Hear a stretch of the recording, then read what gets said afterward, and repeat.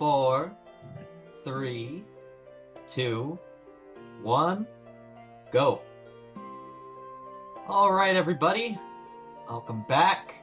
We're coming back to some Evoland 2, a slight case of space-time continuum disorder. Something that I had to run through my head a good 70 times before I got it right through. Take it away, Hab. It is a tongue twister. Well, hello there, dear indie game-loving people, and welcome to Evoland Legendary Edition. We're gonna start a new game, and today we're not gonna run Evoland 1 like in the last marathon, but we're actually gonna run Evoland 2. One thing I want to explain beforehand is this game basically can be considered a TAS. For those who don't know what a TAS is a tool-assisted speedrun. So without further ado, let me introduce you the tools that I will use that will assist me with the speedrun. Shoutouts to my old clunky wallet and my broken down power bank that doesn't even really work anymore, but I still have it around. These two items I will combine to hold down the spacebar on my keyboard throughout most of the run to trigger one of the only real exploits we have for this game, which is instant text.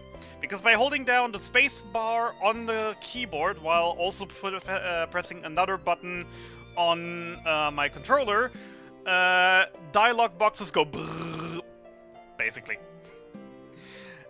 So, also, my commentator, wanna introduce yourself before we start as well?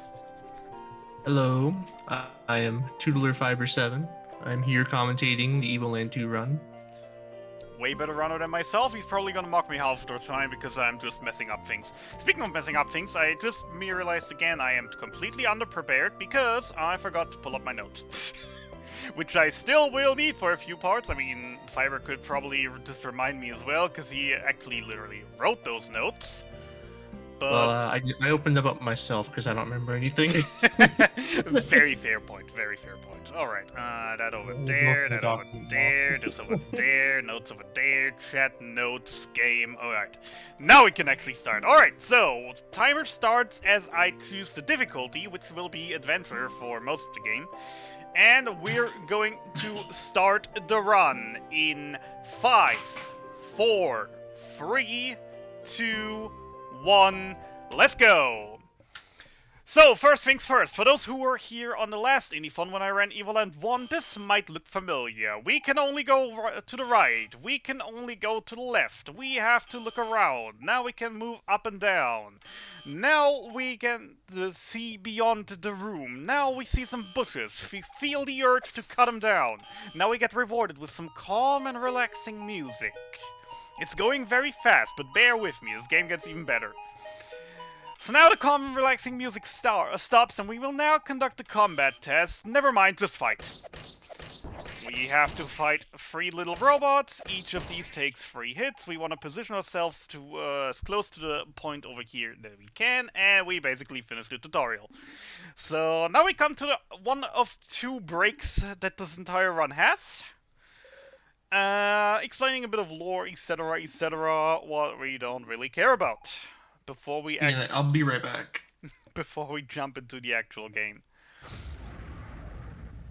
So, what can you guys expect from this run? Memes. Lots and lots of memes. And also lots and lots and lots and lots and lots and lots of Easter eggs. Because the subtitle that I personally give this game is Every Game Ever Made in One. We'll see a lot of Easter eggs, we see a lot of similarities, we see a lot of names that will sound suspicious to us, or gameplay that looks very familiar to multiple game series across different dimensions, universes, game types. The game is so colossal and diverse that it has like 20 different tags. Just if you put the game on Twitch, it has like 20 different tags that adds on to the game. Hey, Hab, could you start streaming the game in the channel? I knew I forgot something. I knew I forgot something. There we go. And we're still in setup channel. We didn't even move to the live channel yet. I hope that isn't an issue. Let's just Well, now Bunniest gets to watch it too. Alright. Good! Then let's get this started. So suddenly you see different graphics. This actually looks like a decent old school RPG now, instead of just some 50-year-ago bullcrap. And this will be actually one of the major plot points for the game. Because as the game title suggests, a slight case of space-time continuum disorder, time travel is a thing in this game, and it's heavily used, but let's just start. So, we were found unconscious in a forest. We just want to go back to the forest, but we need a weapon first. The only shop in the town sadly is out of stock, and now we're seeing the first downside of instant text, because I hate puzzles with instant text. As a latent speedrunner, I am sad. It is hard with instant text if you haven't done this in a while. There we go. It's obviously answer 4. You'll probably see the screen long enough to figure it out. So, yeah. The shop owner sadly doesn't have any swords left, or any weapons in general. Don't mind the sound getting a little quiet. It's a little bug that always likes to happen here. It will fix itself once I enter the next house. So yeah, but the shopkeeper told us, yeah, there's this old abandoned house on the east side of the city. The old fisherman has a key for it, so we go to the fisherman, ask, hey, can we have the key? And he's like, if you help me catch the fish, because my fishing ropes just tangled up inside each other, which was the latent puzzle that we just solved, as Fiber already mentioned. So yeah, inside the abandoned house, we find a single treasure chest containing an old sword.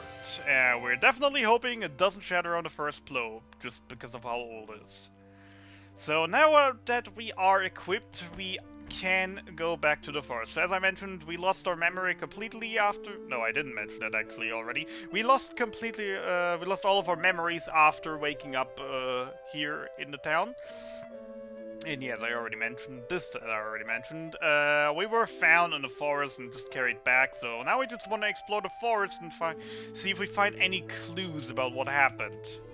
So yeah, something I want to add is this game is constantly still patched by the devs, and when we woke up in the bed, there's actually a soft lock you can get by talking too fast to Fina, and we could have just not been able to progress the game immediately. Yeah, so I'm gonna kill a few mobs already, cut a few bushes, because while not necessarily needing any specific experience or money while leaving this forest, I usually want to have a certain amount of both, just to make life easier on me. So when I leave the forest, I want to be level 2 with half a level and have about 30 to 50 coins. Drops are random. Every monster has just a chance to drop basically anything. Just money, experience, or if I'm not full health already, health drops. Oh no, bushes! Or tangle up. How can we get past? By doing that. What was that? I still have no clue. Wind shenanigans. Fina has some powers over the wind, and with that she can just cut things in straight lines. It's like the only thing she's good for. But, if we could use Fina's power-up diagonally in 2D, there could be a lot more sequence breaks. Oh, definitely. But, ouch. Can I stop getting hit everywhere? But yeah, Fina is basically Aqua, except that there's one place where she actually is really useful. Except for that, she's mostly just a comical relief character, making a lot of fourth wall breaks, jokes, etc., etc. Yeah, there's a lot of points in the run where we want to charge up and use our followers' power-up, but if we ever take damage, that resets, and it's just a waste of time. So we try to avoid that. Free ominous person summoning a giant tree. That can't be up to anything good. Yeah, say hello to the Forest Guardian, our first boss. Let's hope I'm not messing up diagonal movement too much in this one. So for a tutorial boss, this isn't really hard. He always will just summon these 3 balls. These 3 balls will shoot diagonally while he always, wow, while he always shoots in the exact same angle, and I just want to get him down without taking too much damage, just hoping to not be too much, and I am very bad at fighting him right now, but that kind of was it. Okay. That was a bad start already.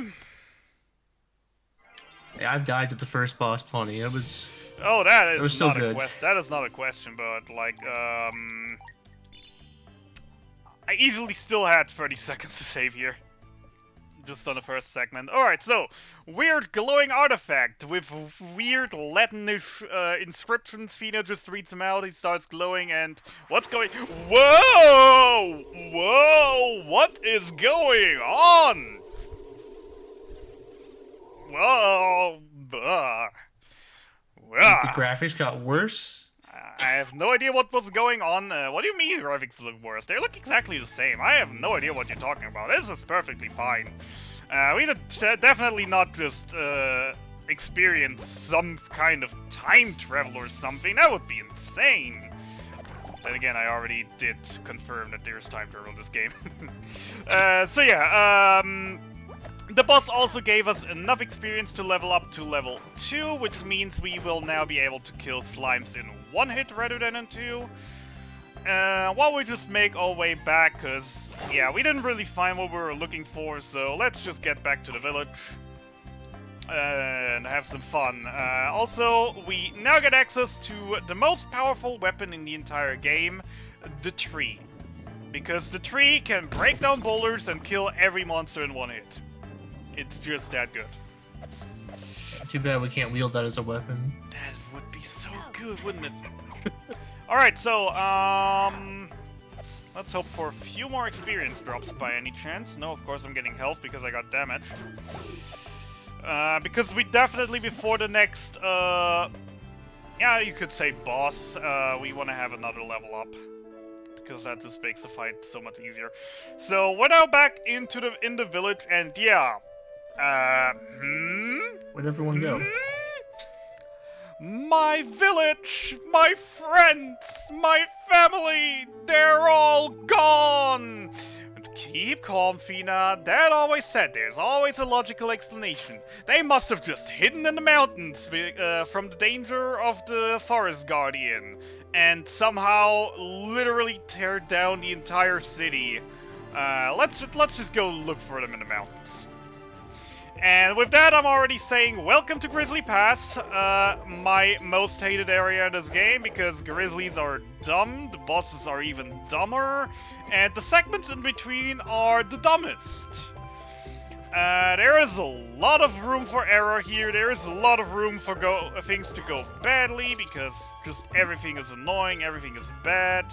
Hit the switch, open the path. It just really hurts, too. It is just a horrible area. But luckily it is early on, isn't it? Alright, getting health drops. Would like some more experience, thank you. As experience drops are kind of important. Ouch. Bears being annoying, just bear things. Okay, now this is nearly too much experience already. Ask for something and you receive more than you can chew. Alright, so more switches. Just hitting through here. Cutscene skip trigger by just hitting the door at the same time. And yeah, let's hope the spiders won't be too annoying. I said as the spiders literally standing where I want to... Yeah, okay. Spiders being annoying. I asked specifically for this not to happen, but sure. I could just kill him for some easy experience, but I do not want to level up just yet. So I'm actually going to be careful not to kill any of them. Yeah, we like those. Sorry, go on. Alright, just to get some stuff out of the way, we are supported by Chucklefish Games over here at Indiethon. Chucklefish is an independent game developer and publisher based in London, UK, with a lot of charming pixel art and a drive to support and create amazing games. They have published countless classic indie games such as Starbound, Stardew Valley, Time Spinner, as well as upcoming games Locomotive and Wild Frost. They have graciously provided us with many cool prizes, so visit their website at chucklefish.org for more information on their awesome selection of games. So if you do see anything here that you do like, I'm sure they publish something in the same genre. And I probably did probably publish something in the Evoland 2 genre, because there's just too many genres. Okay, so we are past the worst part of the area, luckily. These boulders hit way too hard, that's why we usually want to keep the level up to as close before this room as possible, because, well, if the boulders hit you too hard, you're on low health, this fight can be very, very annoying. But now it went quite well. That's nice. Also, the level up makes us kill him in 2 hits on 3. Also, oh my god, a mammoth! How are we going to get past it? It's blocking our path! Oh, Fina has an armlet of super strength that she bought of a merchant. Oh wait, it's not working? So how are we gonna get that mammoth out of the way? Little secret break that we can push the mammoth already before the cutscene, which is kind of fun. Also, here we're going to see the first... well, not really bigger exploit of the run,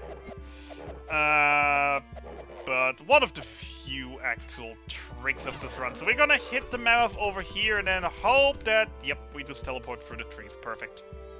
Also, and that skips moving like 2 mammoths. Yeah, which is like slow, because as you can see, every time we, if you pay attention to the top left, every time we use Fina's ability, it has a cooldown and we can't use it for a while. So we want to use it as few times as humanly possible without wasting too much time in between. So, more mammoth puzzles. We have to now push 3 of these mammoths onto these switches. It's a fairly easy to do puzzle. Just here, there, there. Push this mammoth left, push that mammoth left, that other one down, the other 2 left, and we're done here. And then, yeah, we're now nearly done with Grizzly Pass already. And the area went quite well, so the last few enemies are probably going to be the worst I've ever seen, as per usual. Because we still have one little area left before the boss, and in that little area are just way too many monsters on way too small a spot, and they really like to annoy and get my health down before the boss. So... you push that bottom right mammoth from the top. To the left, I mean, but now I know. The more you know. Grizzlies being annoying, spiders being way more annoying. Just what they do. I hope I won't get too low on health before the boss, because while the boss is quite free, it is also very annoying and can very easily kill me if I am just too low on my health, but that works! Okay. Grizzly Pass nearly done if I don't die to the boss, which is definitely a thing I've done in the past, even though this boss is, as I already said, kind of free. So, a weird-looking child with some kind of force powers. Think we should help her? Yeah, sure, because it's the fastest option, and she'd be like, oh no, did Professor Giro send you? No, can you let me pass? Yes, and boss fight. So here are the soldiers. This is a scripted death boss fight, in a sense that we just have to beat up a ton of soldiers before their captain shows up and will one-shot kill us and then send us to prison. And you are not behaving, soldier. As you just saw, this fight is quite easy, as we can just camp the point where they become hittable, then hit them. They have a little bit of knockback every time they get hit, and yeah, but that just makes this fight kind of free. There's the captain. Can we kill another one for a little funny glitch? Sadly we can't. But yeah, that actually was quite a decent Grizzly Pass. I am very happy with that. Not bad. I mean, I've definitely had worse. I mean, at least there was no death, there was no other annoying things. The enemies were kind of annoying, but not too annoying. So yeah, prison! Yeah, we've moved on from 2D adventure to now a stealth game. Yes, and what stealth game this section is inspired by, you will know in a little bit. So yeah, they took our weapon, but left our cell door open, because RPG guards are always stupid. It's the classic quota. And what's really convenient about instant text here is there's a cycle that we can make because of this instant text. Yes. In this first room. So normally the soldier would move in an L-shaped form upwards towards us, and if we were to either read the text, or just you did not see me, or just, yeah, just normally mash through it, we wouldn't make that cycle, so he would be standing right in front of us, and we would have to wait. So, more yay for fast text boxes, for the instant text. So yeah, here the guards are a bit too close together and will always see us, but luckily we are smart. We are very smart, and we just found this neat little cardboard box, and Fina's like, what are you doing in this box? This is never going to work. Why are you even trying? Well, Fina doesn't know the bullcrap of video game powers. So we're now just sneaking by everyone. We just have to watch out that we don't do this. Case in point. We just don't have to move too close to the guards or, well, stand right in their walk path, because if they walk against us, then duh.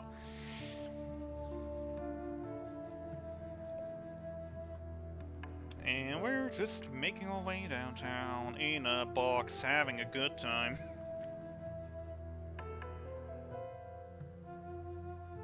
Alright, got the save, got that. How am I doing on cycle here? Oh, of course I'm bad on cycle. Bit to the right, so that guy won't see us.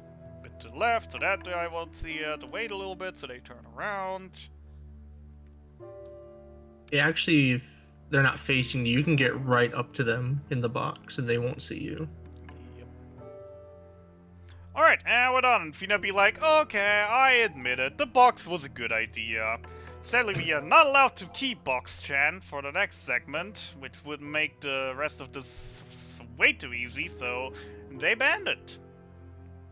And you do not see me, thank you. There sometimes is a little bit with that hitbox of the shadow where he still can't see me. And we're just making our way. Cycles are pretty nice for us.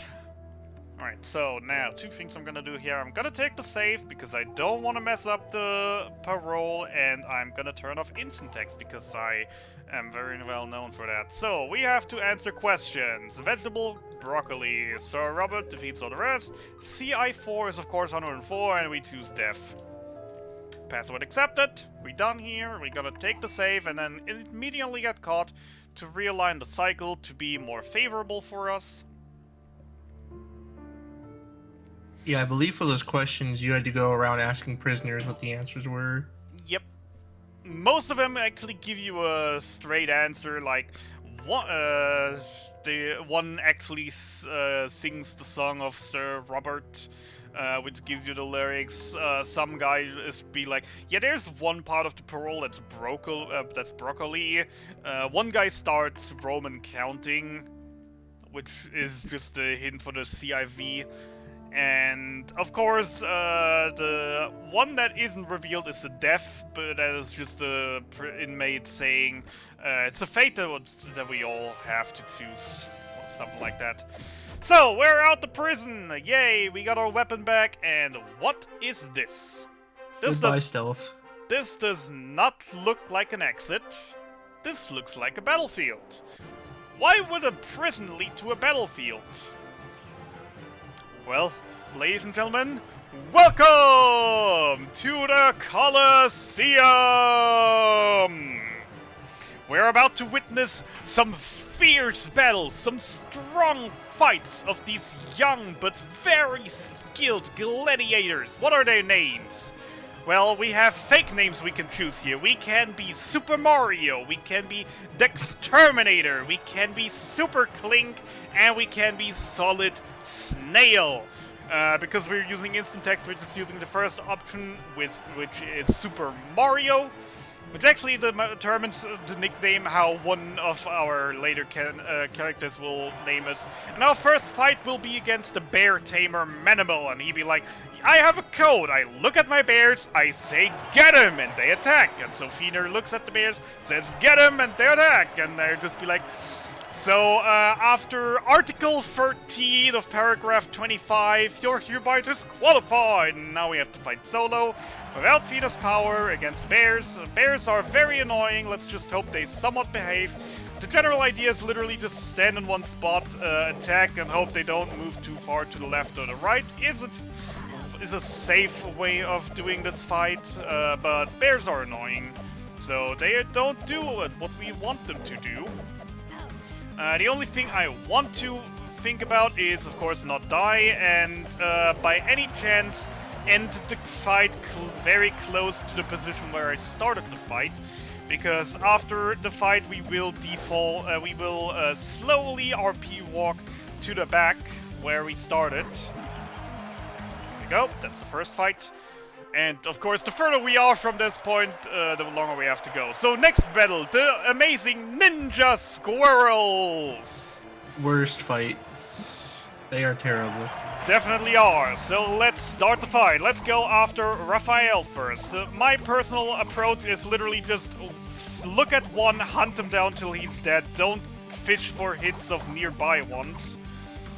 Because As you hit all 4 of them. I mean, if I get a free hit on all 4, I'll take it. But the primary target is to just focus one down till it's dead, then go for the next one. So that's Raphael down. Let's go for Mikey next. As we... Yeah, you never want to be directly in front of them when you're attacking, because after 1 or 2 hits, they'll charge you, deal contact damage. Yeah, I'm getting a bit too low here to my taste. Next hit, I'm gonna actually die. Not in favor of this. Not a big fan of this. Let's try to play it a bit more careful. Can we get a level... Alright, we're way far off from the level up for this fight, whatever. But we won. Good. A little more clutch than I personally would have liked. But that's fine. That's fine. So before the next fight, we get asked what gives us our power, and we just instant text the first option because it doesn't matter. And for the last battle of the day, Emperor Lofair will join us to watch together with General Dalkeen and the Grand Magus. They're just having a little bit of chat about us and the fight and the war with the demons. All things that we don't really care about because we're speedrunners. We already know about all that. And if you don't know about that, buy the game. It's great. It's definitely worth buying. It's definitely a fun play. So, next fight against Manos. We were able to actually name this character. Definitely it's not foreshadowing any alliances or anything. So this is our boss fight. He has 2 moves. He has this jumping attack and he has this little dash. That's literally everything that he can do, and we're just gonna bait attacks, dodge him, hit him. Bait attacks, dodge him, hit him. The only thing about this fight is, of course, again, not wanting to die and preferably wanting to finish the fight close to this gate here on the top left, because after the fight, he will slowly walk towards that gate in the top left, so if he dies next to it, saves us time. Actually got hit. Yeah, here. and his 2 attacks, we'd rather have him charging, because that's a little bit faster to react to, and we have to get away from him when he stomps the ground.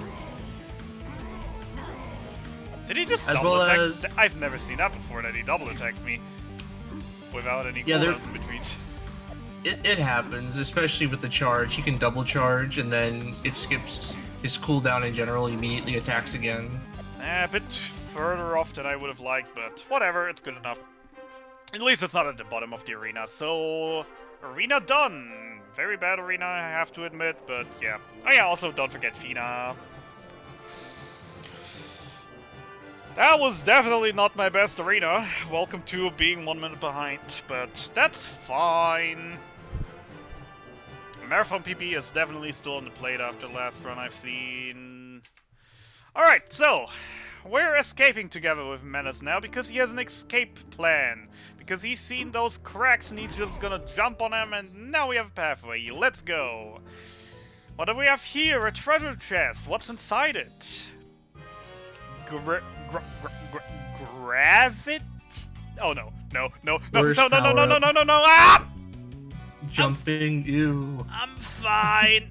Everything is alright. I'm fine. Ah! Now I'm not fine anymore. Yeah, that hurt. Alright. Moving on. We're talking to Fina. She suggests how we get out here. Let's try this. Oh my god, this is brilliant. This is brilliant! How did we not think about doing this from the start? Can I get up here already? No, of course not. Downside of instant text in jump and run parts will be also automatically jumping. So has to be a little bit coordinated about when to actually turn it on and off. And yeah, of course, as every good hero, we're now fleeing through the sewers. We now have a left path and a right path. We have to do both. At the end of each, we find a key. We need both keys to escape. Easy enough to comprehend. Say hello to the bats. No one likes them. Bats are the worst enemy in the Evoland series. And they will definitely become worse than they are right now. Also, these white things definitely don't seem familiar at all. To me, Super Mario. These white things definitely do not seem familiar. Stupid bats. And yeah, we're just making our way along the sewers, trying to survive, trying not to get hit too badly. Of course I got hit there.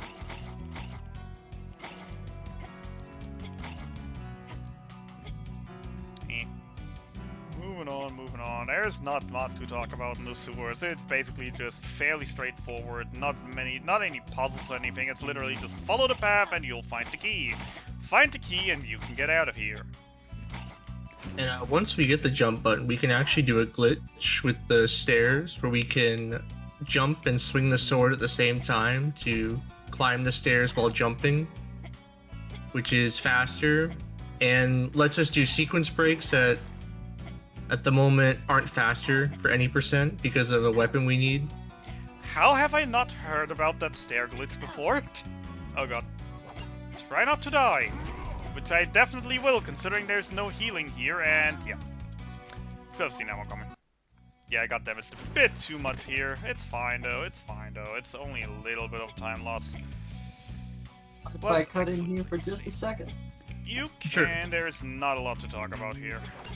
I figured as such. So far, I'm not seeing any donations yet, but if you would like to donate, we do have some fabulous prizes. For $30, you can get the Team 17 May Games pack, at least be put in the running for it. It's looking pretty cool. There's plenty of games to get as well if you want to get them individually. They're all here too. There's some wonderful Indiethon merch you can get for assortment of 10 and 20s.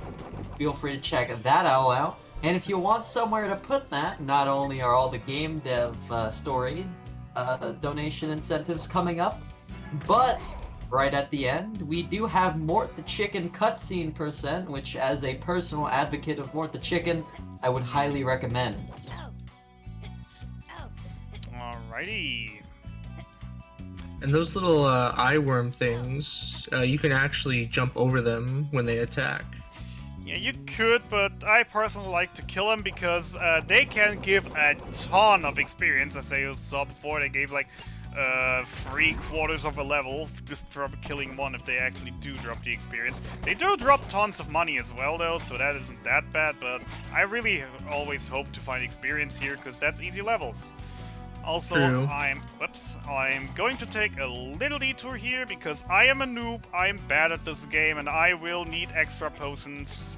So we're just gonna take a little bit of a detour here and, oops, not dying, and pick up this red goop, which we later can turn into a potion that will heal us once we meet a certain NPC. Yeah, those green things also do a lot of damage if you mess that jump up. And nice sequence break for that jumping puzzle. Yeah, there's like this frame for a perfect jump where you can literally just perfectly hit the other one. It's quite fun. It only saves a few seconds. It's not too big. Right here, you could also do the ladder jump glitch to skip doing like most of this climbing section. As I just said, I've never heard of that before, so I'm not just at a marathon just gonna try it, but I literally just gonna normally do it. Try not to die too often. It's definitely something you need to practice because it's not. It's something you have to press one button after the other. It's not really a thing you can mash. Alright, important part, we're going to the right side here again and picking up another piece of Oricon ore. And by the way, Fiverr, do you want to explain what Oricon ore does and what we're picking it up for? Really? So, Oricon ore can make Oricon armor as well as an Oricon sword, which are the most powerful weapon and armor pieces in the whole game. The game doesn't really intend for you to get enough or even all those pieces till later in the game, but we happen to know that there are 4 pieces before we can first meet up with the Oricon blacksmith. And seeing how we care about our health, we're going to not get any armor and immediately get a sword. I hate segment. Because I forget how much more damage. It's like 4 or 5 times more damage than our base weapon. And it just annihilates most things. I'm not sure about the numbers itself, but I want to say the Oricon sword was sitting at 15 damage, while our normal sword currently is sitting at 1 damage. So yeah, quite a hefty upgrade, which will definitely save us some time. Alright, so that was bad sewers, mostly on my end, but that's fine. The good sewers is just difficult. It's my biggest reset. But we're out of here now. Yay, we're through the sewers. Instant text back on. And now we're gonna do a little bit of a thing that we are not really supposed to do, but we're doing it anyways. And bless RNG for it. So we're now in the city, which is under complete lockdown because they're at war. So it's under complete lockdown and we have to smuggle ourselves out of the city. Of course, we meet your shifty back alley smuggler that just charges all our money, and after charging all our money, charges even more money. So now, after he charges us even more money, we have to get a job, and we have actually multiple job options to get a job here. We can become a waiter at McDonald's. We can be a maid. We can take child care in the local orphanage, and we're gonna pick the maid job, but then not actually attend to it, but instead we're just gonna cut grass. We're just gonna do the right thing and cut grass, and hope for money drops. So what we want to do here is we want to get, or I personally want to get 110 gold, or yeah, gold is the currency here. Gills was an Evoland one. 110, most runners will probably opt for the 120. Because we do need 150 gold to pay off the smuggler, so we can get out of here. But wait, 110 is less than 150. Well, that's why we took the job as a maid. Because as a maid, our first job will be to make tea for the landlord. Sadly, though, they will have no tea anymore. So he will give us some money and send us off to buy tea. And we're just gonna steal that money and pay off the smuggler and be out of here. And RNG is, as always, not looking nice to me right now. I'm just getting a whole bunch of nothing. Something that's not faster but safer is going for 100. And the shop on the way to the job has 2 or 3 chests that give like 10 or 11 gold always. But yeah, as I said, most people would probably go for 120. Because right as we leave the town, we're gonna do a little bit of a side quest, minigame, whatever you want to call it, where we have to pay 10 gold as an entrance fee. But on the way there, we can pick up chests where all the money that we collected prior to this town, like basically the first charge of money that we gave to the smuggler, you just stashed it in a chest on the way out, so we're just gonna I'm personally just gonna go and grab that. Yeah, very convenient since we actually do need to purchase a good amount of stuff later. Yeah, and I also like the extra money because if we have enough extra money, we can actually go the safe route and buy some extra armor. 104, come on, just a teeny tiny bit more, just a teeny tiny bit more. This is still a terrible grind. As per usual, I've never had a good grind in this game before. But it was about average for my luck. Alright, so yeah, we're now just saying hi, we're the new mate, and of course we can't be a mate without the proper outfit, so... Fan servers! For everyone with a mate fetish, here you go. Here you have a very pixelated mate. Alright. 40 free coins, and then we quit the job. We don't even finish it. Yep. So usually what the mate job is, we have to set up the tea, and then we have to go around and spread a rumor. The rumor will be on a timer, where we have like 2 minutes to talk with as many people as possible, and for every person we talk to we get 10 gold in the end, which is like a super good money grind, but again, the timer's at 2 minutes, so kinda slow. Also, we get a loyalty badge, because these kind of items are always coming in handy. Even though it says it's completely useless. And yeah, let's just head out to town. So he gave instead of just normally smuggling us out, he gave us just another key to the sewers, which unlocks the key door here, through which we can go out. Yahoo!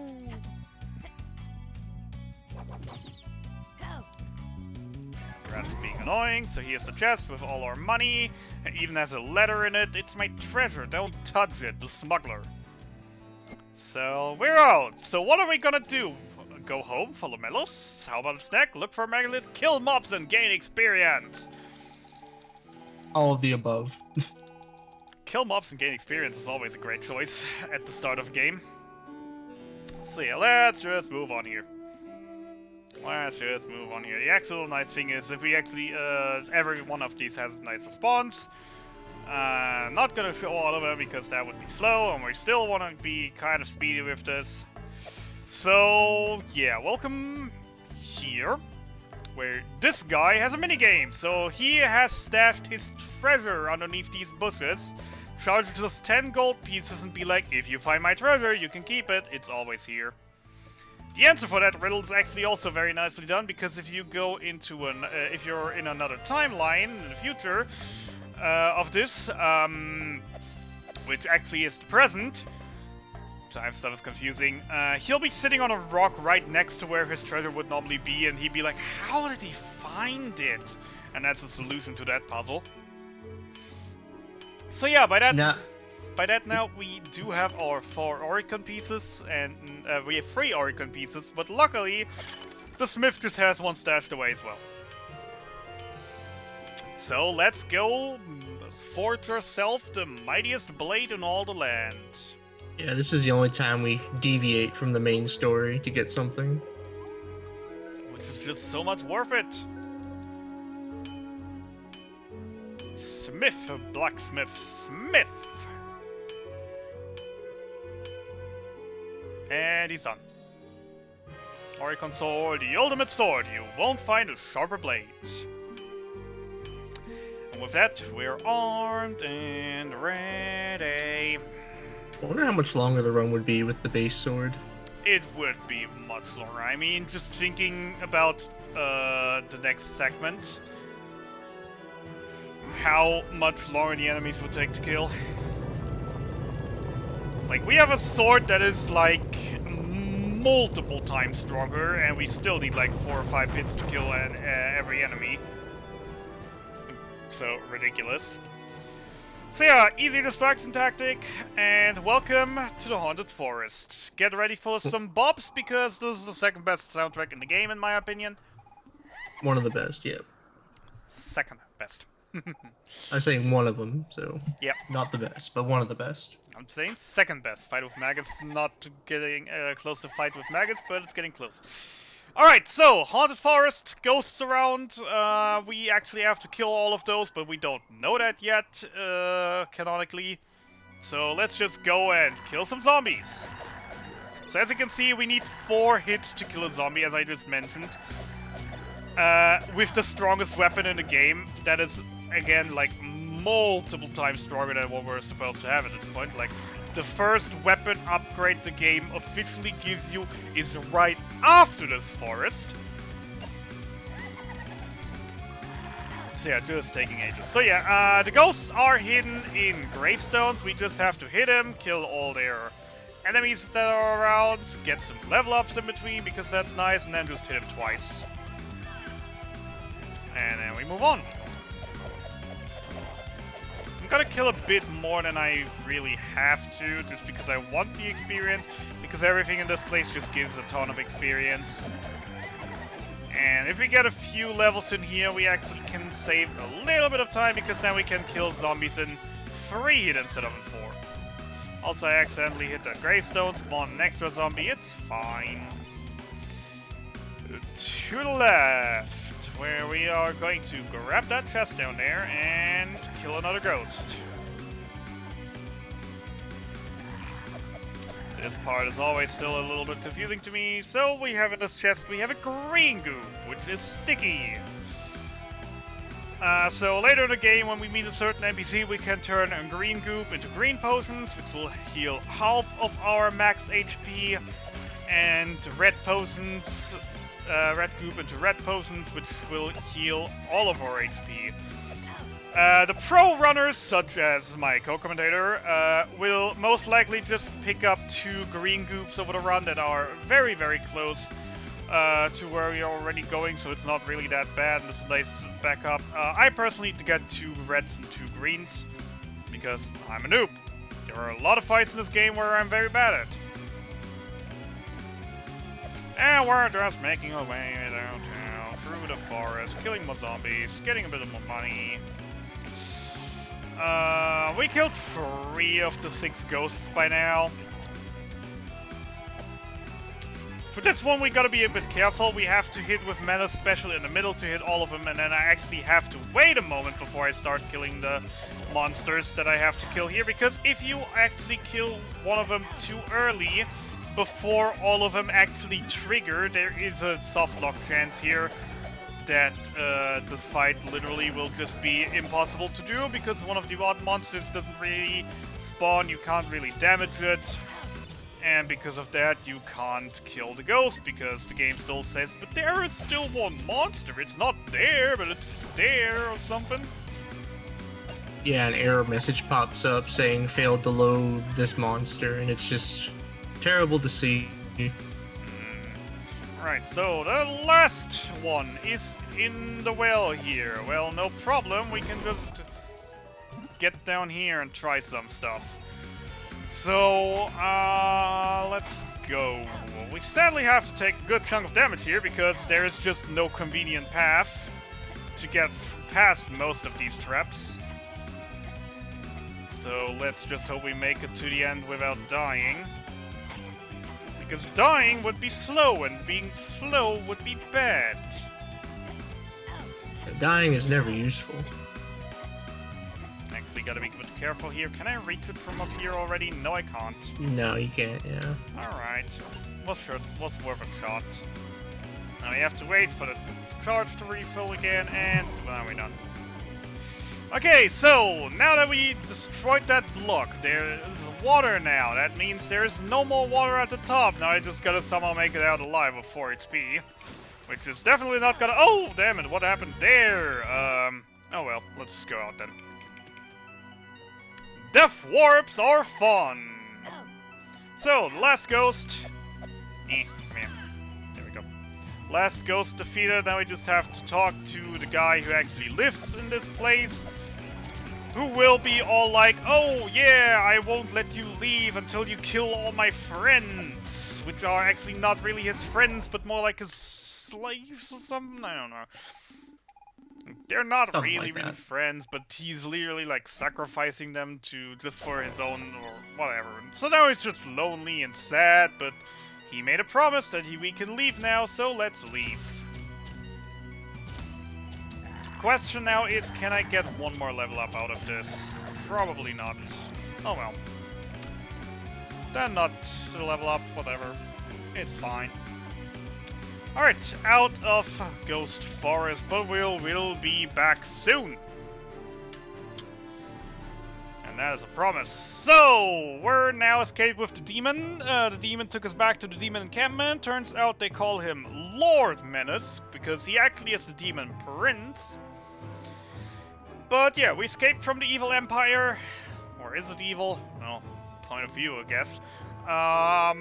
And yeah, now we're just having a little audience because right behind this encampment there is a Megalith, which is one of these magic stones that just got us into this timeline, so we just want to find another one and actually hope to, you know, get back home, because who wouldn't want to get back home after a time travel?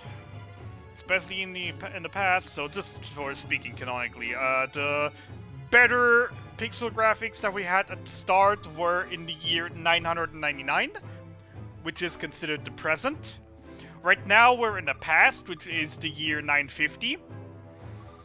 And then there are 2 more time zones that I don't want to go into yet because we haven't seen them yet. Well, technically one of them we have already, but still. So yeah, we met Mena's son Reno, we've had a little bit of a talk, we see now here's the first shop of the game who sells some copper sword and a copper armor, which the sword is way worse than what we have right now, and the armor is not really worth the money. And yeah, here is the stone. Now it's just a question, how do we activate it? The last one had some weird writing on it that triggered it, but this one doesn't seem to have that. How do we use it? Good question. What's that? Explosions? Weird noises? The Empire? How did they find us? Well, obviously they literally just followed us. They let us escape and then followed us. Well, time to die, I guess. Nope, he just destroys the stone. How are we gonna get back home? Wait, what is that? What is that weird white thing coming out of the stone? Whoa! Not again!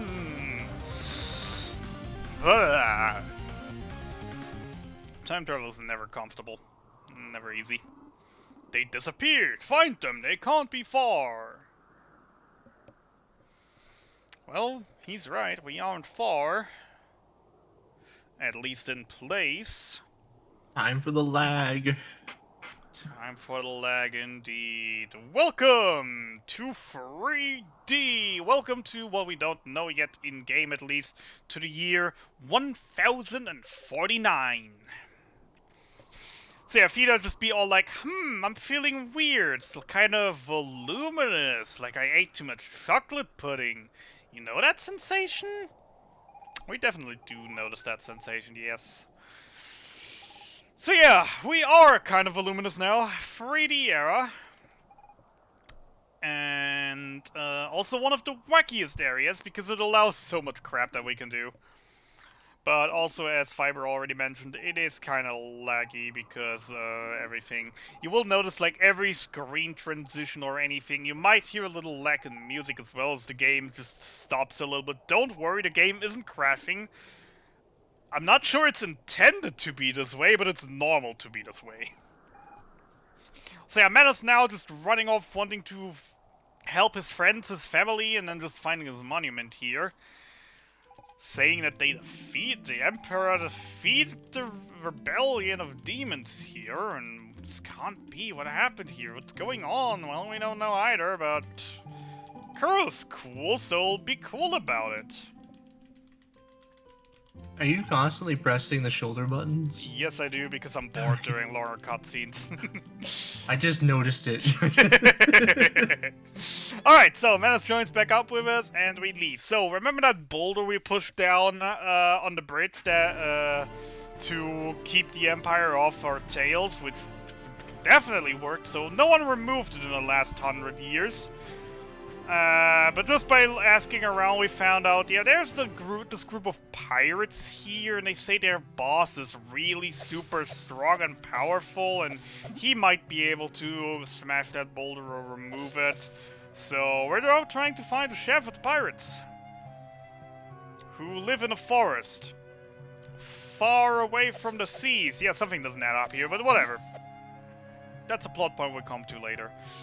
So, welcome to the dungeon in the future Spooky Woods, where we now will exploit the 3D-ness, because in this we have 360-degree movement with 360-degree angle aiming, what we were supposed to do here is there's a right side of this dungeon and a left side of this dungeon. At the end of each, there is a gem that we need to unlock the boss door, and usually we're not supposed to do this here. Like, usually we're not supposed to know the switches over here. But we know the game, we know the switches here, and thanks to the 360-degree movement and aiming, we can actually hit it, and with that, skip half the dungeon. So it saves about 2.5 minutes over doing it normally. So yay for skipping half the dungeon. Press the plate over here, get stuck on the bridge, move the bridge one more time, press that button, and with that we have the first half cleared. Now the second half, in theory, is the same possibility, but luckily, but unfortunately, we can't get quite the right angle for that, due to circumstances. And yeah, in the original version of the game, you could actually hit around the enemy to get past that and do another sequence break, but it's patched now. Yeah. So we actually have to do the left side the intended way, which I'm actually happy because I can now, because that allows me to do a reference to another game I speedrun and one of my favorite RPGs of ever. Which is gonna be nice. I wonder how many people actually are gonna get the reference. Probably not too many. But let's see. I always like to get surprised. So these are definitely not fronts. We're just gonna wait. They always trigger when we get in line of sight. We just manipulate them here a little bit to get around them. Before then having to face these knights here. These knights are, well, basically an Easter egg from Evoland 1, because Evoland 1 at the start had the same knights, basically. Due to our massive strength with the new sword, we kill them in one hit, else they would actually take like 2 or 3 hits.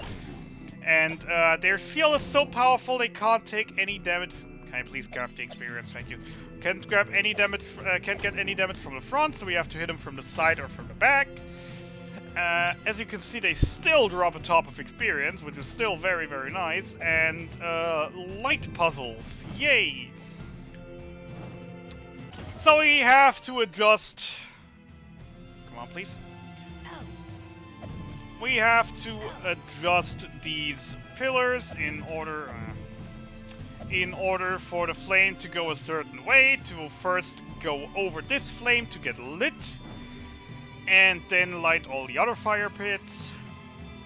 So now we are all the way back. Then we turn this around, turn that around.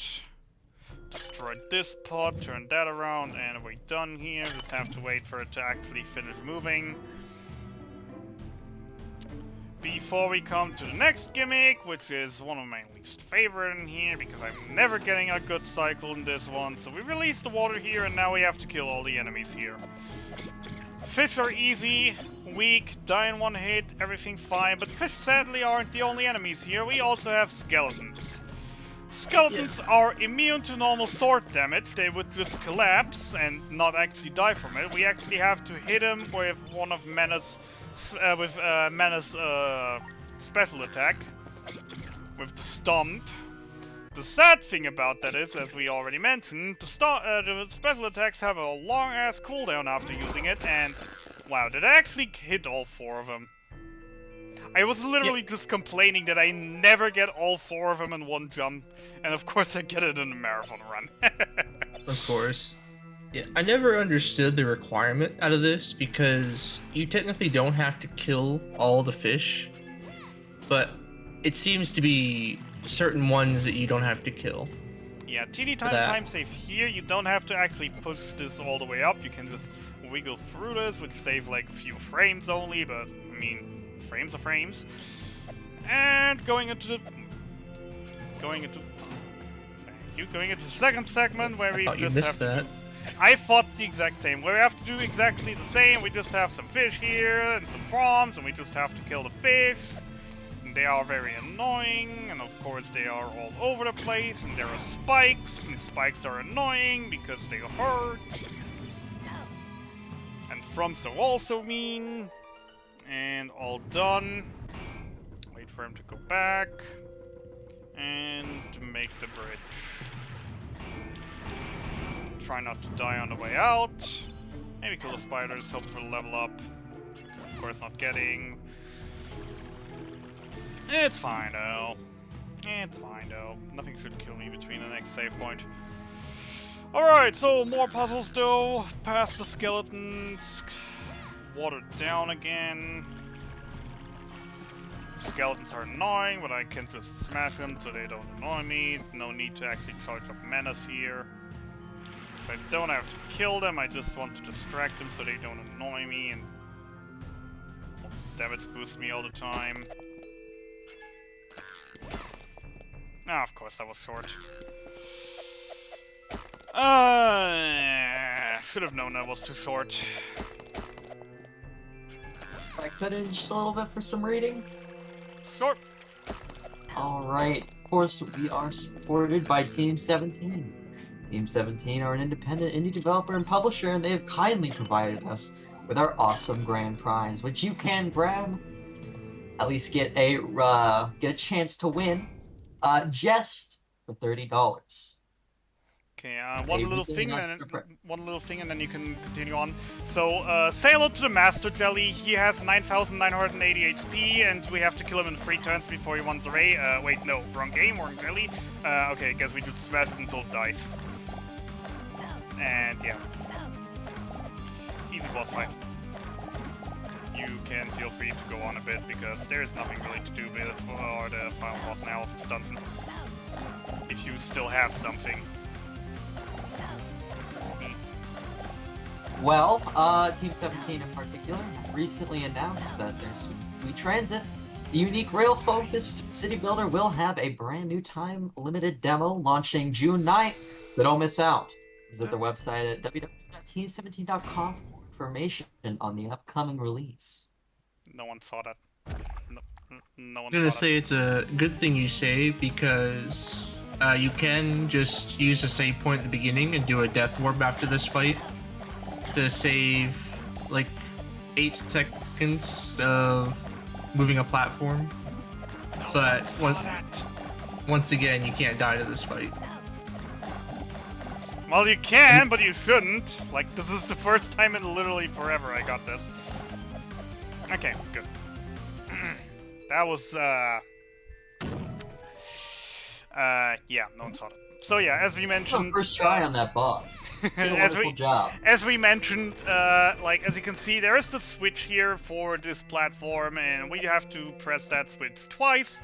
And as you can see, due to the enemy blocking it and the diagonal way being cut off by the corner, sadly, there's no good alignment to actually get that hit in, sadly.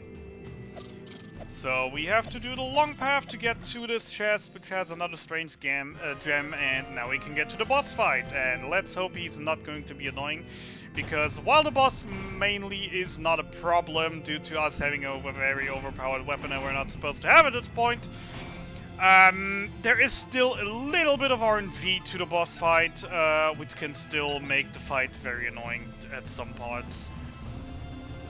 So another soft lock you can do on this fight is by breaking the pots while on the bridge and running back.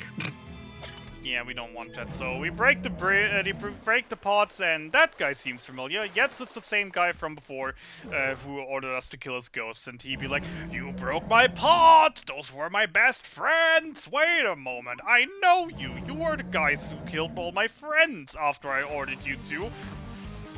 Now you're here to kill more of my friends, well, not with me," and starts attacking us. So he now has these launching attacks where he just launches all these balls all over the place, and these balls, some of these balls stick, and this is a very bad pattern.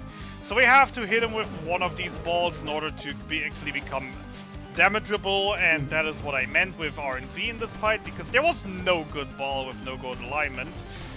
Usually this should be an easy free cycle with our weapon, but yeah, with him just standing, very, very unfortunate. No chance of me getting that. Yeah, every cycle he'll pause and do a roar to know you're in the next cycle. And now we need 2 balls to hit him and for him to become vulnerable. And then, of course, after in the first phase, we just have to do 3. So we just hope that we still have a good amount of balls left after this, or spike balls. And yeah, as you can see, there shouldn't normally be big issue getting him from face to face with this weapon. It is just, as I mentioned, it can be if the points where the things are very, very unfortunate, together with where he stands, that there is just that teeny tiny chance that he will not be good enough to kill in one cycle. But yeah, that was fairly okay. So yeah, now he'll just be like, oh, you got me, I'm sorry, you're good. And we just be like, well, we didn't actually want to fight if you just would have let us finish talking. So we now ask him to destroy the boulder, and he'd be like, well, I just used all my power on this fight, but you can have some mana here, some natural life enemy, guaranteed 100% sustainable, eco-friendly, and gluten-free. Which we can use to enhance Menace to unlock his level 2 ability, which is strong enough to smash that boulder ourselves. So let's get out of here, get that enhancement, and we will get that with a person that is another big Easter egg.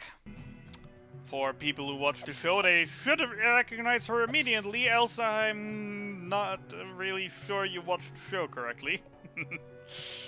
Because yeah, this game isn't just referencing video games, it's also referencing animes, TV shows, etc, etc. And money's actually looking neat. I like to be around 350 when I leave this forest, just to be on the good road. 380 is very nice. So yeah, let's go and visit the witch Bibi, sitting on that teeny tiny ball of mana. What's her original name? In the show, Baba. Baba, right? Doesn't that just mean like old lady or something? Could be, I'm not really sure. So she also is the potion brewer. We just turned in the goops now to get the potion, so now we can heal if it should become necessary. Which, knowing my skill, it's around certain game parts, it definitely will. And then yeah, we're gonna awaken ally, show her the mana, and she's gonna infuse Menace with it to unlock his level 2 ability. And then we unlocked the entirety of the future, and we can go anywhere we want to. We're not just limited to the forest anymore, which is great. So people, tell me, what usually would be the first thing you'd do if you actually end up in the future and have choice to go anywhere you want? Don't answer, because there is only one correct answer for that, and that would be join a cult of questionable beliefs. No, I'm not kidding, we're literally gonna join a cult right now. Please don't do that in real life, though. We're just gonna do some prep work for later on, so we're doing things technically out of order just because we know and because they're faster. Also, no, there is no giant hole possibly caused by a nuke in the middle of the world. If we don't acknowledge this, it doesn't exist. There is no giant nuke. There's no giant hole possibly caused by a nuke in the middle of the world. So, say hello to the prophet. The prophet who says, "Nee!" and laughs with "Nee, nee, nee, nee, nee, nee, nee." And hey, our second commentator showed up. I can start talking less, finally. So, in order to join the cult, we just have to answer 3 questions. The answers for these questions are always the same, and you can get these answers by talking to the NPCs around us. And you can also talk to them in the 3 in any order. Yeah. Because they'll always ask in order of those questions, not in order of which one you talk to. Yeah. So they ask. So, destruction is the first sign of the apocalypse. What will be second? It will be a flood.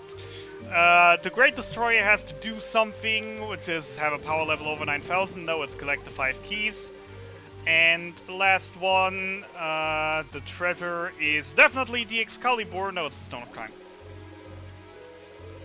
So, we just passed the theoretical exam of the acceptance into the cult. The next thing we have to do is just meditate on top of a mountain for a year.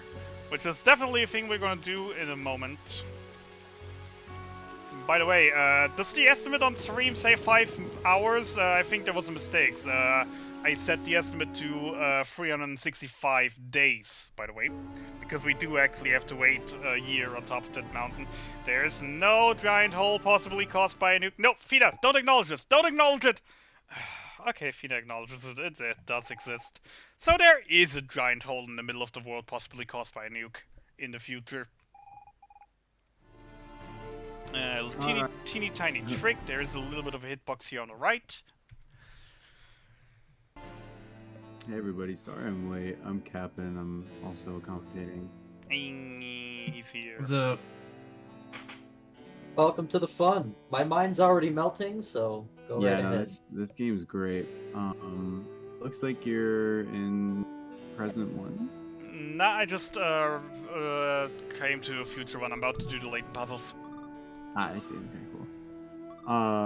Yeah, so I mean, this game is a really really long, but it fills in its content very well, so it makes it quite a fun playthrough and watch.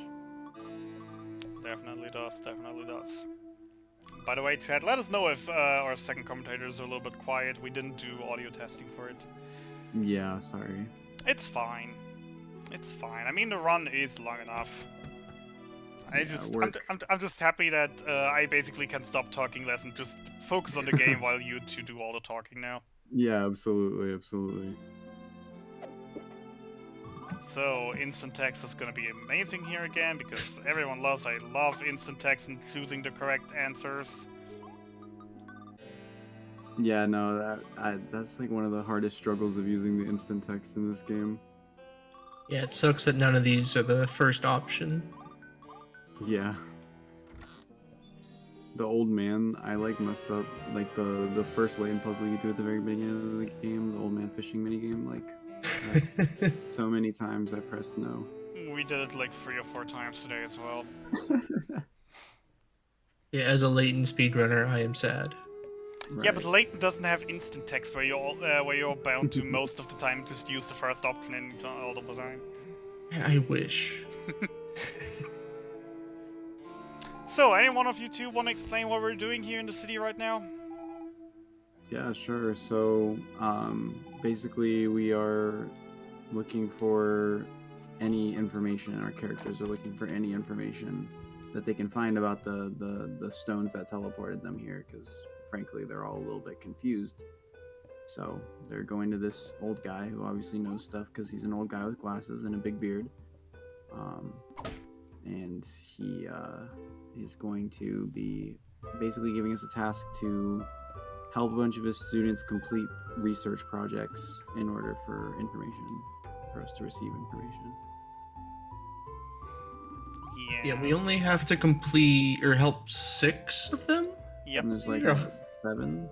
There, Yeah, 6. We have to do 6. There are 8 in total, but 2 of them are always random. Oh yeah, so it just makes sense to do the. Well, the same. the color tile puzzle we do, the answer is the same, but the way it's set up is random. Yep.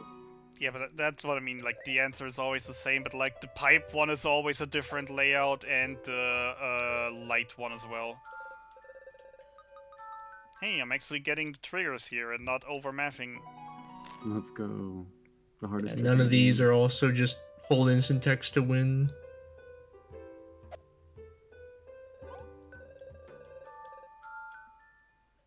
I just had to jinx it. Didn't see it. Didn't happen. Yeah, everybody pretend like you didn't just see what happened. Smart. I mean, it's fine. I totally expect to mess up this because instant text is wonky. Yeah, it is pretty. It's much. okay. You want me to distract them very quickly to make sure that they forget everything they've seen? Absolutely. Perfect. Of course, game dev story is coming up. Those incentives are looking hot, though none of them have really been donated to. So get in right now and get those incentives going for game dev story. It is our next game. Right now, both worst game name and game of the year title do not appear to have any money thrown toward them. You can be the person, you can be the one.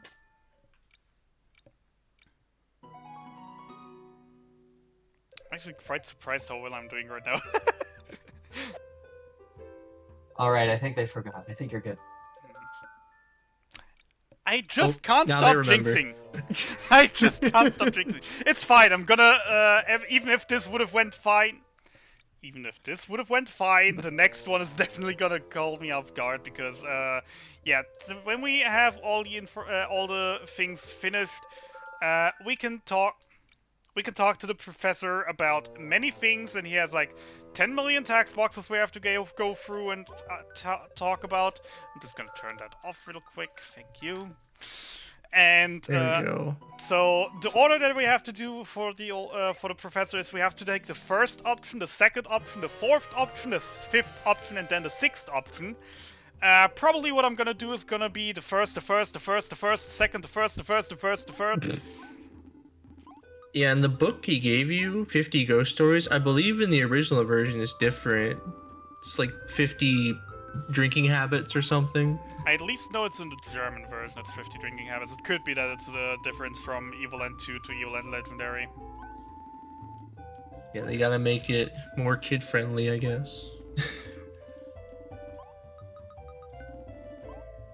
Alright, This game has a lot of raunchy jokes in it. It's very fun. We done here, very nice. But sadly we have to do the exact same thing in a moment again. With a different person. But then we're done here and we can go do our very, very important task of meditating on top of a mountain for a year. Yeah, it's actually one of the longest speedruns in the world, just because of this one trick. You have to meditate for It 365 definitely days. is.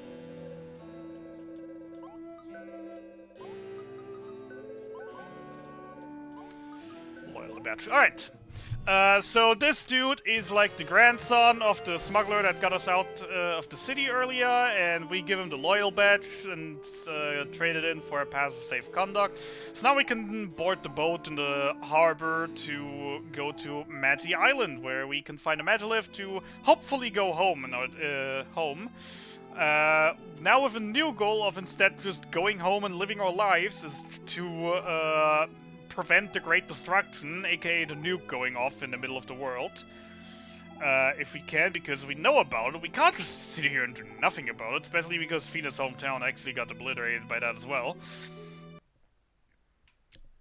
So now we will actually try to go there just to save half the world.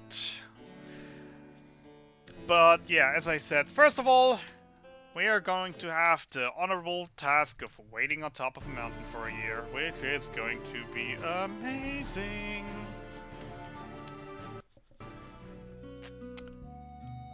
So, welcome to Windy Valley. This place is kind of dead, except for the guy just brooming. And yeah, more cult members, and we like, yes, we passed the theoretical exam. Please let us in. And welcome to one of the sections I'm not that great in, because I'm not really a platform gamer. But I hope that the bats won't annoy me too much, and I will get done with this fairly quickly. And I hope that I won't get messed up by the glitch in the very end of this dungeon a lot, because there is one backup chest that I want to take later on, and we finally got that level up, which I got that like a million years sooner. There is one backup chest that I want to pick up with a healing, with another goop that I can turn into a healing potion later. But sadly, that one seems to be quite bugged for me a lot of the time. I'm not sure what glitch we're talking about. Yeah, either. Of course. Crystals are instant death.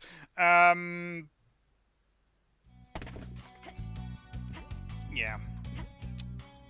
Not a glitch, as I said, there's a bug for me. Like, you know, the very last chest of the dungeon with the red goop, that is only reached by the two stones. Can I please stop dying?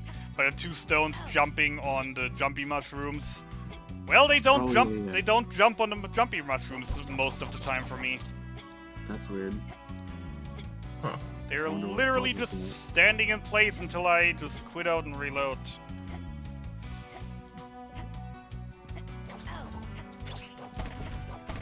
Want to stay as far away from these blocks as possible, because if you actually smash them too close to the things, that can count as you actually getting squished by one.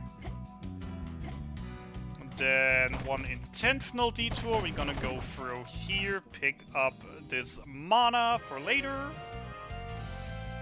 More natural life energy. One. Just sustainable. And gluten-free. You can eat it. Alright, so moving on. A little bit of a waiting game here for these ghost platforms to show up. Yeah, this More section is pretty difficult casually. There's a lot of wonky mechanics and very hard jumps to make, especially with all the insta-death crystals hanging around. Okay. Wasn't quite sure if I actually make that cycle, but hey, I did. So, nice thing. Past here, past there, to the left, to the top. The only enemy in this area that I actually want to kill, because that one is always annoying. On the very left, say hello to Clara Loft. This is definitely not Lara Croft, this is Clara Loft. And hardest section of this, and I messed up already. Wanting to do the skip strat where I don't have to worry about one jump and failing it miserably. Alright, let's do this one more time. Over here, over there, wait a second. Thank you. Over there, over here, to the left, to the right, and done. Yay, hardest segment done. Now, the only little sequence break we do here is we actually can... And what we're supposed to do is go to the right, there's a jumpy mushroom, and then just jump from platform to platform. We can literally just abuse the jumpy mushrooms over there, though, and already jump over. And as you can see over there, that's what I meant. Like, these platforms over there are supposed to bounce around on these mushrooms and up and down to reveal a path to another chest that I want to pick up, but as you clearly just saw, they did not exactly bounce around. That was a mean trick, game. That was a very mean trick. I've actually never seen that before. Those stones not. That's really weird. Can't even remember if they bounce or not when I play. Fair, Can I? fair enough. Getting quite unlucky here right now with the cycle. Hey, they actually do bounce now. Nice. So I actually don't have to deal with that. I want to kill this bat first because this bat is very, very annoying. Yeah, there's weird damage boost mechanics while you're in the air, and those bats will send you uncontrollably flying in one direction when they shouldn't be doing that. Yeah, it's pretty crazy. Alright, so luckily now these things are bouncing, so I can actually grab this chest with the red goop. Didn't have to quit the game for it, so I guess one of these deaths actually was in my favor. And yeah, welcome to Mountaintop. Get comfy, I'm gonna start up Tetris on the second screen because we're gonna spend a year here. Because we have to progress. So, sorry about it, guys, it's in the game. It's in the game. This is the second best part of the game. Yeah, we have this little eye thingy here. We have a little lake with sparkly things. That's literally everything that's gonna feed us. Like we actually have to manage the fish population in here, so we can actually, you know, survive long enough for the year. We have a little save point, and we have a weird rock with a weird thing on top of it. What is this? Is that a flying machine? Looks like a portal gun. Fair enough. I mean, if it is a flying machine, we could use it to attack the cult rather than wait a year and join it. Yeah, I think that sounds. Did I literally just get found the biggest skip in the game yet? Did I literally just shorten the game by a year? That's insane, man. Did you guys know about this? I had no idea. Jesus. I can't believe it. I can stop this run I have going in the background now. Dude, I've been trying to perfect this craft over the last 2 years. I've only completed one run, but this was supposed to be the one. Jesus. Alright, welcome to the bullet hell mode, which is another one of my not so happy parts of the game, because I'm not a big fan of bullet hells. I haven't played too many bullet hells in my time yet, and which means that definitely I am bad at this. My main priority is literally just don't die, hope that I get decent shot upgrades before a boss fight and just pray. So Fina in this one is literally MVP. As you can see, her special attack is literally got a ginormous buff to be in a ginormous area of attack in this area, which is really just huge for us. It deals a ton of damage as well, as it will kill most enemies in one hit, if it hits. And yeah, this is our main grinding segment in the game, where we just gotta get a ton of experience, a ton of levels, a ton of money, hopefully, because money is good, money is great. The more money I have, the more safe I can play the game. Yeah, money's definitely important here for getting armor right after this. Yeah. So, we really don't need any money in the game except for 500 gold to buy a house later. Yes, we're gonna buy a house. And outside of that, we really don't need money. So if we have 500 here, this is already gonna fine. Best case scenario, we'll have about 700-800 after finishing this. Then we definitely have enough money for the house, for the armor pieces that we can buy right after this, and for have a decent starting money to get maybe even the second best armor set in the game later on as well. Which is very tight on money most of the time, so the more I have now already, the better. And we're just waiting here, doing things. Is this the boss already? No, there must be one. Nope, it's the boss already. Thought we still had a wave before that.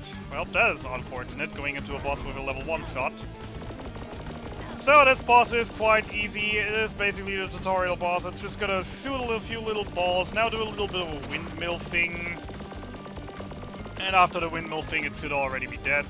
With a good shot upgrade beforehand, we actually would have been decently able to kill it before it even do the windmill, but that is a little bit of RNG with it, because the shot upgrades always spawn after a certain amount of enemies, but are always on random enemies on that.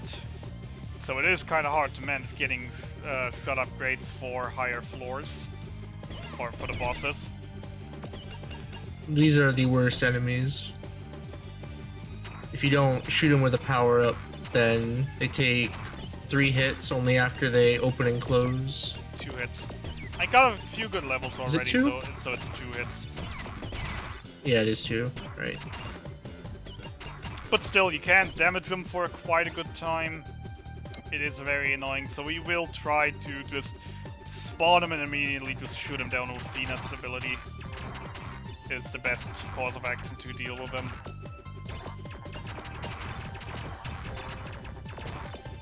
And there is not really a lot of to talk about this. But we'll see, the bosses are kind of the only bit interesting about this. And I can always just... It's nice to have this part for me, because that way I can focus on the next part, which is another game type that I'm not really that familiar with, because I haven't really played it, and this game type is just the worst for me. Never really been a big fan of this game type. At least you only gotta do 1 move. Well, if I actually get it down, which is a thing that I often just mess up and... Yeah, man. Like, the only move that you actually need is probably one of the hardest moves to, like, even pull off. Second hardest, I'd say, definitely. Only the ultimate is harder to perform. Yeah, and the ultimate's ridiculous. I mean, the ultimate, I just spam buttons till it works, and it always works that way, so... Yeah, true. I don't even know what the right combination is. It's up, left, punch. I never knew that, and... No, you do. I recommend the spam button tactic. Always worked for me. Yeah, the quarter circle kick thing is such a lot. Yeah, that can be annoying. It hurts my hands after, like, the 3rd round. I'm just like, damn.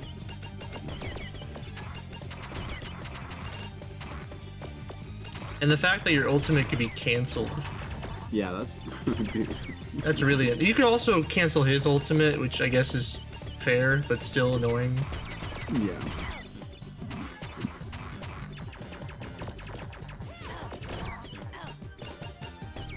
good shot upgrades right before the boss, if I'm not mistaken. I could very much be mistaken, and there's one more phase here. I like to do that, but nope, does seem like the boss.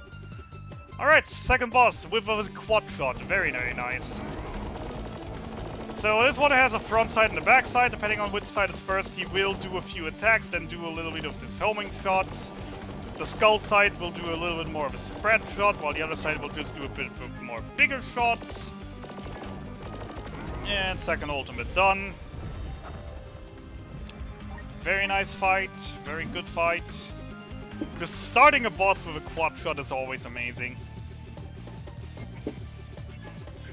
Because I can just do this, what I'm doing right now, just the back and forth, so the second it spawns it has just like a huge amount of arrows that will hit it at the exact same time already the second it spawns. That was not my intention to let go there already. Oh well. Little bit of problem with the attack button is also the button to charge the ultimate. Or well, the special attack rather. And we're just killing everything in our way. So we're now in the third segment, the last segment. After this segment we have another boss fight and then we're done with this segment. Can't wait for it. Also, last enemy types, we have now bombs. Bombs are a bit special because when they actually explode in a barrage of hits, and these hits can actually hurt the enemies as well. Which can be like super helpful, because they also deal insane amounts of damage with those hits. That can kill the freaking healers in one hit as well. Which is very, very nice.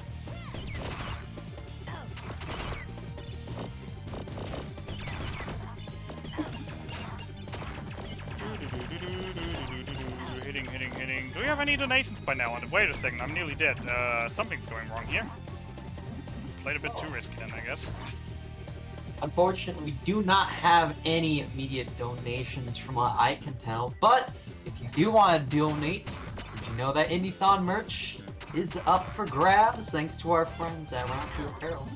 We're selling all sorts of merchandise, including shirts, hoodies, mugs, and tumbers. A minimum of $5 to each sale is going towards Puppies Behind Bars.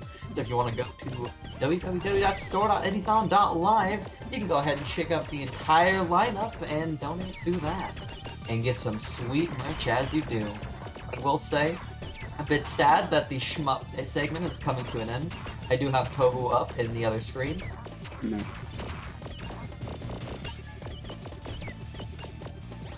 Yeah, this is a pretty long segment, but it's definitely not nearly as long as some of the other segments that come up in this game.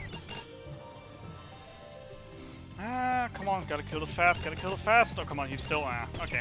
Good, double shot for the final boss, still good enough.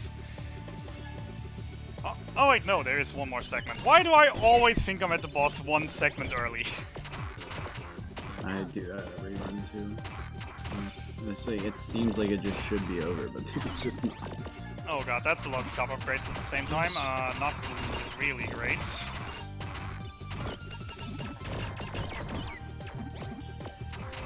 Can I keep the shots? That would be amazing.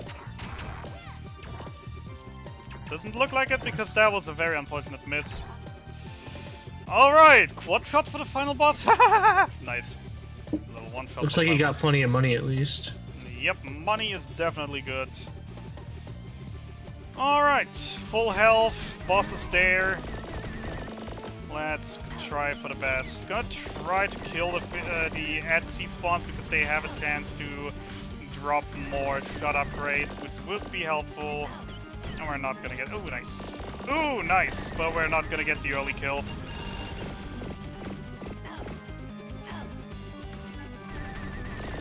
Don't die. Don't die. Okay. Not even close. That was close. Not even close. That was close. Not even close. That was tactic. I saw it. That was He was tactic. I was scared. He was playing with the estimate like it was a toy. Alright. Alright. As an outside observer, I would like to comment that I can confirm that it was, in fact, not even close and very easy. True. Alright, so, final thing done. Do we know how to land this thing? No. Crash landing! Alright, so...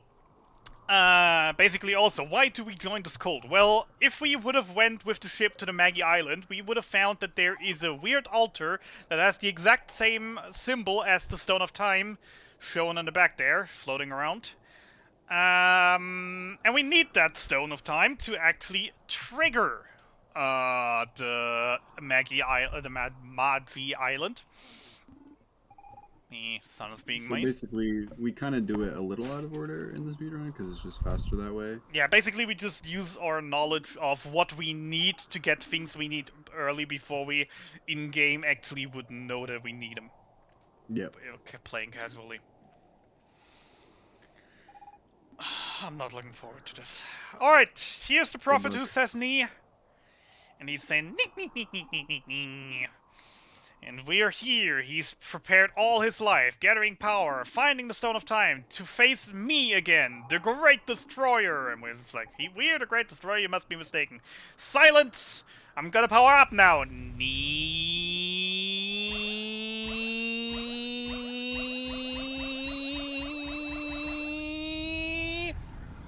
so on and so on. We all seen Dragon Ball. At least I hope so. Alright, and now we're definitely coming on to the segment where I hate my friends, my NPC friends. Because they're gonna be like, yeah, this best be handled in one-on-one combat. Yeah, good luck. Spin kick for the win. So like any good fighting game, there is just one move that is completely overpowered and that can just be spammed to hell. Say hello to the spin kick. The problem with the spin kick is, it has a different input depending on if you're left or right of him. The block button won't be broken by it, and if I once get out of order, I will just get not a spin kick at all for a long time. As you can see, I'm now doing dashes all the time instead of spin kick. Because combinations are dumb, I never played fighting games, I don't know how to do these actions, and that is first KO. Go. I'm not gonna use the ultimate because, as we just mentioned before, the combination for that is just ridiculous. And I'm never spam. And I'm never Spam the buttons. I'm never consistent with this, and yeah. Grab attack, Hadokens, Shoryukens, we got everything here. Show them what ultimate really means. But yeah, I'm just happy that Kuro is that one overpowered fighting game character that everyone hates, because he just has that one move that he can just infinitely chain onto an enemy. Can I please kill you? Thank you. Alright, we won 2 rounds! We won! Yay! Nee! Now I gotta unleash my true power. He's just bluffing. Well, guess he's not bluffing. And we have to do another 2 fights. I like how they just cheer you on from the background too, like, you're doing great, man.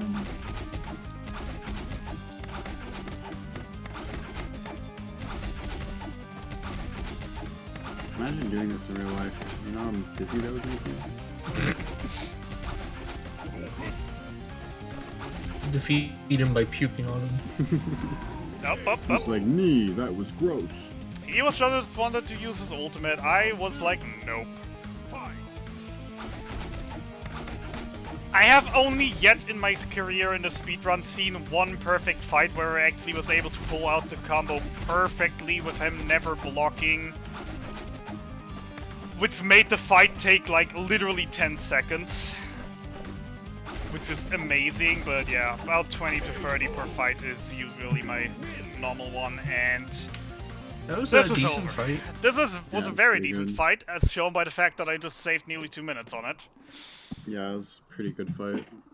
Hey, we're nearing into the greens, and now we're just not 2 minutes behind anymore, but only 50 seconds. Let's go. Maybe this can PP, especially with the next 2 splits coming up being my most hated, because there's just a skill barrier for me that I just always mess these 2 up. By the way, you two can feel free to talk a bit more, and you two can feel free to mock me about my poor gameplay in these 2 next segments. I know myself that I am garbage. I absolutely will. I will also remind you that I posted setups for both of the tricks in the Discord that are very easy to pull off. I did practice them, and, well, the out of bounds is easy. To getting inside, I was not actually able to manage yet, so I'll see if Fair the enough. marathon will be the first one to get it. And That if would not, be sick. I'll just do my usual strat of pray to RNGesus that I don't get stuck there for 10 minutes until she actually gets into a favorable position where she knocks me out of the rock. But Yeah, we will more, all pray for you. yeah, more on that later when we get there. Yep. Because there is only one real big sequence break that we have in the run right now, and that's coming up in a little bit. But first of all, Captain, we have a pass of... Nope, we don't want to show him the gravity. Or the old sword, whatever it is, that's first. Have this useless sword we don't use anymore. It's old, just like you, Mr. Captain. I mean, you can sell the old sword for, like, 2 gold? 10 gold? How useful. Alright, so off to Mari Island. This island's supposedly cursed, so they are afraid to go near it, so we're just getting off with a rowboat. And the first thing we do once we arrive, Fina is be like, I should have brought my swimsuit. Yes, I should have. So, riddle me this and riddle me that. Yeah, Just- first thing you gotta do is clear all the sand so we can do the puzzle. Easy. Menace level 2 rules. In one of my like early runs of this game, I messed up this puzzle like 13 times in a row. I mean, if you don't know that you can actually go all the way around it, it is kind of Yeah. hard. Yeah, I always end up forgetting the fast strat, Yeah. even though I practice it.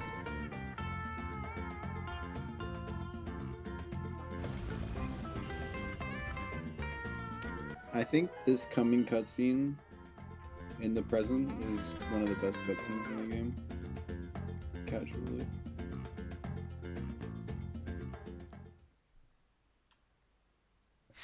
You just don't like Menos, do you? So yeah, we found the rock, we found the Megalith, and as you can see, it glows. That means it's active. And because it's active, that means we can use it. Yay! So let's get back home. So we're getting real nice and close. And we travel. Yay!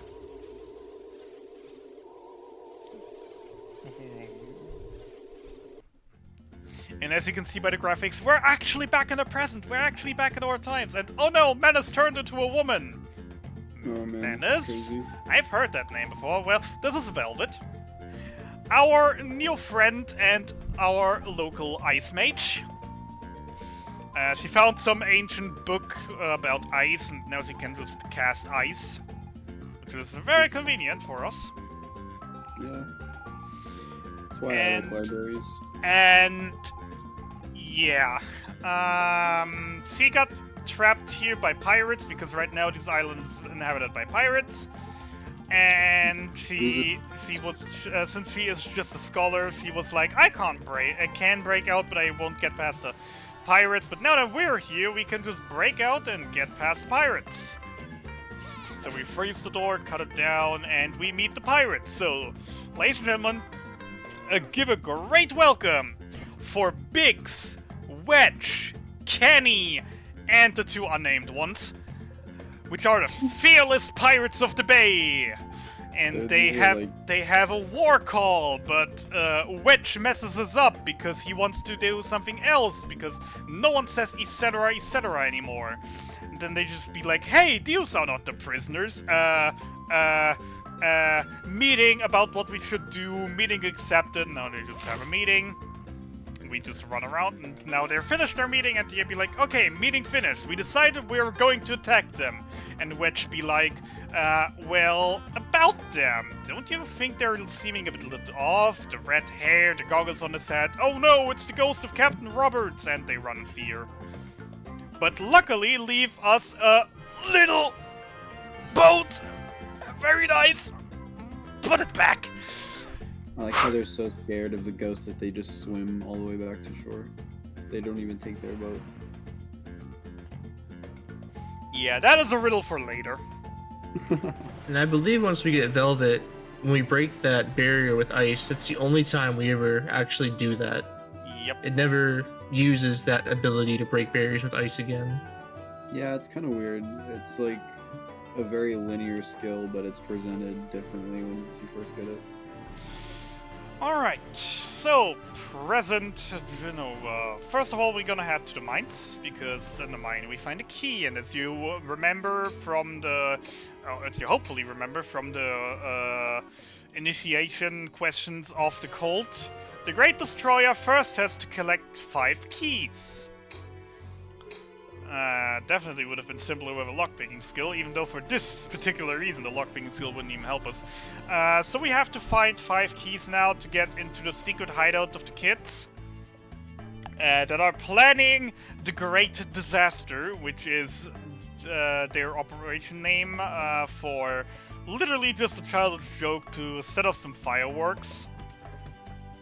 But first of all, since I have the extra money, we're gonna buy the steel belt. Which is this noisemaker belt is not suitable for thieves or rogues. Luckily we're neither. Now we're gonna grab some steel boots. So now we have more armor. More armor is great. Because in the next boss battle, more armor will allow us to take 2 hits. To live 2 hits instead of just living 1 hit. So, onto the orphanage, and they just be like, great disaster, planet, go, let's go!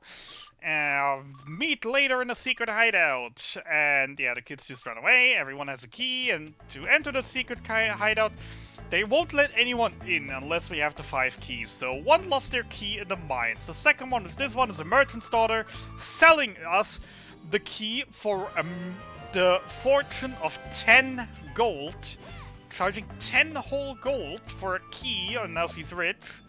One is hidden in here, which I still don't really remember the reason why. So the girl over here is like, oh no, you've heard our plans. Are you gonna tell our parents and they're not gonna snitch on us? And we're just like, yeah. And she's like, hey, you're cool. Have this key.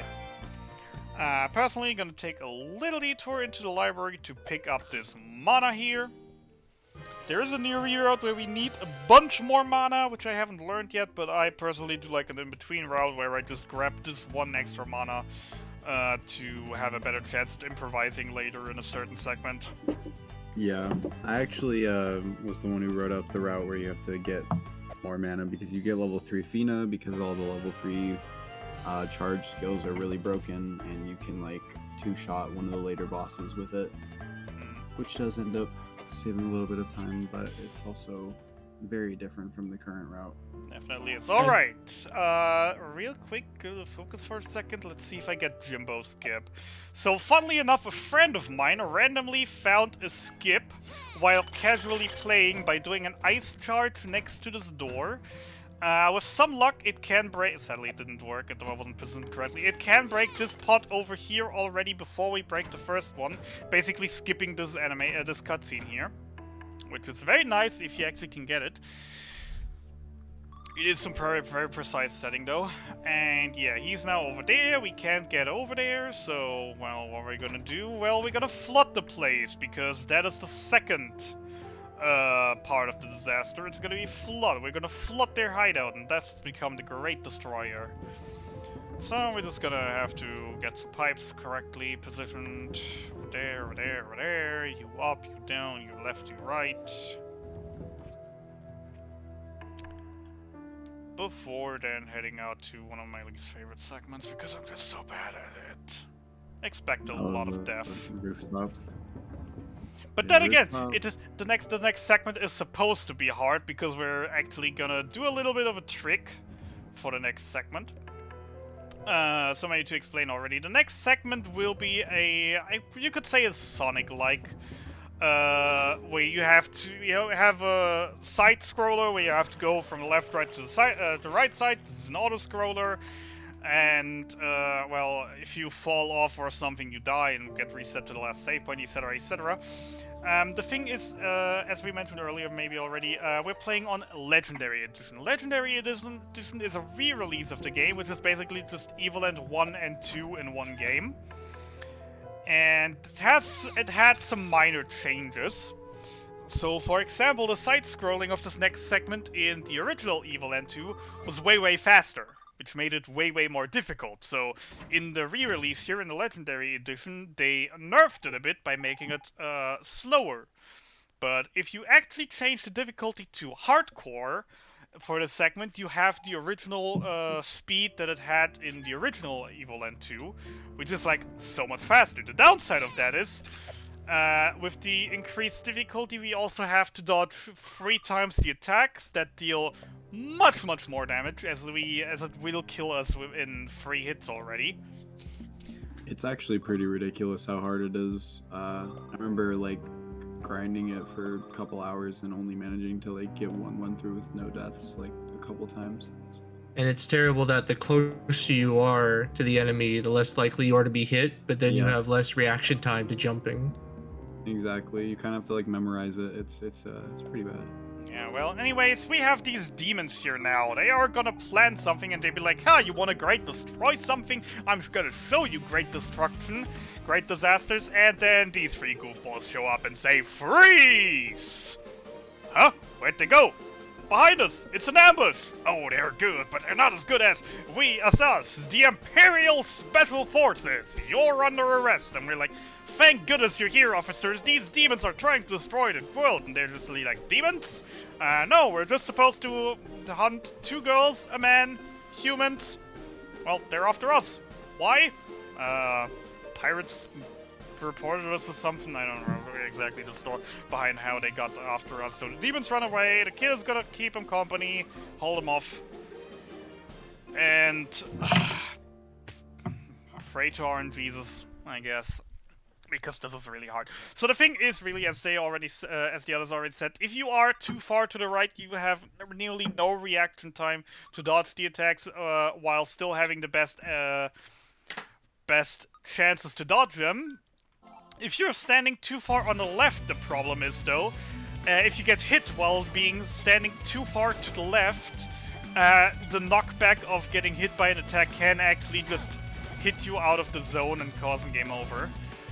So you have to basically try to stay most of the time in the middle and just hope to not die at any time. We can hit here, we can damage her at this point already, but it doesn't have any real effect, as she doesn't have a health bar here. It doesn't do like pre-damage for the next part, and I definitely went the wrong way here. My bad. I was not prepared to go the wrong way here. I forgot the air filter here. That makes me jump higher. That actually allows me to get up here. And I'm not sure if this was intended, but attacking while on a platform you can drop down on makes you drop down instantly instead of pressing down while jumping. It definitely gets annoying in later platforming and in this sometimes. There are also more boxes on hardcore difficulty. yes. Luckily, we can use our powers, and our powers will destroy him in 1 hit, but, well, you gotta time it.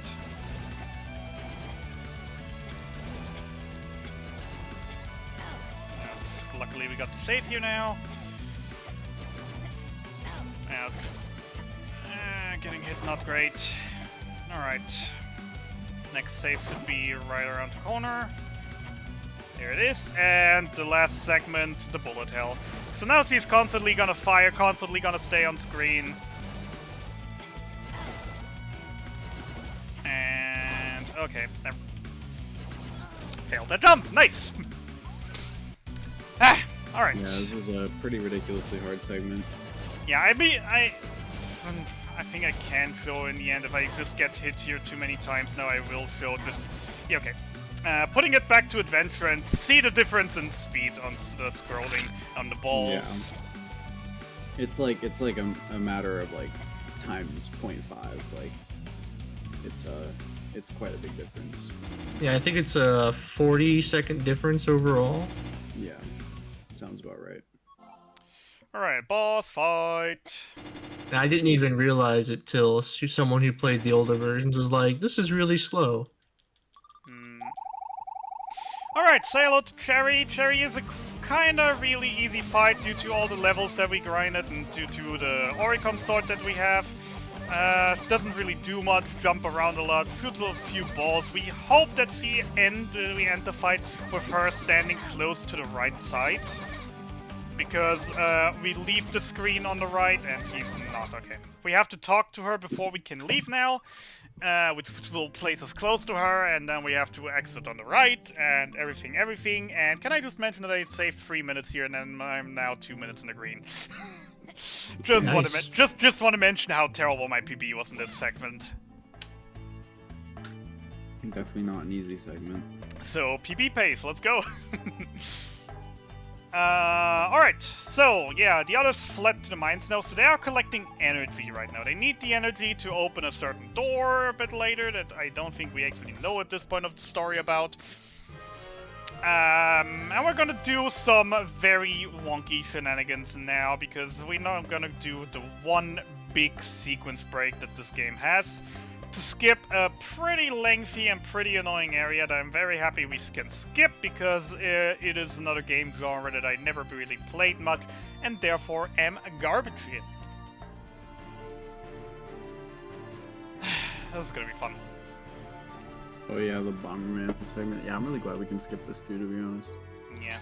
One of the most notably and fun Easter eggs in this mine, there are creepers. There are literally creepers in this area. So, Plum 1. Plum 1 is a very, interesting fight, to put it lightly. As Plum has some bombs, and we're gonna actually also play this fight on Hardcore Chapter. Plum has some bombs. She can throw those bombs, and after throwing those bombs, we can counter them back at her. We want to play this in Hardcore difficulty, because after getting hit, she has this counter where she just throws more bombs and becomes faster, and, well, on Hardcore she throws a lot more bombs, and since these bombs are the only way of damaging her, more bombs are better. So we want to play on Hardcore here just for more bombs. As you've seen, this fight went insanely fast and it went insanely well, and I don't think I've had a fight this well in a long time. Back to adventure mode, and let's have some wonky shenanigans. So, we now find the bombs. With the bombs, we now don't have our sword anymore. We can literally just place bombs. Bombs are everything we can do now. And those are Bomberman bombs, so plus formation explosions all the time. With the bombs, though, we can do one thing that is very janky, and we all love it. And that has to do with this. So let's set this up. I want to stand like this, place a bomb here, and boom. And that is an out of bounds. So we've actually explored a lot of out of bounds maps in this game, and unfortunately, it's this is like one of the only places that going out of bounds is actually useful. Yeah, most 2D segments in the past and present, either you can go out of bounds and, like I said, there's nothing useful, or the transition hitbox is actually a little bigger in some areas, and you can't even damage yourself through them. This is the only segment you can use bombs. The rest you have to use enemies. So basically, we abuse hitting a cutscene trigger outside of the actual wall in order to get back inside of bounds. The downside of that, though, is the positioning of us is still basically normalized from our starting point, though. Which means we will most likely end up in the middle of a rock. Without the ability to move. Luckily, I actually got the trick for once, and I'm able to place the bomb. Nice. So, green potion here, because I suck at this fight. So the main problem about getting stuck there is you're normally not... there are like 10 million angles you can get stuck into 10 million pixel angles, you can get stuck into that rock, and on most of them you're actually not able to do anything at all. Like, the only thing you can do in that moment is... Can you please just move over to the middle more? Thank you. The only thing you can do is literally just wait until she jumps diagonally across the rock and hope that she makes contact with you, knockbacking you out of the rock. It's the literal only way to get out there. But Cappan here, a short while ago, found out about a little trick that you can do to perfectly move only 1 pixel at a time. And then found a setup how we can get back into the boss arena on the perfect pixel to still be able to place the bomb. And can we please get on to phase 2, because I hate phase 1 and no. Oh no. I didn't want to chuck the red potion because I will need the red potion later, and that is very, very unfortunate then. Alright, let's do this again and hope I get it a second time. Nope, that was 1 pixel too low. And now that you die, you should be throwing the line of bombs, I think, right? Nope, only if you actually manage to get into phase 2. Oh, right. So in the original version of the game, there was actually another out of bounds where you went a few screens into the dungeon, and then one wall just never had a hitbox, and you could just walk out of bounds straight into this fight. You could have done this in the original version, but I don't think they knew about that. Alright, let's hope I get it again. 1, 2, 3, 4, 5, 1, 2, 3, 4, 5, 1, 2, 3, 4, 5, 1, 2, 3, 4, 5, 1, 2, 3, 4, 5, 1, 2, 3, 4, 5, 1, 2, 3, 4, 5, 1. Exactly 36 pixels from that little starting point should get you into the area where you can just knock yourself out. Actually, I didn't have to do it, because that is the one thing about the refight, because the refight will always set you in a set position where you always just get in perfectly. The other good thing is, due to the autosave, we got our red potion back, so yay. Our green potion. So in case I have to, I can now heal again in this fight. Yeah, that is the one good thing about this, about failing this fight, is that you can, and as he said, you can just, it does skip the cutscene where you guys, like, meet Plum, so you don't have to do the whole shenanigans of trying to get back in bounds. So as you can see, it is very hard to hit. Normally, if you do the dungeon normally, you get multi-bombs, which will just place a long line of bombs by just throwing 1 bomb, which is basically very much appreciated because just landing each of them one at a time is dumb. And finally we're in phase 2, now she takes her bombs back and we get our sword back and we can actually fight her normally and properly. So the bombs can still hit her. She had that little shield, but after getting 1 hit in, that shield is gone, and then she can literally just kill herself with her own bombs, which she definitely will later on, and I actually gotta be careful because I do need my red potion for later. Okay, never mind. Screw it, I'm taking the red potion. I usually like to have it for my most hated boss fight in the game, but I mean, you gotta take priorities. I can't die to this boss twice. Yeah, that's a lot of time loss. Yeah, the second phase, once you start it, also has a chance of soft locking, and I still don't understand why it happens. Yeah, no, it's completely random. It's only happened to me 1 time. Good thing It is happens to me like half the time. Good thing is, even with the 1 death, it looks like I'm saving a minute here, so... Man, I'm on a good PB pace right now. Shows how much I'm going. Just for maybe as a reference, my PB currently is sitting at a 449. Fiber here is holding the world record currently with what, a 420 something. 423, yeah. So yeah, there's definitely room for improvement for me upwards. The thing for me is, of course, with the length of this game, it's more of a variety game for me. So what I usually do with this game is, I don't play it in months, think, hey, I haven't played this in months, let's play it. Get a few minute PB, don't play it for a couple months, rinse and repeat. Yeah, pretty much. Which is why I'm just still having so much time upwards. So yeah, the Imperial Special Forces showed up again, wanted to put us in jail again, were thwarted by Plum sacrificing herself. She revealed the entire plan of the energy and the lab and the super weapon, etc., that we're about to encounter. And I'm very afraid of the next segment, because the next segment is very difficult and can show parts of you that you maybe, depending on who you are, don't want to show. But first of all, we go back to Windy Valley, because here we have the genius inventor named Zit. Definitely not Sid. It's spelled with a S, not with a C, so it's Zit, not Sid. And we are not here to mock him, and he's like, my greatest dream is to build a flying machine. So if you ever come across a prototype of one, maybe bring it to me so I can build a flying machine and you can have one. Since the one we used to invade the Prophet's place is busted, and by doing this sequence now here with him, we can now, when we're back in the future, pick up the flying machine, bring it to him, and with that change the future of Windy Valley. And also giving us a flying machine, which, I mean, is a very nice transportation device.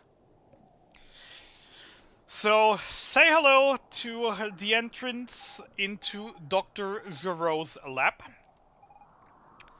Dr. Giroux was a genius scientist serving under the Emperor 50 years ago, and he created a super weapon locked away forever in this, and Reno's plan is to cross, or this demon's plan, damn it, I already gave it away. This is Reno, this is the son of Menace.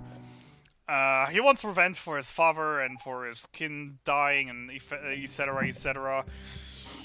He just realized he is us. Also, there was a nice little, Easter egg with him being like, I'm your worst nightmare, and Fina be like, I don't think so. In my worst nightmare, I'm sitting on a throne in a pink dress surrounded by mushrooms.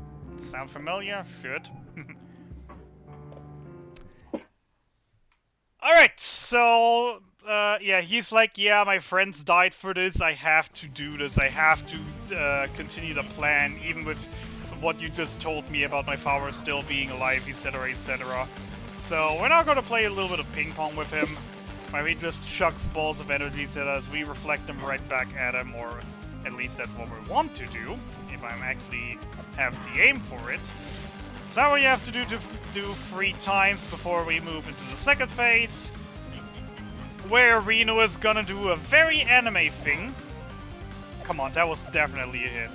Screw you, game. I don't remember when the last time was that I missed one of these balls. So he's gonna do a very, very anime thing and go Super Demon. With the sound effects, with the hair, with everything, and now he's gonna do these little dashes. And we're gonna do more of this, and he's gonna do more of these dashes, and with a little bit of luck, we can actually hit him with the dashes, and lock him into an infinite combo of these dashes, which actually is beneficial to us, because these dashes are faster than having to wait for the energy balls here. But it is a bit of RNG on where exactly he will spawn, etc., etc. And now he's going 5. This reminds me of the Phantom Ganon fight from Ocarina of Time. Am I about to... Oh boy. This is embarrassing. You got this, it's fine. Oh my god, He dodged, wow. There we go. Not even close. Not even close. Alright, we killed him! And yes, we did officially kill him. He did now, but and with that, the plan is thwarted, the lab will never be opened, and never mind, the fight set off enough energy to actually open the door. Now anyone can literally just enter there and activate the super weapon. Guess we have to do the most human thing and go in there and deactivate it. We have to be I have to be a little bit careful here. There is a sequence break we can do if I enter the door too fast or hold down the button, hold down instant text too long, to a point where Reno will show up again and want to fight us again. Which definitely is slow, so we don't want to do it. And yeah, welcome to Dr. Giroux's lab. the Chrono Trigger segment, where I'm probably going to be exposed as a bot, because I will not possess human intelligence for at least one of the human intelligence checks. And I already know that I will. So a lot of Easter eggs in here, in the tubes, and the things around here, in the computers. There are a lot of different things, and yeah, welcome to the active time battle, the Final Fantasy or Chrono Trigger, depends on which you like more segment. That was the wrong person in charge. Whatever. This is one of those segments that, like, you either love it or you hate it, depending on what kind of games you grew up on. If you grew up on Final Fantasy and Chrono Trigger, then you're gonna like this game, this part of the game. If you didn't, then it's probably missing tedious and boring. Yeah, so the base strategy for most of these fights is Velvet and Fina have these charge attacks, which are very nice AoEs, while Kuro is just heavy hitting. So the plan for the first fight is just to hit every robot once or twice and then just do the AoEs and kill him with it. And that's the first fight. So we learned now that the fights are triggered by stepping on these security grates. There are like pressure plates on here, so we don't want to step on any of these. Which are luckily placed in a way that we don't have to do any, except for one, that is this one. Definitely can't dodge that one. Though I still think you could just jump on top of the barrels over here and maybe make your way across somehow, but nope. Sadly not in the game, sadly not allowed. So now we are getting an upgraded version of the robot. Same strategies really still. We want to cast a booster, which is basically haste on Kuro, and then just spam AoEs a few times till they die, while hitting with Kuro a few times. Another big difference between the original and this one is the original has 3 more forced fights in this section that we don't have to do. These fights are also RNG to some point because, well, the movement of the idle animation movement that these robots do here can actually move them around all across the screen. Which, of course, if we have AoEs that only hit a limited area, it's very annoying if they move too far to the left or too far to the right, so you can't hit them anymore. And Hey, I butt in a little bit? Which order was it again? It was you, then the one down Yes, go here. ahead. Alright.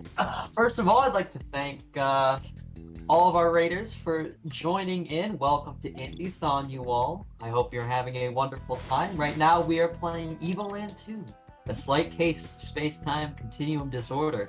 Wow, that came right off the tongue. I'm getting better at this. You're getting better at this. And while I'm here, I'd like to thank Bling Game, an independent game developer based in Shenzhen, China. They are nearly ready to release their Metroidvania-inspired retro action platformer, Hack. Set in an apocalyptic wasteland, you'll need to develop your skills, fight mysterious organizations, solve mysteries, and explore the wasteland in order to survive and to embrace the world's ultimate secret. Visit their Steam page and join their Discord for more information on how to join the early access beta now. Alright, so a lot of things to take in here right now. We basically have the generators having a problem. We have to restart it by hitting 5 switches. We had aliens on the right side in the tubes.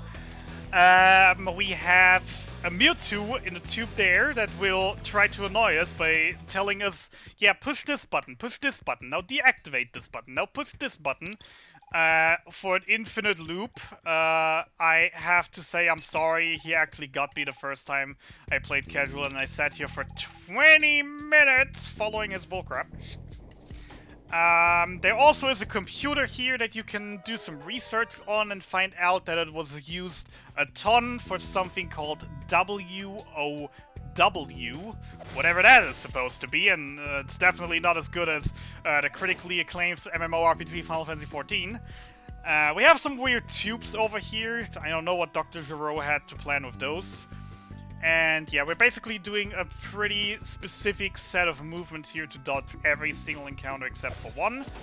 The light actually is also a gimmick in the fight as to when I if I do an attack in the dark, it will actually always miss the enemy because, well, it's dark, you can't see.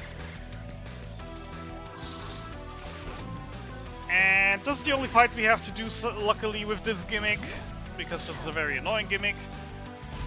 And yeah, we dodged all the fights, seen a good few Easter eggs here.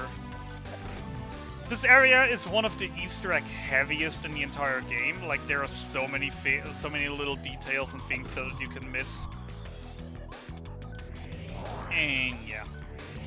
This fight is the first fight where the game becomes a little bit annoying because, well, they are all quite far apart. You can't really hit more than half of the enemies at any time with any AoEs. They deal a ton of damage, they are very annoying to kill, they have a lot of health, etc, which makes this the first of the annoying fights. But, well, there are going to be worse fights than this one.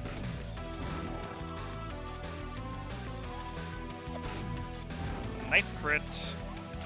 Oh yeah, also this has the typical RPG mechanics of, you know, attacks can crit, etc, etc.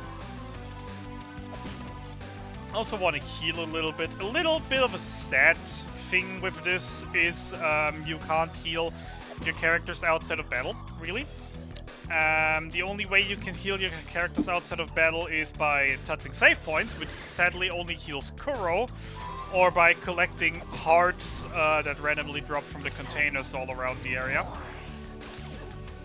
Which are random, so you always want to make sure that around the end of the fight your party members aren't too low on health, because healing them just by the RNG of getting a ton of containers is kind of slow, is kind of unfortunate, is kind of bad. That was a close one. Nearly hit it in the dark. That should kill. Not. Okay. Should be very close to killing them though. There we go. And there we go. Alright. So now we come to the part that I mentioned before. Now we're gonna see and test if I possess human intelligence. The Turing test, right? We're going to do recaptures so difficult that no computer could ever do it, and only humans are able to, by playing a game of Pong. Because this definitely proves the point of me being a human, because obviously no AI could ever play Pong. As I say, as I'm playing against an AI. So this has normal Pong physics. If you hit the edges, it hits fast, it becomes faster, etc, etc. It is just normal Pong, first to 5 wins. And we're just trying our best here to get around. Getting quite lucky here, with the AI being quite dumb, quite bad. The ball getting quite fast, Decent game of Pong. Except for that. How did he hit that? How did you hit that? It was perfect timing for this. Come on, don't. The game is just throwing around freebies. Oh, okay. There we go. 5-1. Human intelligence recognized. The door opens. I can continue on. I think you gotta send me your game files after this. Yeah, word. Definitely suspect. Alright, so next gimmick. We have electrified grates. Every time we step on a grate, it will force a fight again. There are no optional grates. There are only the few grates that we definitely have to step on. And, well, if we are standing on a gate on these grates while the shock is going through, it will just stop our attack from, well, occurring. And I don't like the... What was that crit? Oh my lord. Yikes. I'm not liking the situation I'm in. That is a lot of characters on very low health. That is very much not nice. Yeah, and you don't want Kuro to die because it's an instant lose compared to any others dying. And the others dying still is slow because, well, it's damage we lose. Mm-hmm. Also, I'm doing this fight very poorly here right now, but whatever. Got a little bit distracted by the 45 damage crit.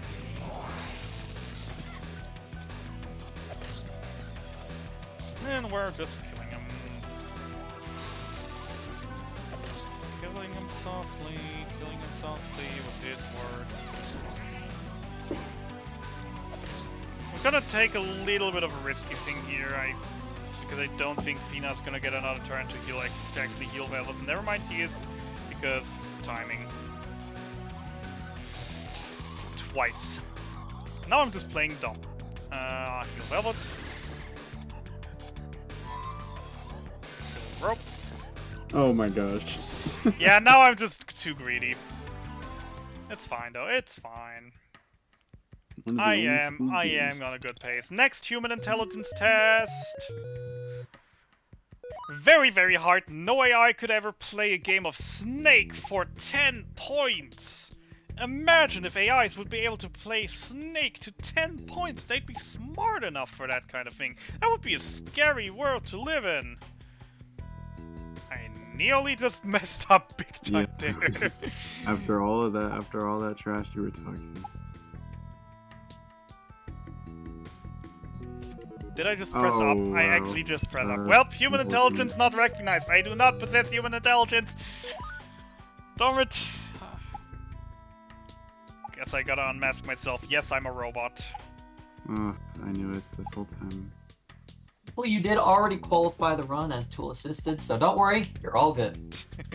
Of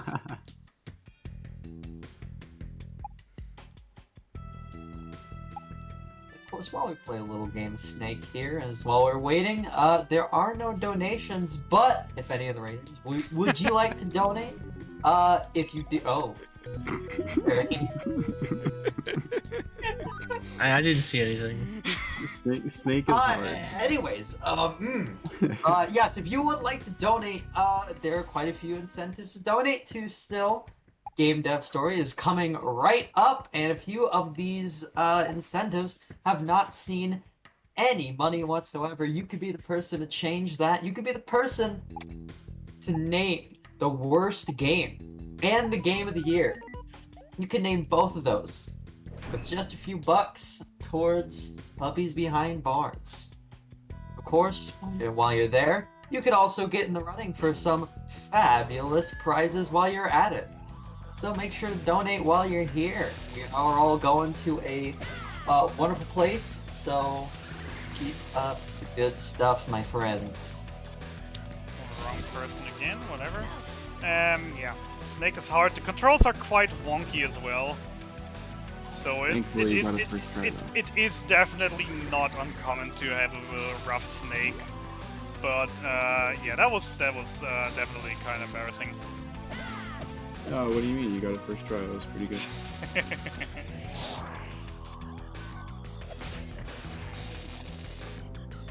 Also, a thing that I probably haven't even talked about is Kuras's combo attack, where you can just take a second character, just do a very heavy hit. It's quite nice for these kind of robots when they're bunched together. That was bad timing again. When the combo fails because you actually hit the grating, that actually hurts quite a lot. We're just waiting for the combo, hurting slowly down. And there we go. So, coming up to the second to last human intelligence test. This one's one of the hardest, actually.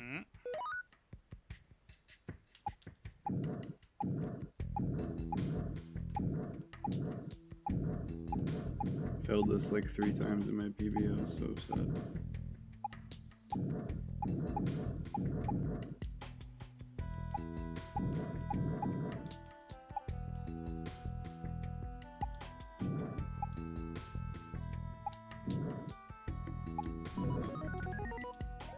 Space Invaders.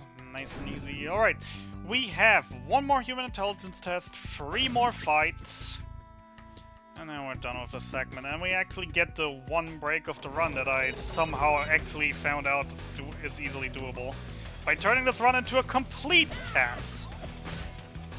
Because the game is literally gonna play itself for a few minutes while I actually will get a toilet break in.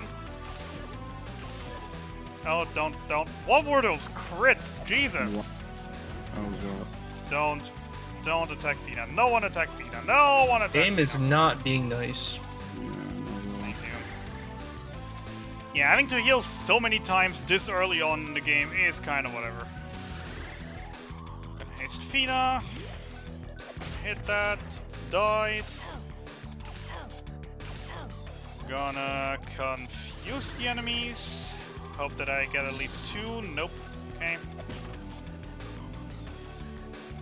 So most of these should die easily in one combo and one attack. So that is basically what I'm gonna do. I'm just gonna hit him once, then wait for the combo, and hit him again and again. That one didn't die by that. It's fine though, that's fine. Hit it once more, and it's still alive. Mind if I butt in here again? Sure do. We do have, do we finally have a donation? Yes, we do. We have a $10 donation from Tutilifiber8, who says, I am sad I couldn't put the full name, but I imagine it would take a while to enter it in the game. Good luck, Hab. And he has donated the incentive worst game name, option Evoland 2. How does this make you feel? Yeah, I mean, it is an idea, at least. Can you please just die already? You should be dead already. Why are you still alive? Thank you. Alright, last human intelligence test, and my biggest bane. Because these controls are so freaking bad. And the fact that Pac-Man can get stuck on a wall is so annoying. Oh god, it's so terrible. My Pac-Man experience.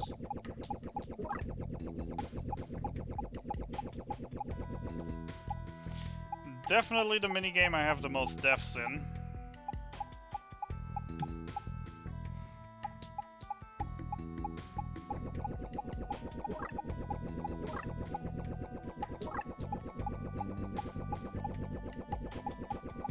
But that looks like a decent Pac-Man. Was able to actually get all 4 ghosts to killed here to the exact other side, which makes it quite nice. These 2 ghosts right there could very much be trolling, and there aren't. Okay, good. Pac-Man done! Last human intelligence test completed! Now we just have the 2 worst fights left, and... not looking forward to it. These fights are awful.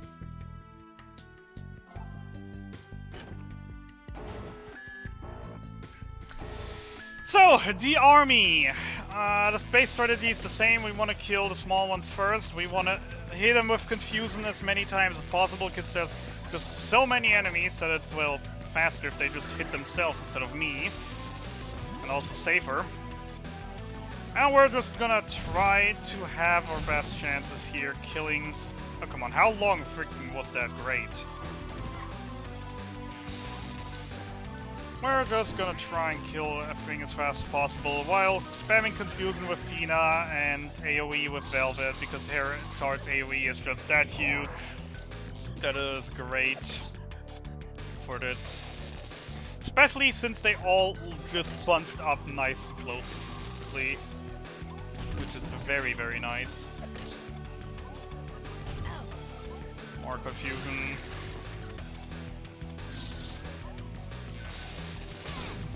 Actually should have chosen a different target to actually hit all of them, but whatever. They're all confused.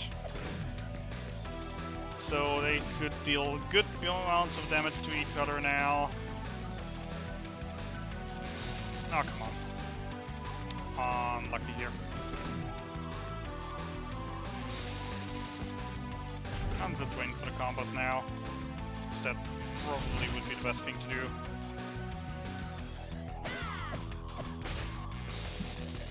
While still spamming charges with her. We're getting there, we're getting there. After this fight, we actually will have some more fun. Also, Fina is quite low. I probably should heal soon.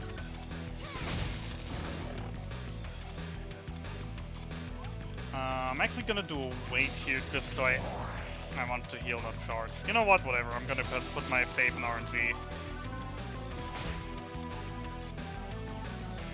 Gonna put my faith in RNG, hoping that they will give me enough healings from all the canisters around to get Fina into decent HP before the final boss.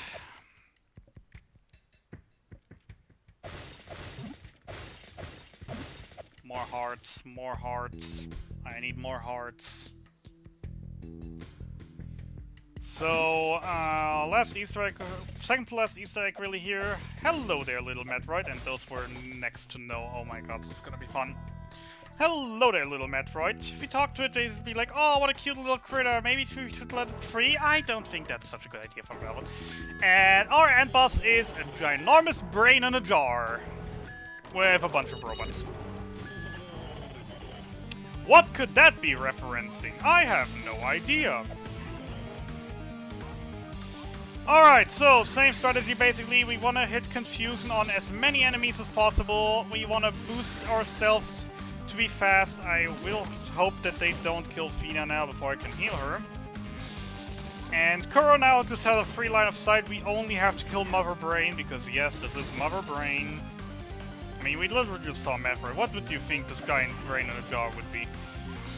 Heal yourself. Now we're gonna use the Armor of Frost because Mother Brain has an attack that is dealing quite a lot of damage.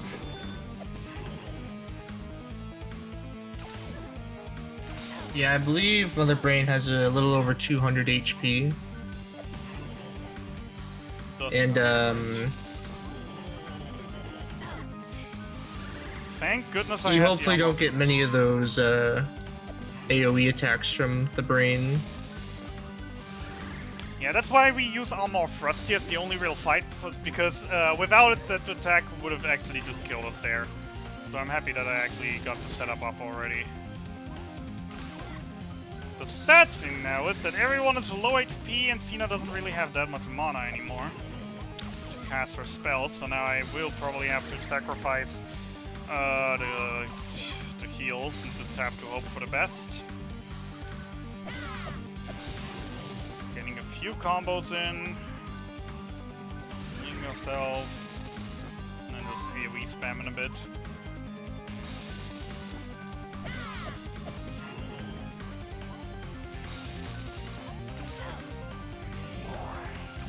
We need another booster on Kuro because that ran out. And we're gonna need another Armor of Frost, which I don't have the MP anymore for. Let's just hope it goes well. Going down a risky path now. Very risky path, actually. I shouldn't have done that. Hope for the best. Okay, it's dead. It's dead! Works for me. And we got a level up out of it, nice. Alright, nice. Mother Brain done. And, yeah, Kappan has some technical difficulties, it seems. Fiber, take over, I'm on toilet break. Ketchup bottle, where are you? I need you. Hold down that button for me. Does it work? Now we got a nice long cutscene here, where we're supposedly trying to stop this Doomsday machine from activating.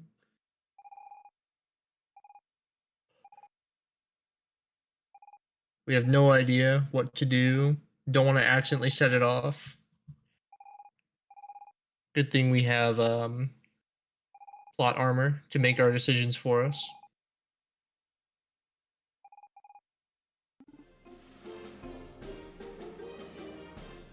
But before that happens, we of course get visited by these three that are trying to catch us all the time.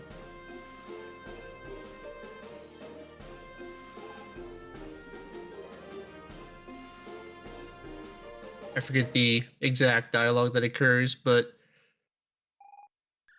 Kuro's not feeling good. It's almost as if he's being possessed. And with an overwhelming power, he teleports across the room and suddenly activates the Doomsday device that we're trying to avoid activating.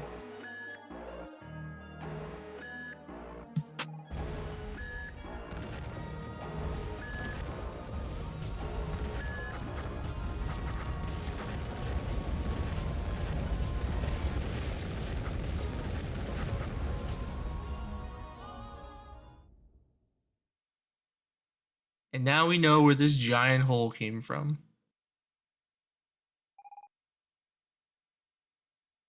I imagine this was where the credits should be rolling, because there's no way we could have survived that.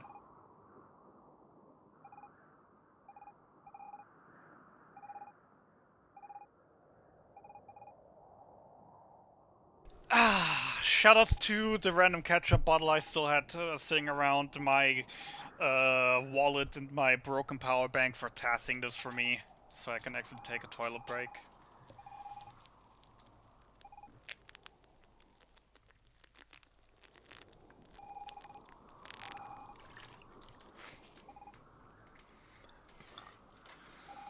So how much did you get into this? About what's happening right now? I just explained that we just activated the Doomsday device that we were trying to avoid being possessed by an unknown power, and how we should have been in the credits now because we should be dead. But of course, we're saved here by this unknown demon, who now tells us that in order to fix everything, we gotta find the pieces of a key, right? The pieces of the legendary Magi key, one of the 3 ancient Magi relics, which has the ability to delete any object or person from the timeline. And we get a super technologically advanced looking control terminal. And yeah, we're basically now having an open world. We now can control the time. We can now actually visit every time zone, have all the fun we like. We don't want to talk to you. And yeah, beam me up, Scotty. So yeah, something that I wish we would get is we don't have the ability to time travel wherever we want, just at this portal and Megalith. Later in the game, after we've done everything to beat the game, basically, we do get the ability to travel wherever we want, but at that point, it's too late. Yeah, at that point, we only have the final boss left, so... But it doesn't matter, it does align. We have to fly across the map a couple times, but that's not the real issue here. So yeah, as I said, the game is now fully open world. It's now up to us to explore. We get 5 hints. And with those hints, we can just unlock the areas where we go then, find out that we can't go there yet because we need something from another timeline, then we go to the another timeline, and sometimes they even tell us, well, you can't get it here, go to another timeline to do something in this timeline, to do something in the 3rd timeline, to get the key piece. It is very confusing and annoying, and is definitely taking a lot of time. Actually, don't forget to buy the house. That was the thing I did the last time already, and I don't want to do that mistake again. So, for example, it tells us one of the key pieces is in Demonia, Menace homeland, the homeland of the demons. In order to get there, we need to go there in the past. There we are blocked off, though, by General Dalkin, who doesn't want to let us past unless we give him, unless we show him a medallion, or some concept of proof that we're actually his allies and he's ordered to help us. So then we get told, yeah, he should still be alive in the present. So let's go to the present. Well, in the present, there is a house where it's told that he is living inside of it. But why did I actually enter? That he is living inside of it. But it's locked out and we can't get in. So then we go to the future where this guy just sold us the house. So now we have the same key that the house always had, because they didn't change the key in 50 years, the keyhole. And therefore now we have the key. We can next go to the present to get the medallion to immediately start. So basically we're skipping all ahead of the progress. Well, because we're speedrunners, we already know all the things, but like casually you would have to do so many steps in between. So yeah, first thing we're gonna do now is we're gonna get Menace back. We already grabbed the flying machine again, and we can now turn in the present with Sid. With Zit. It's not Sid, it's Zit. Very big difference. So he will actually build us the time machine later on as well. Which is also the first thing we're gonna do, because the boat is slow, the boat is very limited, as we can only stop the boat at certain points of the map. So first thing we want to do is actually get the flying machine. Which is locked behind one of my most hated bosses. which I always like to have a potion for, which I don't because I already burned both my potions on the mines. So let's hope this is the time that I actually won't need it. So yeah, time travel is now fully activated. We are basically, we're basically now an open world game and just have to, according to those 5 hints, find our way around. We're gonna stop here in the past to start a side quest here. Say hello to Captain Goldie Roberts, King of the Pirates, and he's in love. And he's telling us, well, I'm in love with the most astonishing, amazing, unique woman on the planet. And we'd be like, he'd be like, but I can't talk to her. And then we'd be like, why don't you give us a love letter? We give it to her and that'll be fine. He's like, great, let's do this. So we get no information anyhow. We just know, well, it has to be in this timeline because he's in love with the girl this timeline. But that's a thing we could do later, and he promises to give us his biggest treasure, the treasure of the Pirate King, in return for our services when we're done. But that's the thing that we're gonna do way later. Without knowing all what you need to do beforehand to get all the pieces, you'd have to travel like 15 to 20 more times casually after you figure everything out, one at a time. Like, as sad as this is to say, in my opinion, the base idea of this part of the game, the end game basically, is literally just game padding by doing a bunch of back and forth. Because it is really just a bunch of back and forth we're doing here. I bet you could have made a flying machine out of your old sword. So yeah, we gave him the destroyed flying machine and we just got back from the future, and he'd be like, yeah, you're definitely gonna get one when we're done, but we can't wait for him for years to actually make it, so let's travel back to the future, where Windy Valley will actually have a massive change. So before, Windy Valley was just rocks, a grave without anyone really noticing who it was from. Some maniac who tried to fly is standing on it, or something along those lines.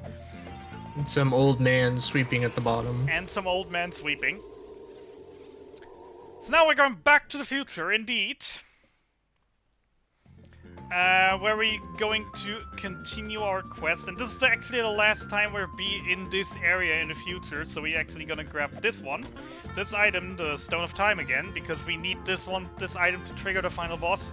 And we're never gonna use this teleporter in the future anymore, so we don't need those stairs. So we don't have to come back later and get it. So yeah, now Windy Valley has undergone some slight changes. We did change the time a little bit by giving him the flying machine, to a point where he, experimented with the wind, etc., etc. And now, instead of the small, lonely grave, he has this big tomb. Also say hi to Ness. And the old man is still sweeping, there's grass around, and there's a buzzing town with actually some interesting things here. There is more bullet hell that you can do if you actually have the flying machine. There is a shop that sells Cloud Sword, that sells the Everything Under the Sundar, which basically is a Dragon Raider, but it tracks everything under the sun. Which is very nice for casual 100%, because it basically will tell you, are there any more chests in your area? Are there any more cards of the card minigame? Are there any more stars, the collectible of the game, etc., etc. It's very helpful, but yeah. So the locals now told us, well, they built the flying machine. Sid built us the flying machine. They stored it at the top of the mountain, but it just disappeared. It just disappeared. They can't help it, so that instead they let us excavate these ancient ruins, and in these ancient ruins we have the one teleporter putting us back into ancient times. Welcome to the ancient past. The fourth time zone that we seen in the start. Which is just Game Boy graphics. Indeed it is. Enjoy the music, because in my opinion it's also really, really great. And just the old... During the music, you mind if I butt in a little bit? Sure. We don't really have to do anything really much here right now. All we do is we go to the library, talk to the director, wanting to ask about Velvet's Ice book, and they be like, "Oh my god, this book is amazing! Hey, Professor Goggle, come here and photocopy it," because he has a photographic memory, and then they just allow us, hey, you can use the cannon to shoot things into the big anomaly that swallowed half the world.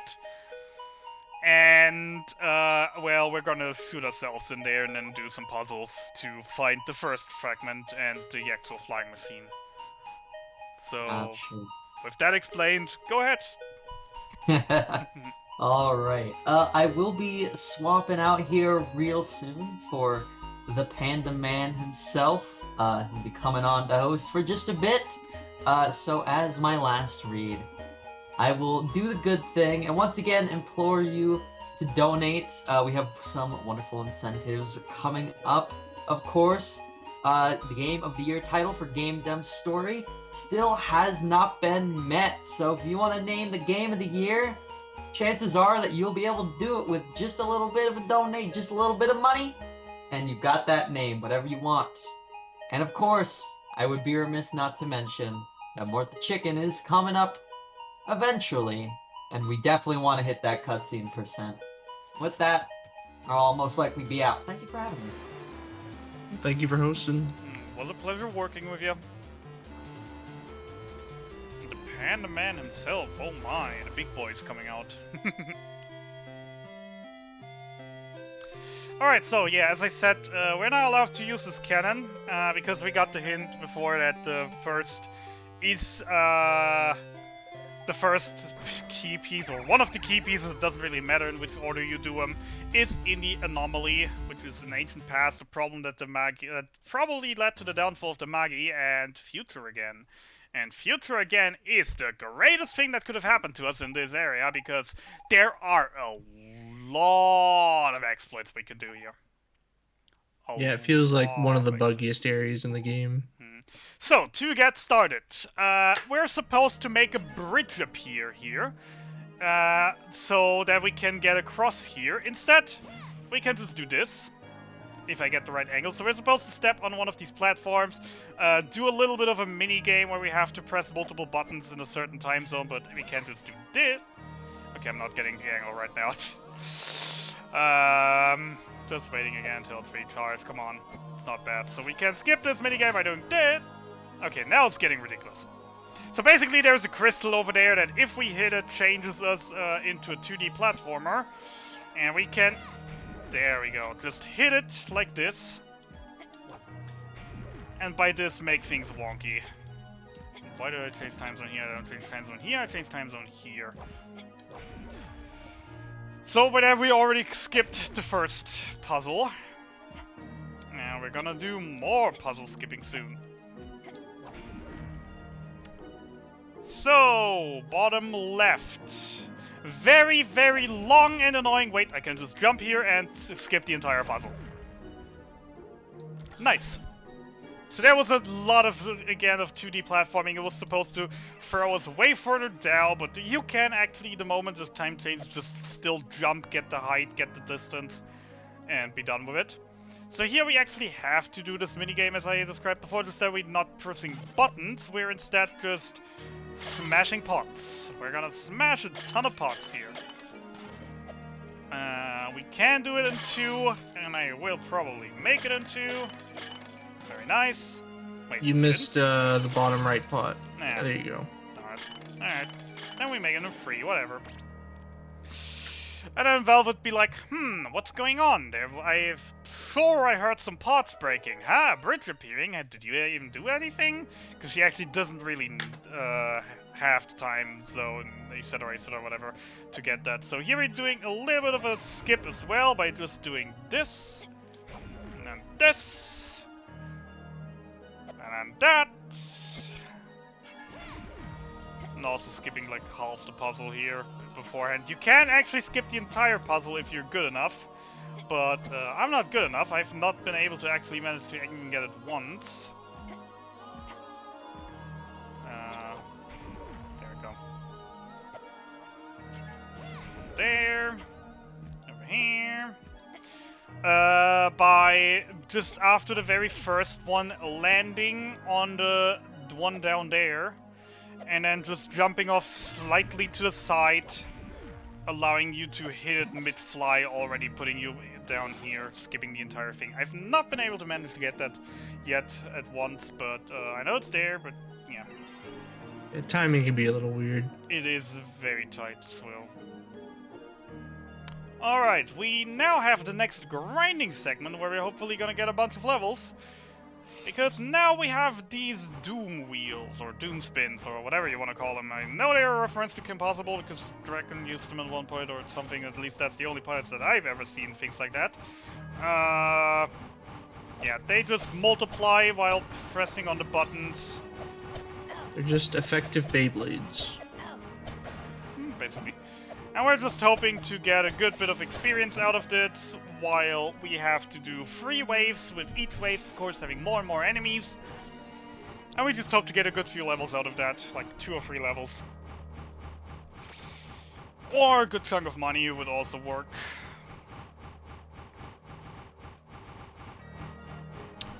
Okay, second wave. Again, a knockback on our normal attacks is very helpful here, as we can mostly just stand on one point to spam attack. Unless they just sneak up behind us. So right now we're still needing 4 hits to kill one. I think after this level up, or after the next one, I'm actually not quite sure. We should be down to 3 hits to kill one. So this level up actually is very important as well.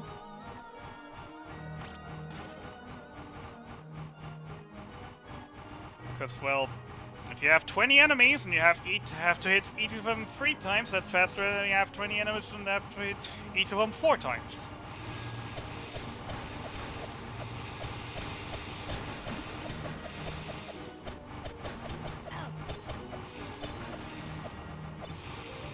There's the second level up. Alright. Good enough for me.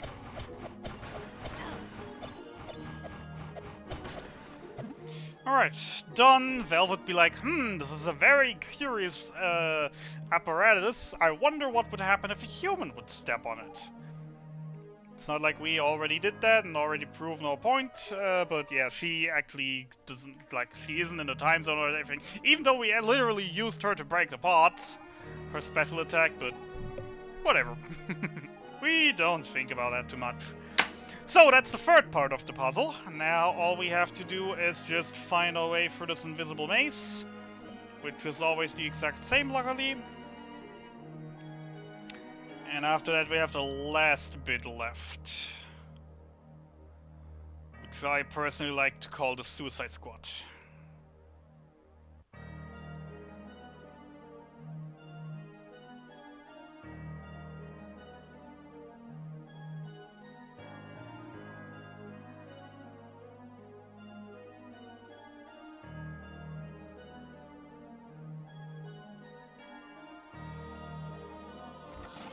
Third part done. I'll be right back. Alright. So we're nearly done with this area already. Nearly. We just have to do 2 more things. First of all, we have another light puzzle here, where I sadly have to use all 3 cycles, because there's just no way to do this in any less than 3 cycles. Did I? Oh, come on, really? Screw you, game. I was clearly, from my camera angle, still on the platform. Alright. Fight, fight, fight, fight, fight, fight, fight.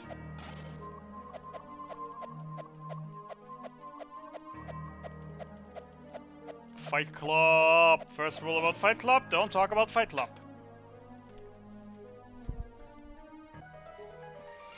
But I just shown Fight Club live on the internet. Damn! Alright, so last puzzle of this area, where we're gonna do a little bit of an exploit again. So what we have to do here is this section will split us into 4 parts, and we have those wumps here that will always just immediately kill us. What we're supposed to do is literally just make a path with us dying and dying and dying until some copy of us can actually get through. And we also have to be careful that we are in order so that not the wrong one would accidentally trigger the wrong one.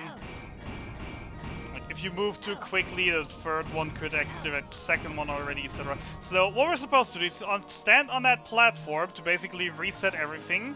What we're gonna do instead is we're gonna take the chest here to clear the puzzle, but we still have the timer. Once the timer runs out, we will teleport back to where we were and have another lengthy dialogue with Velvet.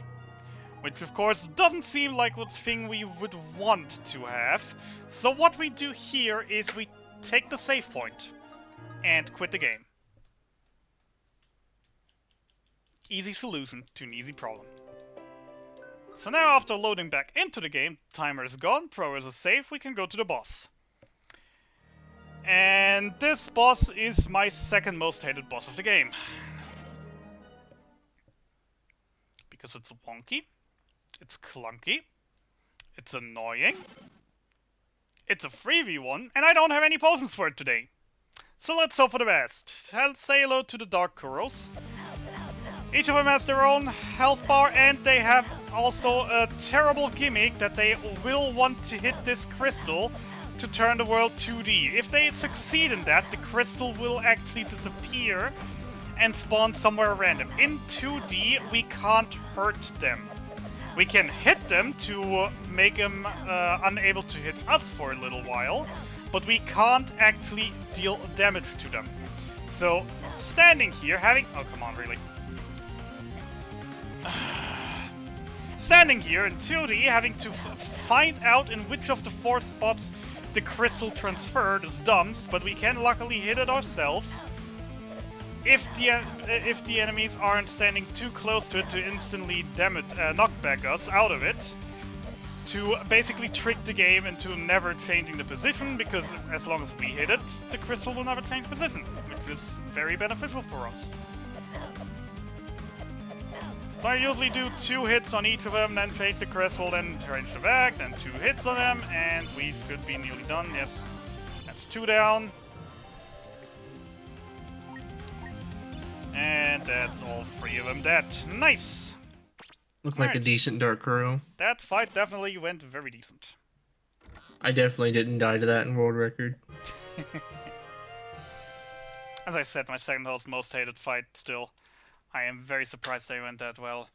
Alright, we're losing a bit of time here though, which was to be expected after that start. A little bit of wonkiness here and there. I can live with a little bit of time loss. So yeah, and here we have our flying machine, and that one now is for keeps. Yay! Airships for keeps. So, on with the goggles, set the gas, and off we go! Alright, next target, Sylph Forest, where we're gonna also do a little bit of wankiness. Sylph Forest is an area out of time. It doesn't have time, and therefore it sets us always in the same time. But if we enter it for the first time, they actually be like, huh, why did we change time? If I now quit out and use the autosave, it will also put us out in, it will also put us out in this time zone. So normally it always remembers which time zone we entered. If we would have left the forest now without the quit out, we would have been again in the ancient time, had to go back to the city, had to go to the Megalith, had to go out of Windy Valley, also say out to Sora, Bomberman, Link, Rio, and Mario. All waiting here for audience with the Oracle. But we're first, we're more important. Yeah, so we're basically just having a little bit of a shortcut by quitting out here once. And Yeah, so Sylph Forest is another one of the artifacts, but they tell us, well, you can't traverse Sylph Forest without a Sylph, and we're not going because we can't. We're not allowed to. But then they say, yeah, Fina is actually part Sylph. Her grandma actually was a Sylph, they find out, and we need a Sylph tier in order to actually enter Sylph Forest. Which is something that we can't do right now, because that is a lot of time travel we do, that is a side quest we do along the sidelines, not right now. Time for my favorite part, not really.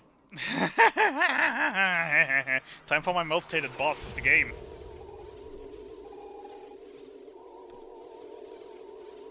Really, really hate this boss.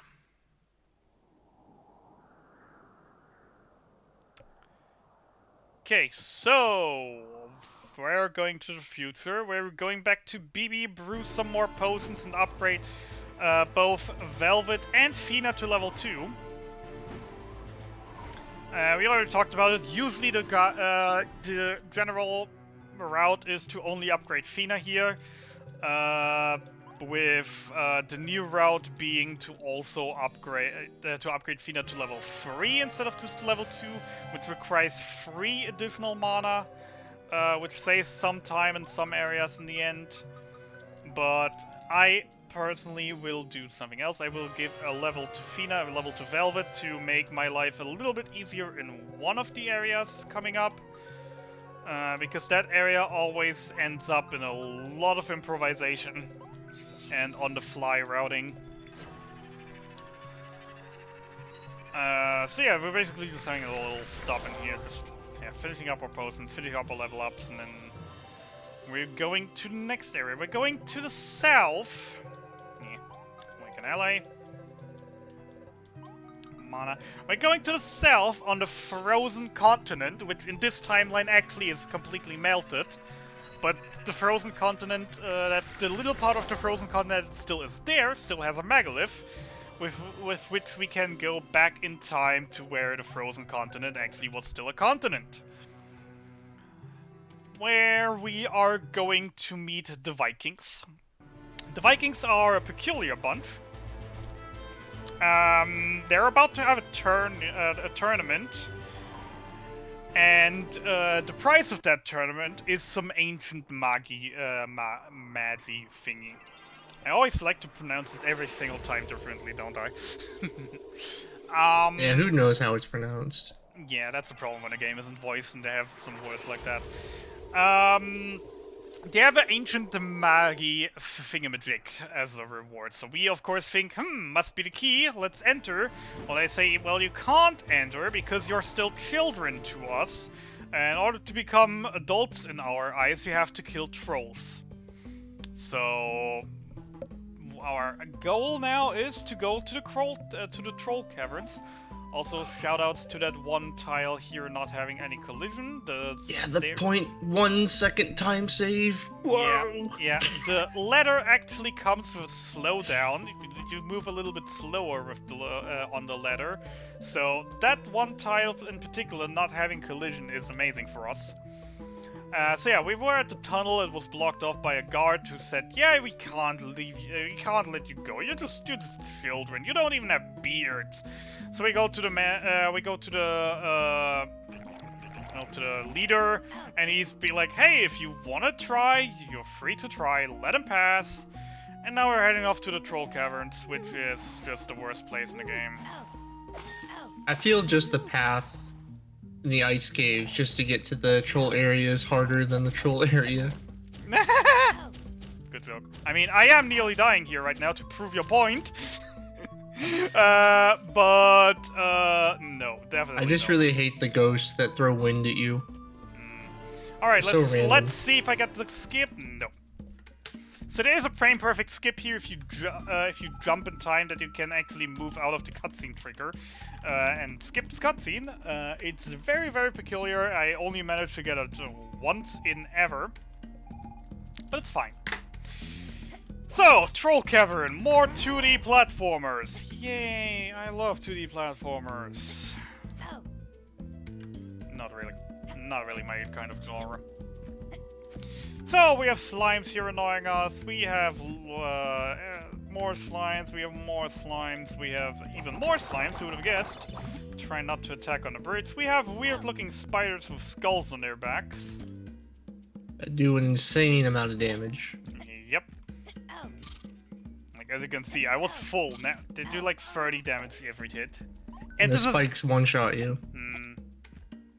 The spiders do like 30 damage every hit, and well, while we don't have the armor that we're supposed to have, like that we could have at this point, we could have some stronger gear by this point, or could have just done this later, etc., etc. Just 30 damage on normal difficulty and on easy difficulty is wow. Is quite wow. So, the trolls found us and they'd be like, what a beautiful being! So strong and muscular, and they kidnap us. And Fina's like, hey, I'm the pretty one. Nope. I personally am still confused by the fact that Fina is mad about them trolls not finding her pretty. But that's fine. Masked trolls They are trolls. Yep, masked trolls can only be hit from the back. The stone throwers can only be hit when they are attacking, etc., etc. We also saw the first of the little totems. Bridges navigating and fighting is very bad and very weird. Because as we mentioned earlier already, if you press attack on top of such a bridge, it can sometimes just count as a command to, well, fall through the bridge. It can be very annoying.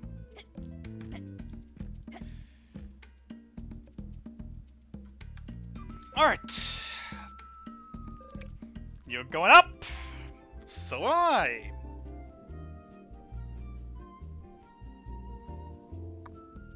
Have a nice day. Wait, you're not a troll! Get out of here! Alright, already took damage. This is gonna be nice now. Oh boy, yeah. Don't think I can get a damage boost down now. Still gonna try though.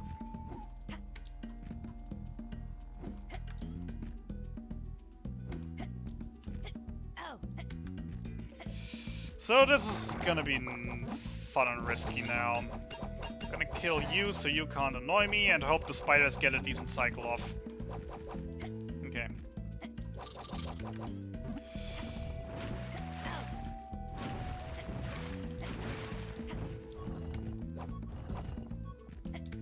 Careful. I have so much anxiety watching you.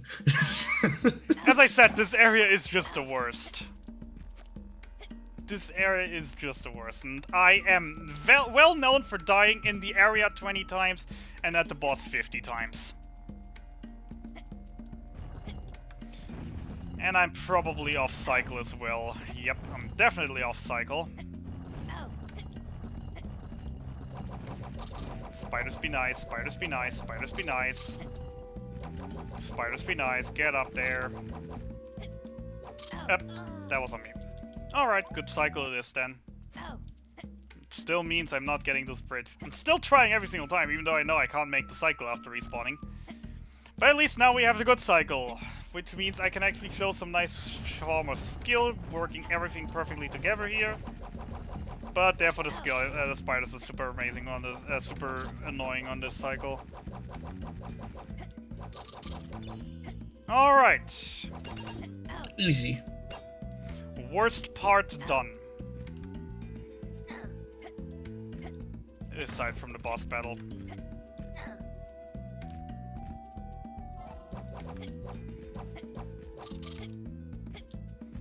Yep. Why did you eat my input? Bad game. Alright. Jump, jump, jump, jump, jump. Run and hit.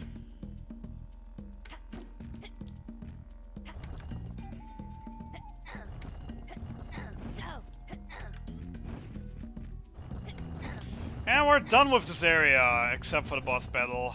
Get ready to die a lot of time, because I don't want to use my potions here, because I will need both potions for the final fight, so I can't even use my potions here.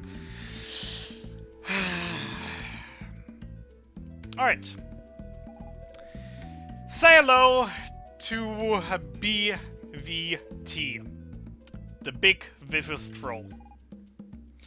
The worst boss of the entire game.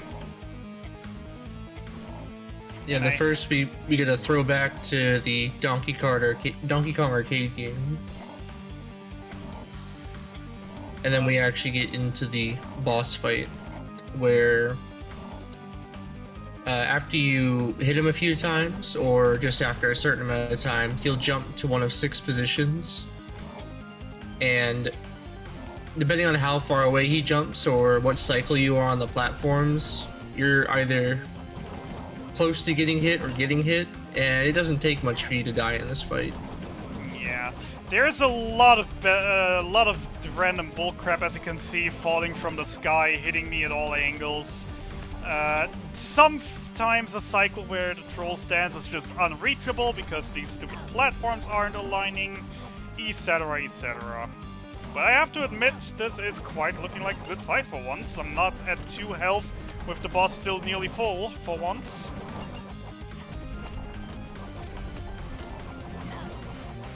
That was Easy. unironically the best fight I've had ever speedrunning this game.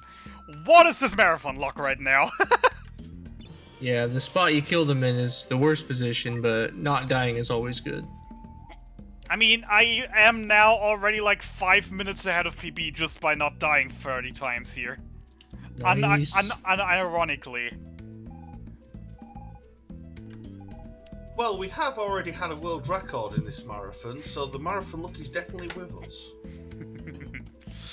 Alright, so we killed trolls. The Vikings will now accept us as adults and let us enter their fierce and amazing Viking tournament. And what kind of tournament do you think Vikings could have? Have a guess, people. Actually, have a guess. I bet anyone who has never played this game will never, in 1,000 years, get the correct guess that what the Viking tournament is going to be. Never. Drag racing, definitely. So we apply, we don't want to listen to the rules, and the tournament is starting. Have you taken your guess? Well, your guess is over. We're playing Bejeweled. We're literally playing Bejeweled. So our main goal is to collect, our hope is just to do reds, yellows, and swords. Those are the ones we need, those are the ones we want. And if it doesn't align, well, then we're kind of fricked just. Because with reds and yellows, we can use Mana Special Attack, which is doing tons of damage. With swords, we do just a normal attack that deals a decent bit of damage. And we also want to prioritize getting 4 or 5 jewels in a row, because that allows us another turn. Yep. And first one that...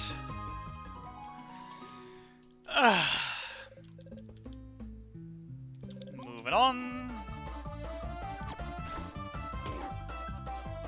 So we have to do 6 of these to fight the final Bejeweled boss. I believe there are 9 fights, though. And the other ones are either way too much health, or their powers are really annoying. And one of the big differences from the original game is in the spot where you start the tournament, you can actually go, there's no collision on the left side of the inside of the house, and you can walk straight to the final boss without doing any of these initial fights in the tournament.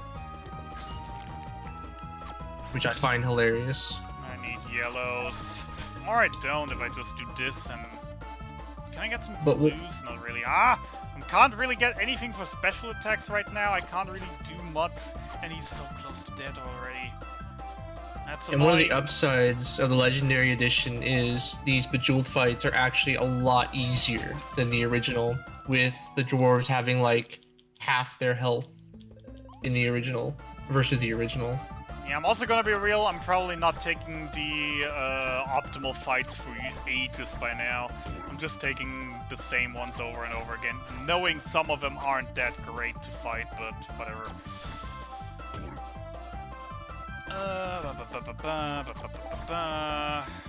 Yellows. Can we have more red on the field? Thank you. Perfect.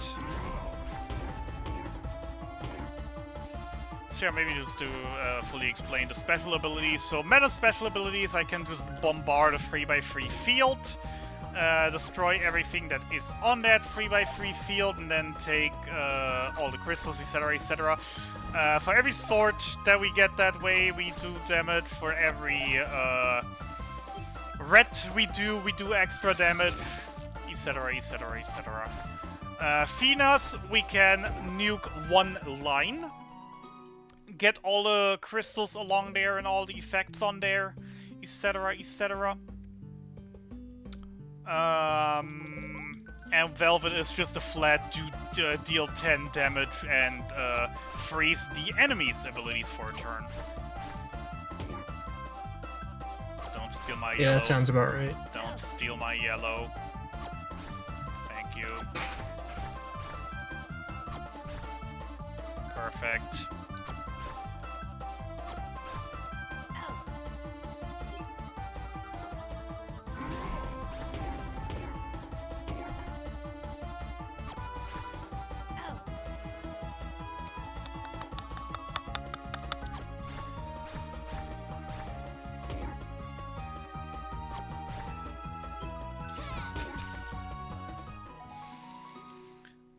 That's 4.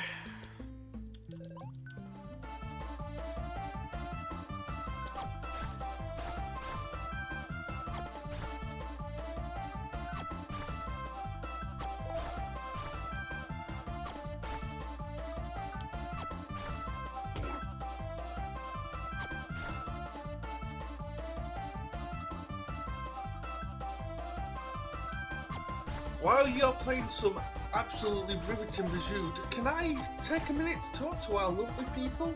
You can even take 5. Oh, wow.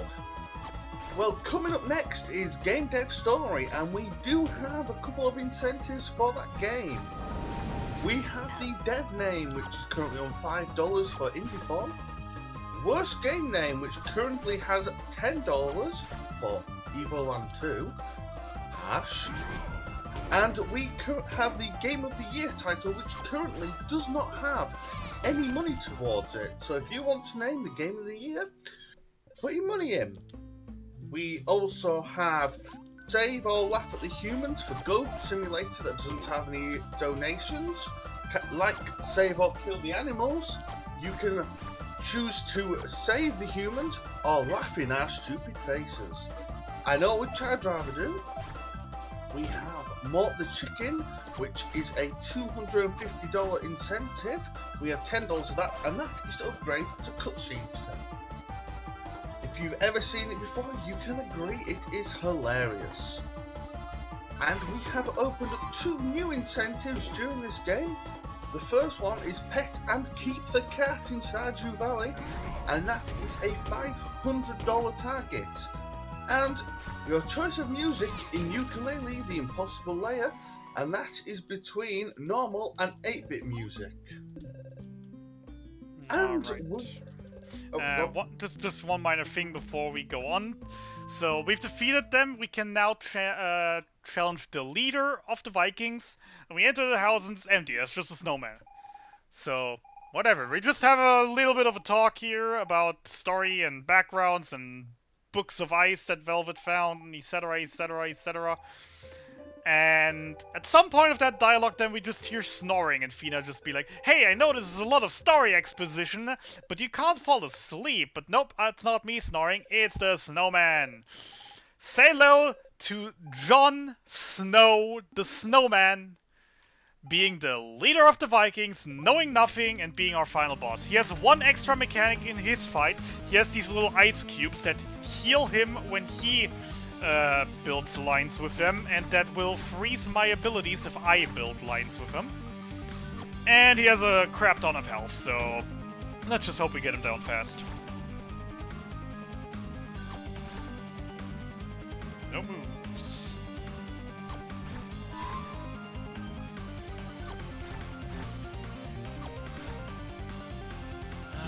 not a lot of yellow on the board, not a lot of swords on the board, and of course he steals the only yellows on the board.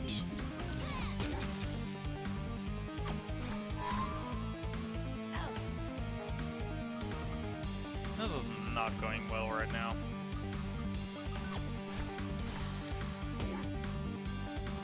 Jewel is hard. No moves for the second time. Jeez, this board is crap. No wonder I can't get anything to work here.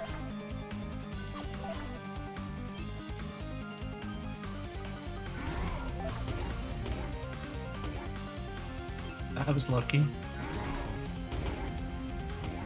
That was an insane combo there, yeah.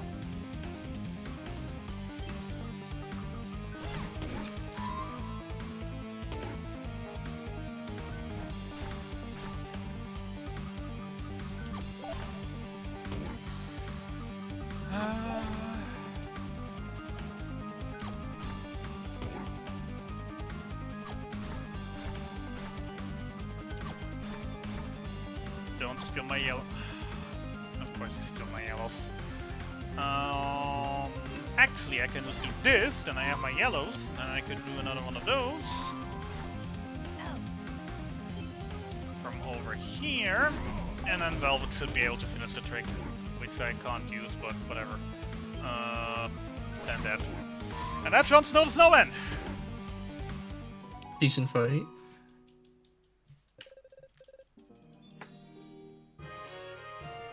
$30 gold? Yeah, I'll take that. So yeah, we just start talking a little bit more, and we just be like blah blah blah blah blah, story, lore, blah blah blah blah blah. And I'm just intentionally not doing this because there is one line at the end of it that I want to showcase because it's a good meme. So we're discussing all the time stuff with books and everything, and Jon Snow just be like, these foreigners make absolutely no sense. I didn't understand a thing you said. And Fina, you know nothing, Jon Snow. There's the meme. Let's finish this up. We're coming up to the longest segment of the game, and also my favorite segment of the game. But before we do that, we still have to hand an item over to this guy to actually get the Magi Key that we want.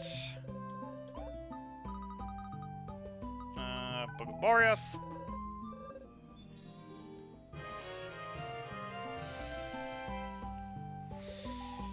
So, yeah, we're coming up to my favorite area of the game, my favorite genre of the game, because you can actually have a lot of fun in this, unlike the Chrono Trigger part where it's kind of obnoxious. Also, we are having a good amount of money again, so let's buy some more armor. We do have not enough for both. I'm definitely gonna grab the armor over the boots, though. That is an extra 8 armor, so that's good. Sadly, can't afford the boots. Actually, nah, Old Sword actually is 20, so that would not nearly cover the costs. Not quite enough, but at least having the Viking armor is already making a huge difference. The boots are, while they're nice, they're not quite as important, so I'm happy with this. Alright, so, as I said, we're coming up to the longest and, in my opinion, most fun part, and I'm just noticing that I forgot to do something earlier. Fiber, why didn't you remind me that I forgot to get the medallion? When I got the airship. Not looking at the guide as much. It's fine, it's just a teeny tiny detour. So I forgot to pick up an item. So we're gonna have to do a little bit of time traveling around to get it, because for what we're gonna do next. Because when I was in the present earlier to give Zit the flying machine, I also was supposed to stop by Genova to also grab another item that we need. Which I forgot, so let's go grab that real quick, because we need that now, and I don't want to do quests out of order now. Especially since I just announced this area, so I wouldn't want to be the person to be like, oh yeah, my favorite part of the area, this is great, this is amazing, and oh wait, no, I can, oh, okay, let's do it later. That would be kind of mean. Also, yeah, town is in panic after the nuke just went up. And yeah, we bought our house here, we have the key to our house. And say hello to General Dalkin, Dalkin the Rat, who ended the wars against the demons, but killed thousands of soldiers in the process, leading a, from the start, very unsuccessful raided charge at their armies, which is why he has the by name Dalkin the Red. And we just snatched that Imperial Medal from his drawer, which indicates the trust of the Emperor, and will trick him now into believing he it is actually the wish of the Emperor to team up with us, because we're not actually going to fight demons, we're going to fight the Magus, because the Grand Magus is going to betray the kingdom and wants to actually establish his own kingdom over here, over the dead bodies of the demons. You Wrong gotta time go to the zone. present, right? Yes, Yeah. I also just noticed to the past. But yeah, wrong time zone. That's the thing, when you once mess up, then yeah. It's fine. Gonna make it hard to save another 3 minutes to actually get a sub 4 in this area, though. We'll see. So, yeah, Dalkin is here. The Magus is just about to betray him. Be like, yeah, I'm gonna build my own army, my own kingdom, I'm gonna rule the world, etc., etc. The typical villain, typical insane bad guy monologue.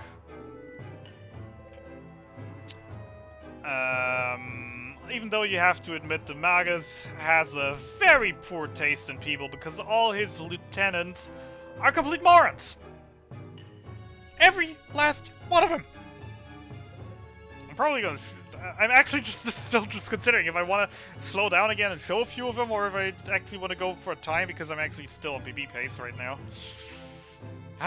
The choice: PB or entertainment. Not every run is PB. I mean, but the jokes are so good. Yeah, we'll see. Maybe a few of them. Maybe there are one or two that I can still explain because I know them by heart.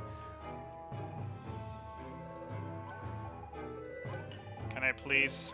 Can I please? Can I please? Can I please? Thank you. First try.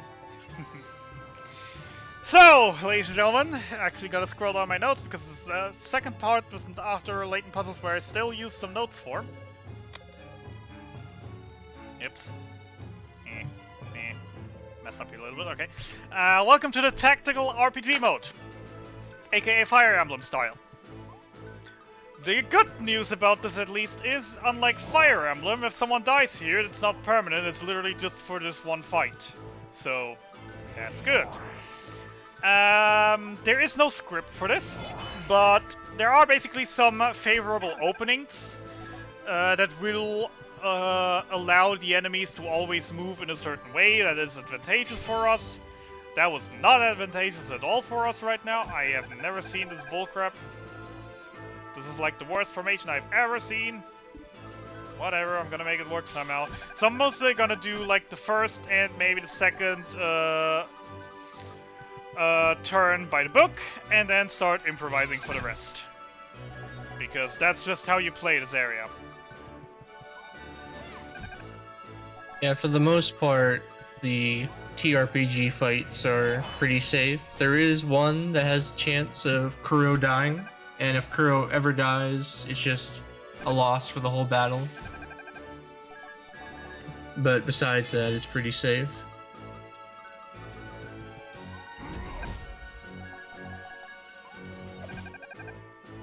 And there is a chance that doing a Menos' smash attack at the wrong place at the wrong time will cause characters to overlap and soft lock the whole fight.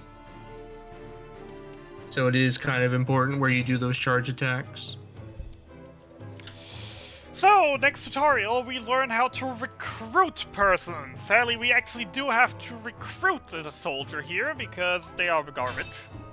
Or the recruits are garbage, the soldiers actually are great, but we're not getting any soldiers, because the only good soldiers are archers. We're gonna get a good few archers.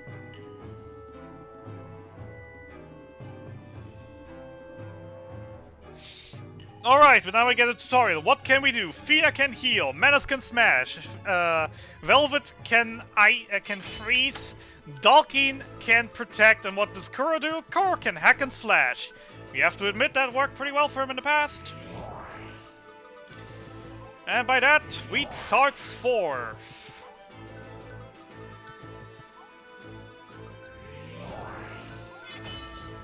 Now we're gonna ignore the little recruit, because the little recruit is not gonna do anything good for us here. So, we're just gonna fight. Hope that this position is all gonna be good enough for our charged AoE attacks to hit a bunch of enemies, kill a bunch of enemies at once, which would be very much preferred. And just hope for the best. Come on, Archer, if you move... Ah, sadly. Sadly not moving up in one line. That would have been amazing. Actually, why did I do that? He was already weakened.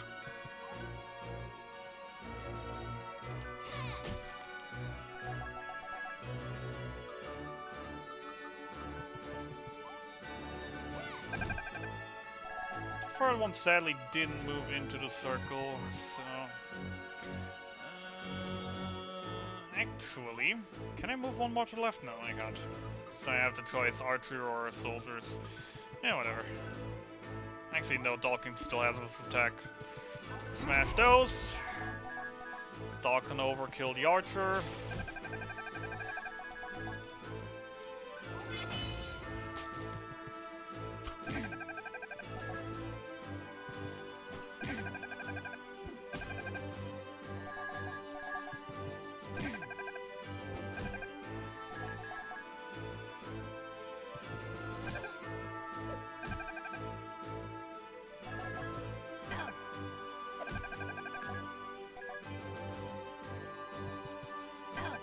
Nice. Alright, so Menace killed the archer. You lieutenant. You against the lieutenant.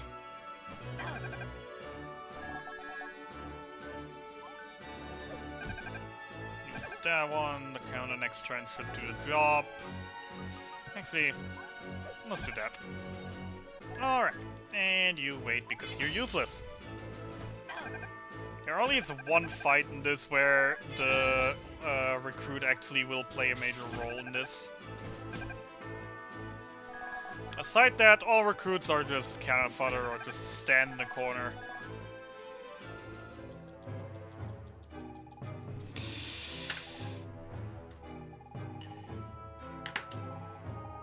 There we go. Messed up saying my instant text again, whatever.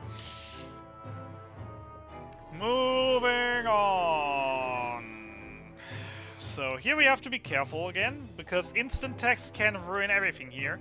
And finish the text boxes before everyone is in their set positions. If that happens, soft lock.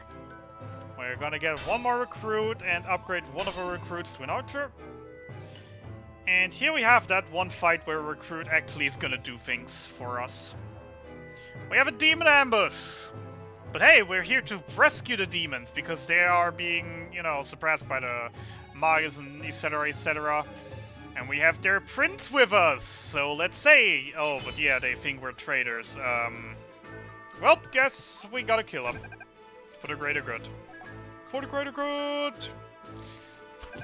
So this fight is quite a fun one in how it is performed.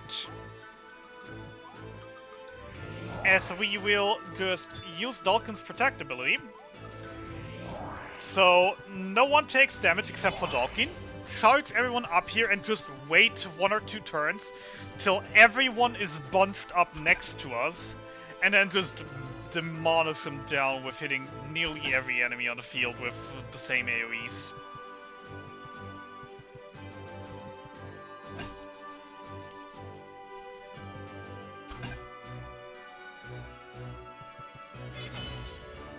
So you wait, you charge, you charge, you charge, You kill that archer.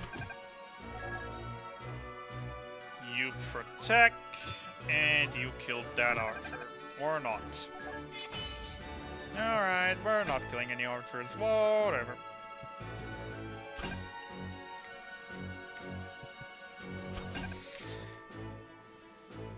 Alright. We'll see. Subcruel definitely is my goal for this game. Till I'm gonna be happy, but... I'm also just doing this so rarely that I rarely actually get progress in. We'll see.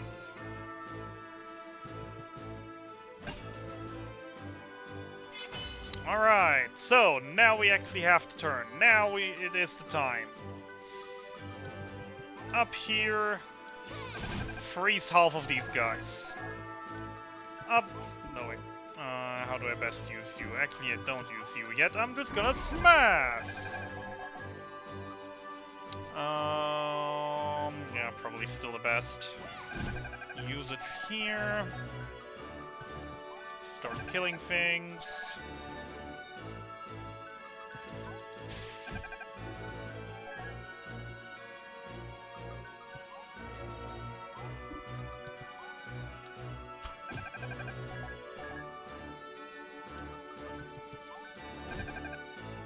Alright, good turn 2. Good turn 3, now last turn, clean up. Most things are just gonna die trying to attack us now, except for the last 2 archers.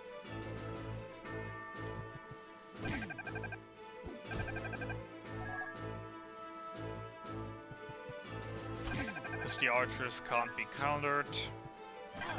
Only melee attacks can be countered.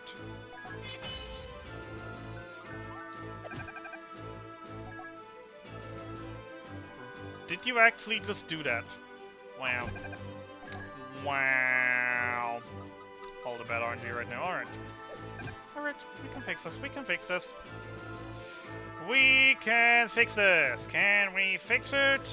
Yes, we can. Let us finish him. Clean up. Easy. Alright, so...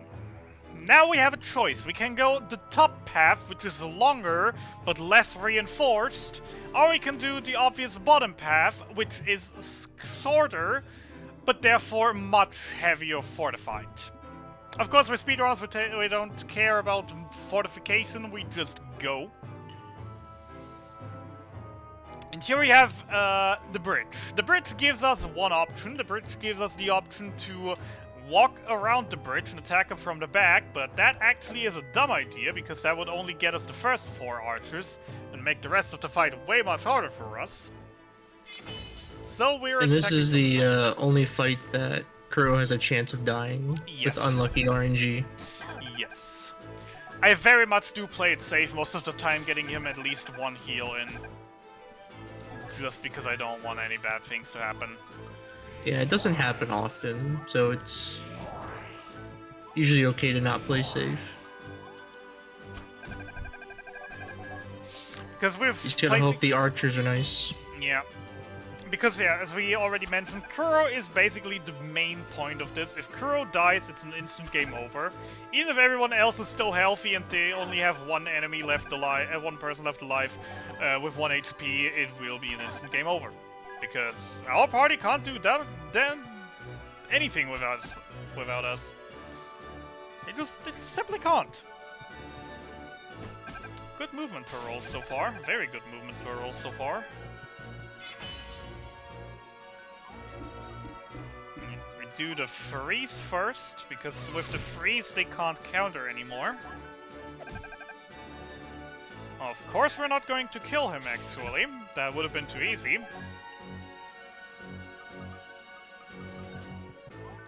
Smash 1, not really worth it here. You charge another turn.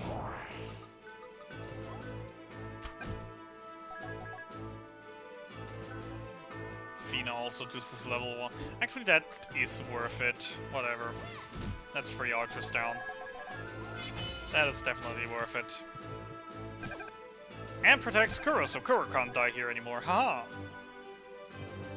You might lose Fina, though. cares about Fina? Eh.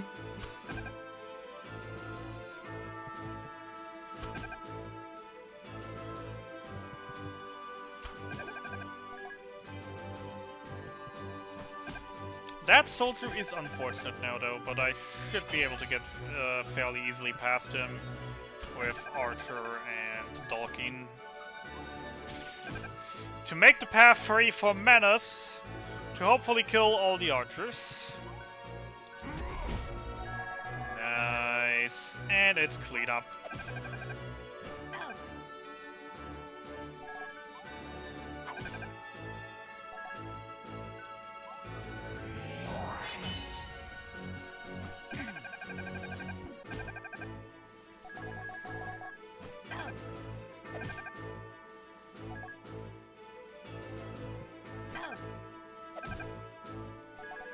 That was a very good fight. Definitely cannot complain about this. Ooh, you probably want to ice him first. Yeah, saves animation timer, right? Doesn't really matter at this point, because he is gonna die this round anyway, and it's very unlikely that he's gonna take anyone with him. Nice crit. Yep. Alright.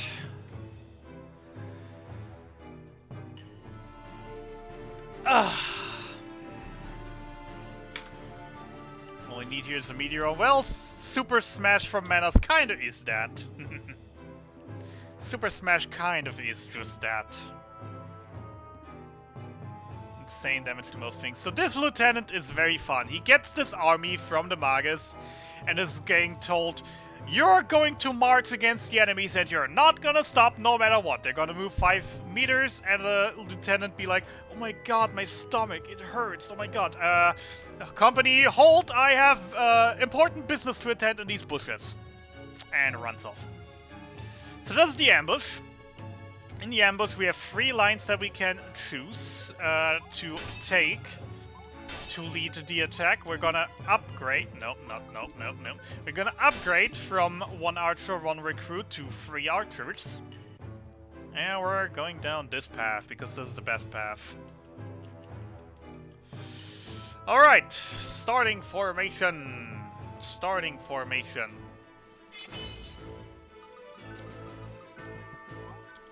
Archers over here, nice and lined up, killing the other archers.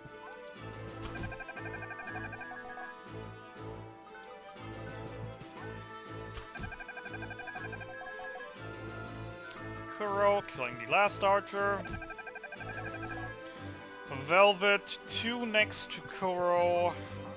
Charge. Fina above her, charge. Menace, parallel charge. Dalkin, go full maniac attack here.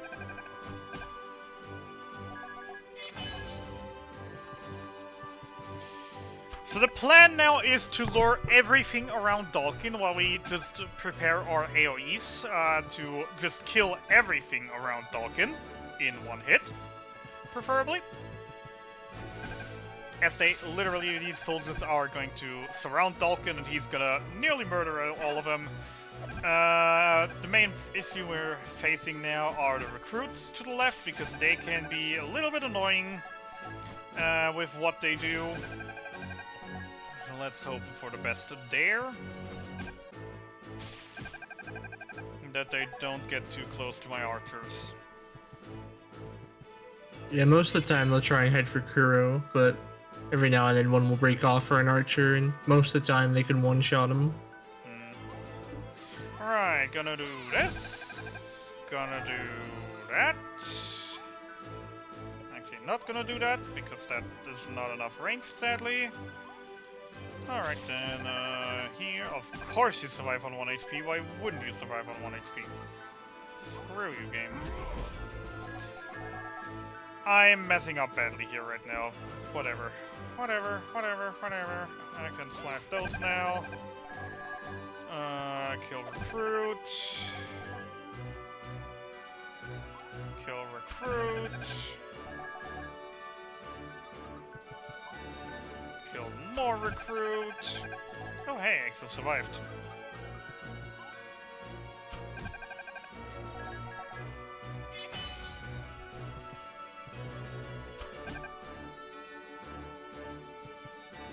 Okay, so I definitely messed this turn up. I was not supposed to attack with Menace. That soldier on 1 HP is annoying. Etc, etc. A lot of things that didn't happen as I would have wished they would happen.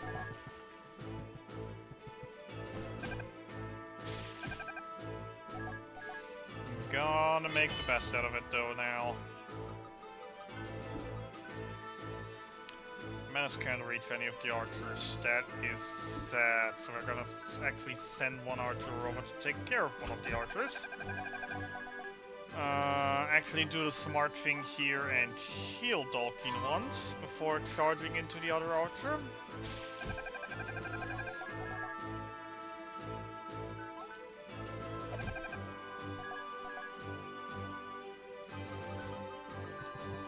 Kill that recruit, closing in on the lieutenant a little. Can I already get a hit in? Not from a safe spot. I think that should be actually safe. Yeah, I think you can only move 2 tiles at a time. Charge here, move over there and also charge. Let's see. Yep, perfect. Because losing archers in this fight would be painful.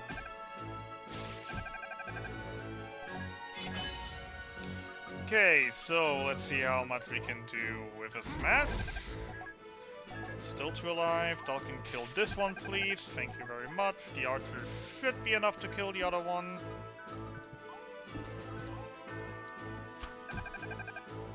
Or not quite. Okay, and Fina can finish it up.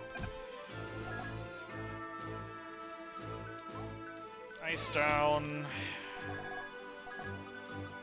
Curve attack.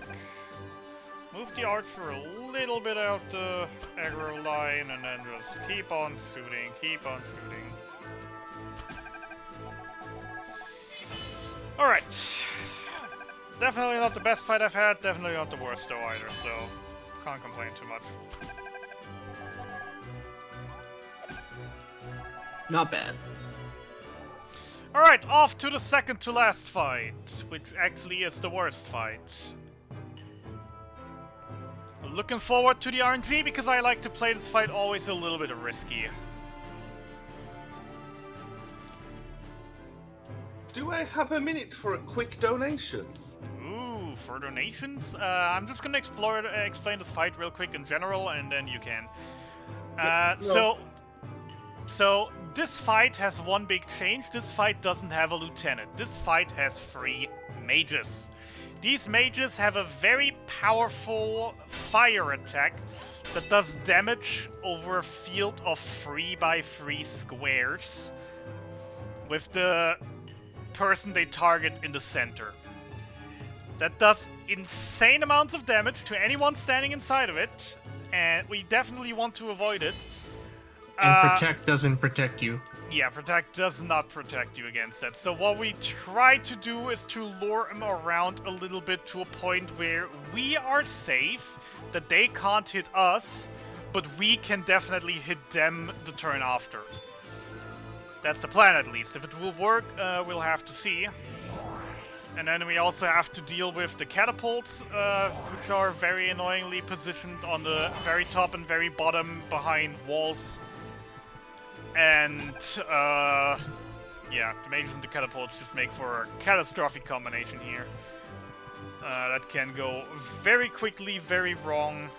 So let's hope it goes well. So, I heard donation. Yes, indeed we do. We have $5 from the previous host, BunniestBunReenah, and they say, still going? Mad respect. And that $5 goes towards naming the Game of the Year title in Game Dev Story, Undertale 2.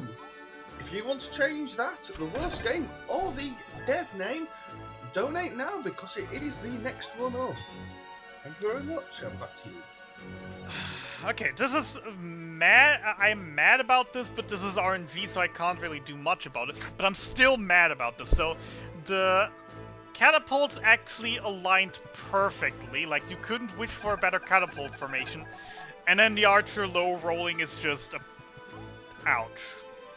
The catapults are really just the most annoying enemy in this field. aside from the mages, which we don't really worry about right now. So having one of them actually be in a prime position to kill and then low rolling by 1 damage is painful. So the formation right now is mainly most enemies that will get a range will attack the protected enemies now.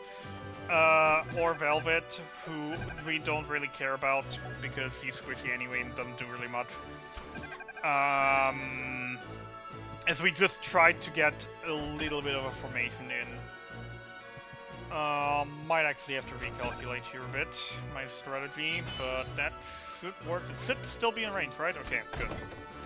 So one thing I always like to do is to send one archer straight up here. To hope to get a decent chance of killing some of the enemies around. There. Didn't kill anyone. Still getting everyone though, which is nice. Over here, hitting everyone, which is nice. And clean up. It was a good crit on the lieutenant, or whatever that was. Knight. Yeah. Nice. So, in and of itself, this is looking really good right now. The main issue really is just the catapults in itself are going to be annoying. The rider can be, but mostly isn't really much of a threat. He's going.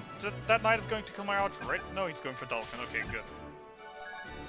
So yeah, the main idea now is we send the archer south, try to be able to hit the catapults beyond the fence, while just hoping the mages move in a favorable spot where we actually can just perform the plan that we can just shoot them with the archers here without being in big danger of getting hit ourselves. Because range really is against us. So if I were to go with Kuro over here, he would die next turn. Which is, of course, something we don't want. So we will send some archers to take care of the archers. Because archers are dumb. And dangerous.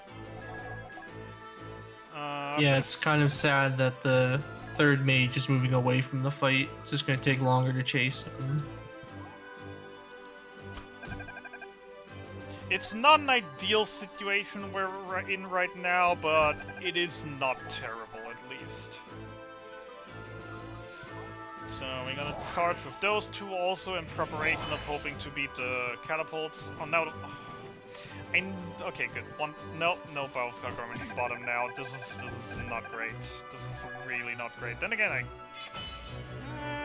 can I? I can. Which probably means they are going to be killed by the catapult, but I can also put Dulcan over there and protect. And the third won't get near enough to actually be a problem. Okay, this could be good.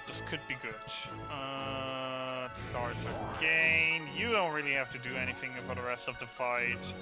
You can go a bit over again. You charge again in the hopes to kill the catapults. And I don't know. High time attempt. Hope the archer maybe goes up a little at a mage. Nope, just straight. Okay. Okay, catapults being very annoying now, which is very annoying as you could have guessed. Okay, so can you take out the mage from any position? Sadly, no. Okay, so I have to send one of those. Shouldn't be too much of an issue though. I think you can still hit that bottom catapult with the ice and the slash if you're on that bottom row with them. That is going to be the question. Is that at least? Very nice.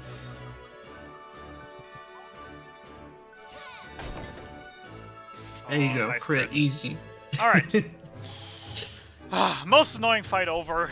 On to the last one. Let's see if I get a decent fight out of this. So the last fight is a little bit different. In the last fight, the Grand Magus is gonna fight himself.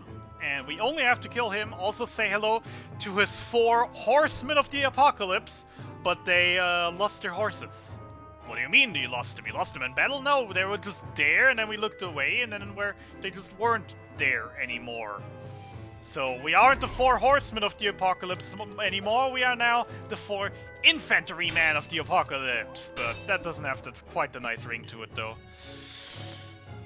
So yeah, there are 2 gimmicks with this fight, as I said. We only need to kill the Grand Magus to end this. And the Grand Magus will basically work as an artillery, as he can cast a spell all over the entire battle arena, but that spell will always hit somewhere near Kuro. So we can abuse that by just leaving Kuro behind, not doing anything with him. To just manipulate basically the spells to be good bits away from our soldiers from being a threat. Yeah, the main goal of this is to charge up the left side, kill those minor enemies in the way, and hopefully the Great Magus moves down far enough to where we don't have to worry about the lieutenants and just kill them right away. Yep. But, you know, half the time he doesn't move down far enough, and we have to still fight 1 or 2 of the lieutenants before he decides he wants to get close and attack. Because once we're close enough, he'll stop targeting Kuro. 3x3, there, okay. So I want to place Dalkin basically as a lamb for slaughter. He is gonna get hit by one of the mage's fireballs in a moment. But therefore at least it's gonna take the attention away from my other troops, and then next turn I should just be able to finish them all. Nope, finish them all off. Knight, the 2 archers, and the wizards.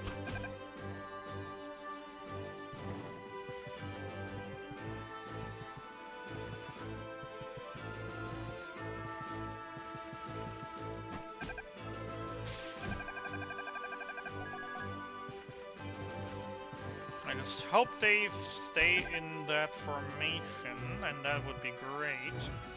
Also, they might actually just kill their own knight now, if the wizard is on range, and it is. Friendly fire is indeed active for these fights.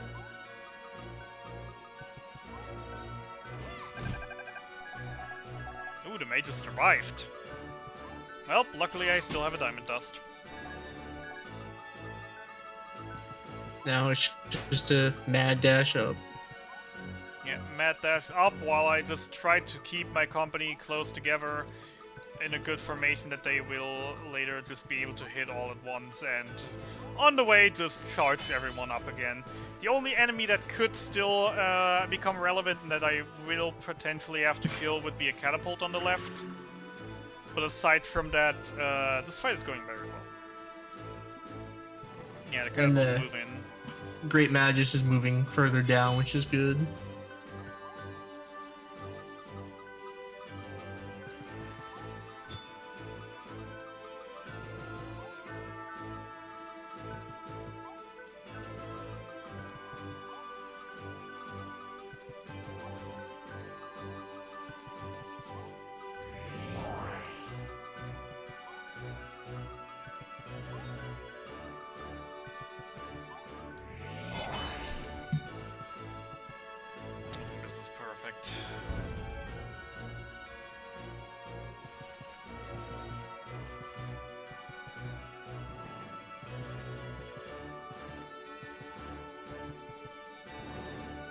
So I'm gonna do the same strategy again. I'm gonna keep Dalkin up there as a lamb for slaughter as I move my other characters around him in a way that they aren't really in sight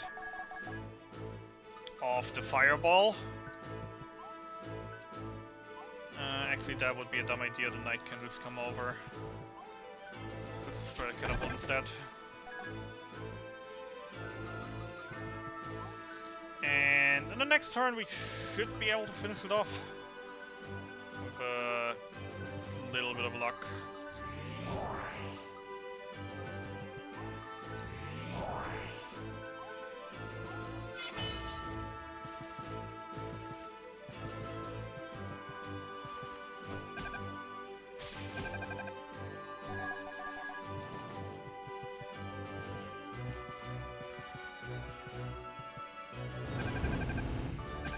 Alright, perfect. This is exactly what I wanted. Just that archer can't actually get an angle where he can hit it. Whatever. Can you wait? Don't need all attacks. He's not that strong. But most archers now should definitely be able to get it hit in. And that should already be enough. Most archers do. And you can see 3 hits and he's done. Fight over! Easy. That was the last tactical RPG battle. But we're not quite done, as the Magus is retrieving inside the castle, where we learn a shocking truth that demons are creatures created in a lab by that ancient civilization. And Menace is having a whole emotional ordeal with, oh my god, my entire life, my entire species is a lie, and we all being just like, oh, well, that sucks. Where Velvet is the only one that actually tries to cheer him up, to get him on the good side again, to, you know, cheer him up a bit again.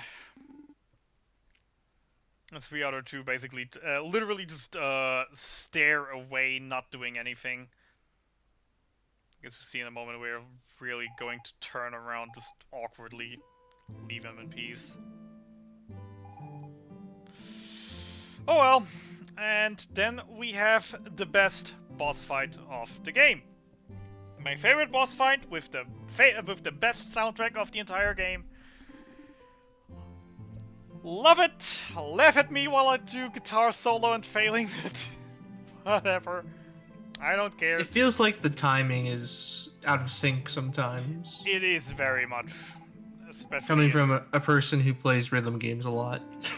Especially in Legendary. And Evoland 2, not as much. But I mean, the minigame is very easy. It's very hard to die if you don't want to die. I don't even know if the difficulty's harder on hardcore. Never tried.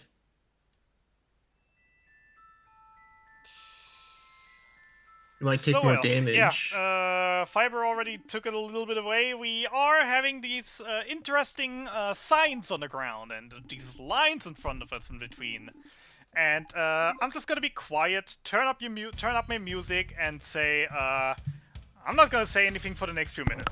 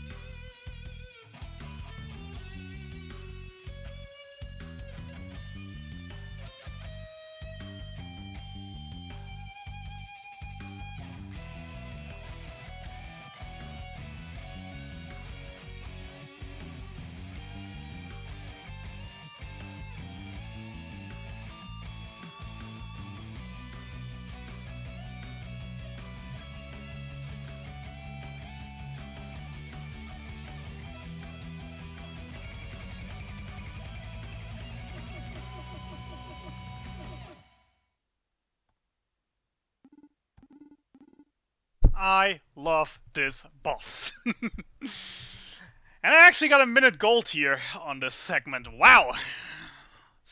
Yeah, it's some lucky TRPGs. Definitely, definitely. Alrighty then! We could pick up the ropes of the Magus, which hide a key where we can do more rhythm games, and I think I'm actually gonna do this. Just in case I go underestimate, so I can, if the others allow it, I could just showcase some of the other, or the other soundtrack that you can do this with, if we have the time. And I mean, I am currently on a 3-minute PB pace, so about a 45 pace, which means I'm 15 minutes underestimate, so... Panda, let me know if, of course there's still a lot of game left, and a lot of things can change, but, you know. Me at the end. We'll see at the end, that's the correct idea. Alright, so, that is our third of the 5 fragments of the Magi Key. We need 2 more. We also need another genre of a game.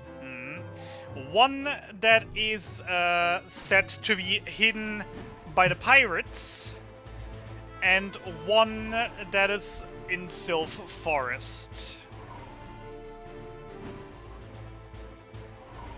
Don't mind me just going up and down on my airship all the time. Always forget I have to go more to the left or to the right, because that doesn't work.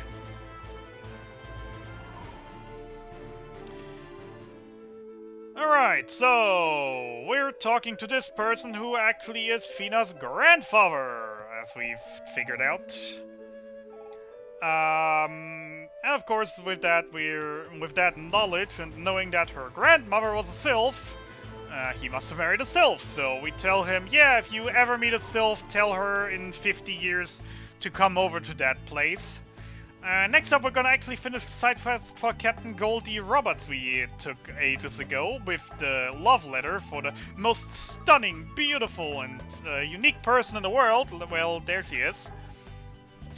And she thinks the love letter is actually from us. She thinks we are Captain Roberts. She gives us her Tinder profile and be like, oh, I'm gonna tell all my friends that Captain Roberts is a stunning young man with red hair and goggles on his forehead. Which is why earlier the pirates were running away in fear from us, because that is the misinformation where they thought we were the ghost of Captain Roberts. And we give him the Tinder profile and he's super happy, but Captain Goldie Roberts, over all his lovey-doveyness, forgot where he put his biggest treasure. So instead, he's just giving us a pirate flag, and he is telling that the pirate or the person who finds his treasure will become the king of the pirates. That treasure is the One Piece, and it's somewhere on the Grand Line.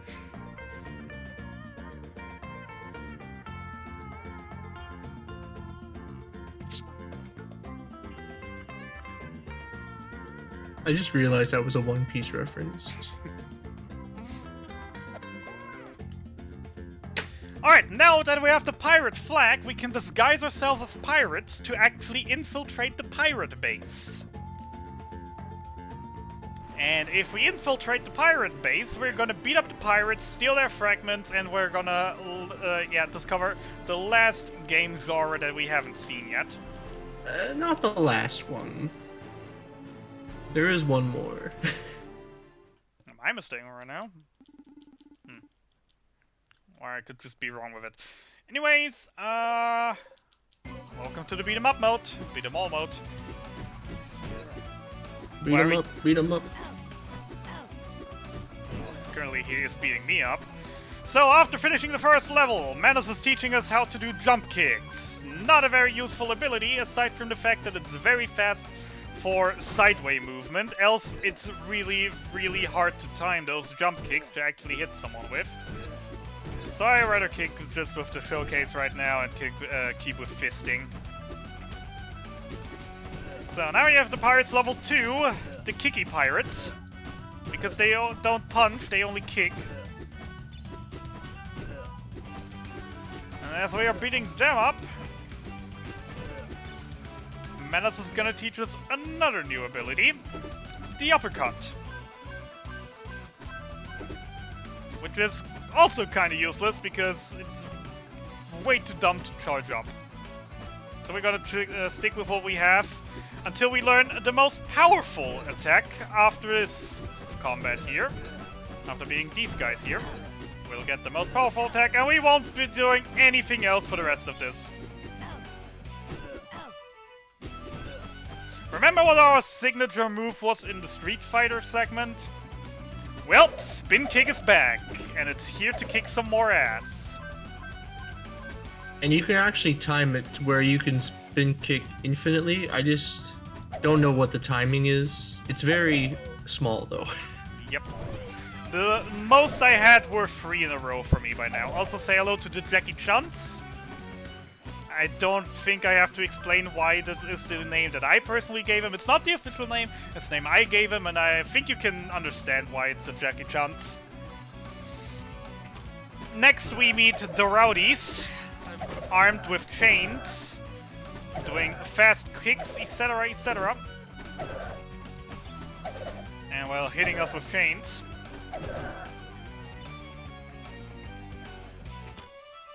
Before we gonna meet some more ordinary pirates.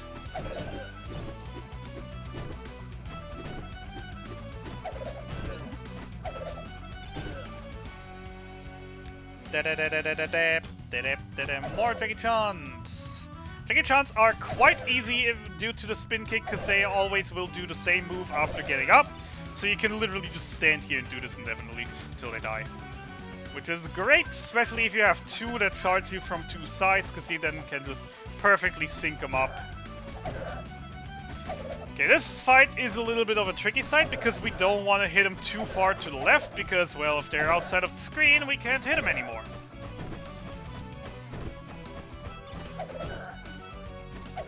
That one was a little bit annoying. Also, you might have noticed something for a while now. Where's my hut? Where'd my hut go? My health bar, etc, etc. Well, that is a bug in the game due to I have no idea why. That can occur in the tactical RPG bar that just disappears and never comes back. Which I'm actually gonna do about something about now. Cause I'm just gonna. It actually happens when you enter this beat 'em up. If you hold instant text too long. Yeah. Well, that's an interesting thing. Yeah, I'm always just gonna quit out in this save point, go back, and hey, it's all back. Yeah, it can happen while you're entering and while you're leaving the beat 'em up. I personally want to Cutscene. say it is a tactical RPG part though, because on tactical RPG already the HP bar is gone. Next enemy type! Say hello to the Schwarzeneggers! Why the Schwarzeneggers? Listen to the sound when I topple them over.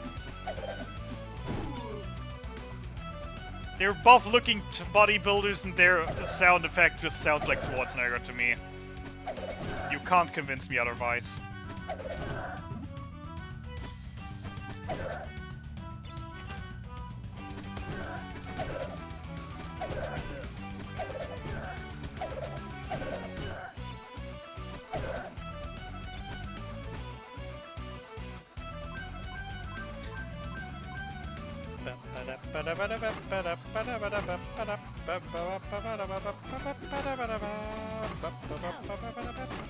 Destroying all the crates first, because I don't want the crates to block when these guys are done. That would mess up my Jackie Chan movement. Hey, it's a level up. So say hello to more Jackie Chans.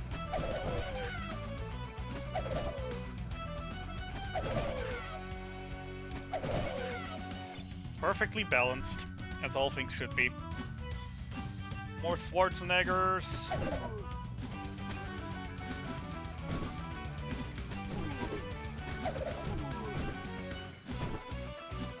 Please stop punching me in the face. I don't really like being punched in the face repeatedly.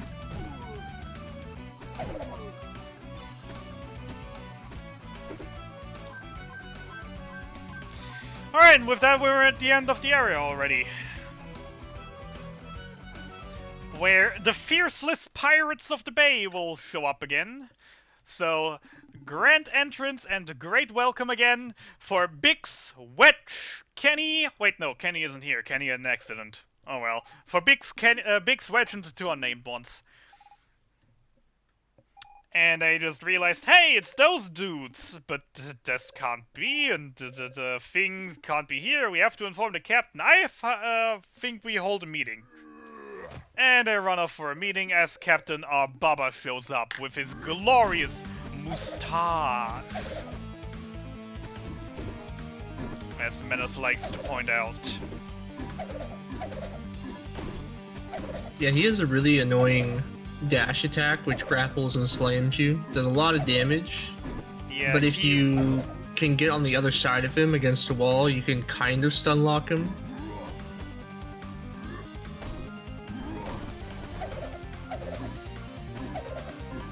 Yeah, he will try to suplex you, and he has great success rate with that against me. I am surprised I haven't been suplexed yet, because normally I do get that a good couple times during every run. Yeah, the further away he is from you, the more likely he'll do the dash and suplex. Alright, no suplex, no dash, I'm happy. Give me the key. It's the first time I've seen Menos' charge attack in that fight. Yeah, I did try around with it a little while ago to try and use it. I've never seen it before, it's funny looking. Yeah. It's not too great though. It's about, I don't have the exact value, but it's about the strength of 1.5 spin kicks.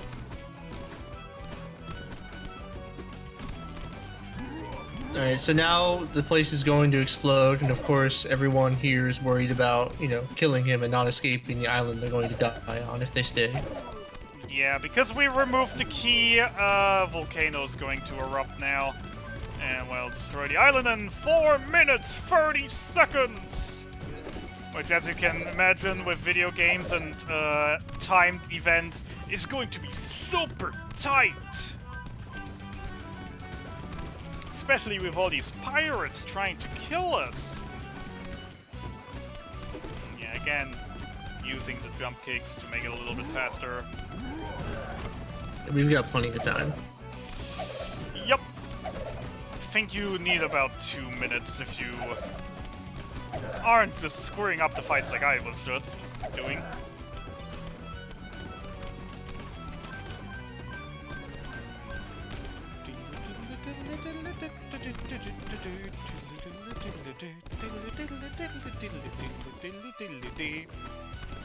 In here, and actually Grizzly Pass, you can go through doors while the screen is transitioning a couple times and cause a no clip to happen. But so far it's not useful. Wish it had a use, because Grizzly Pass might be skippable. Should be the best part of the beginning of the run. First time I heard of it and I wanted immediately. Yeah, unfortunately, once you have it, there's not much you can do to control it.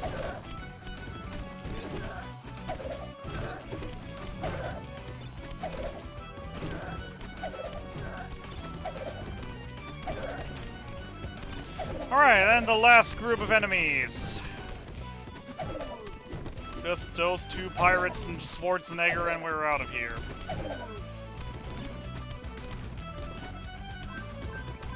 And we are out of here.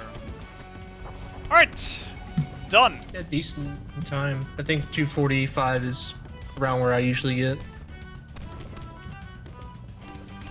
Not bad, not bad. Alright, so volcano erupts, everything's going to crap. And we only need 1 more key fragment. From Sylph Forest, but to traverse that we still need a Sylph tier. So let's go visit Fina's grandma. More like Grandma and she dead. Don't forget, pick up the tier. The tier is an item you actually need to pick up after this cutscene here. Yeah, you'd think if it gave you a cutscene and talked about the item, you would get it, but no. You can just leave. Yeah, that little sparkle on the ground is the item, and if we don't pick it up, then we can go to Sylph Forest, but then get basically rejected at the door and be like, what the heck is going on? For a few seconds until you realize, oh crap, I didn't pick up the tier. Pretty sure every runner has forgot the tier on the way to Sylph Forest at some point. At least once, yeah. Alright, so, Sylph Forest, the last area. And I'm just gonna give a little hint on what's gonna await us. The split for this segment for me is named Hey, Listen!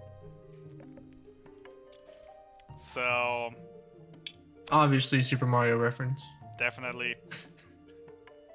I mean, you see he's in the front of the line. Also, very fun fact about Evoland 2 being ahead of its time.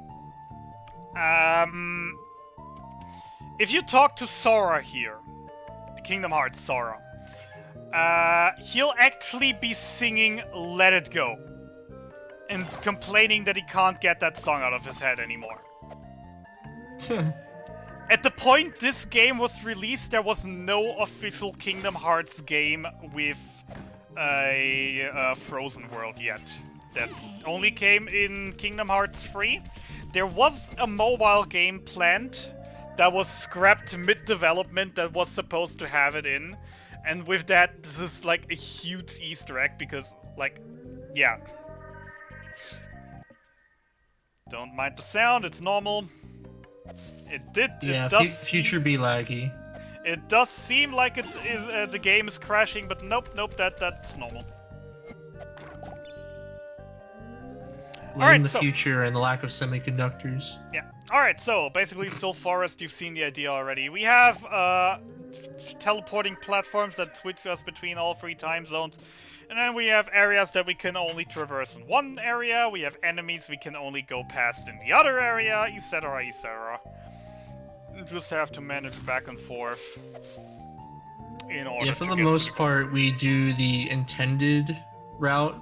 In a couple 3D spots, we can sequence break with the trees, but it's not a huge time save, just a minor one. Also, it's quite a trick shot. That is still fairly easily missable. You get pretty punished for missing it. Yeah, well, not pretty punished, but you only get one shot at it. If you're hitting it at the wrong angle, you can't try it again, and have to do it the normal strat. It's pretty punishing.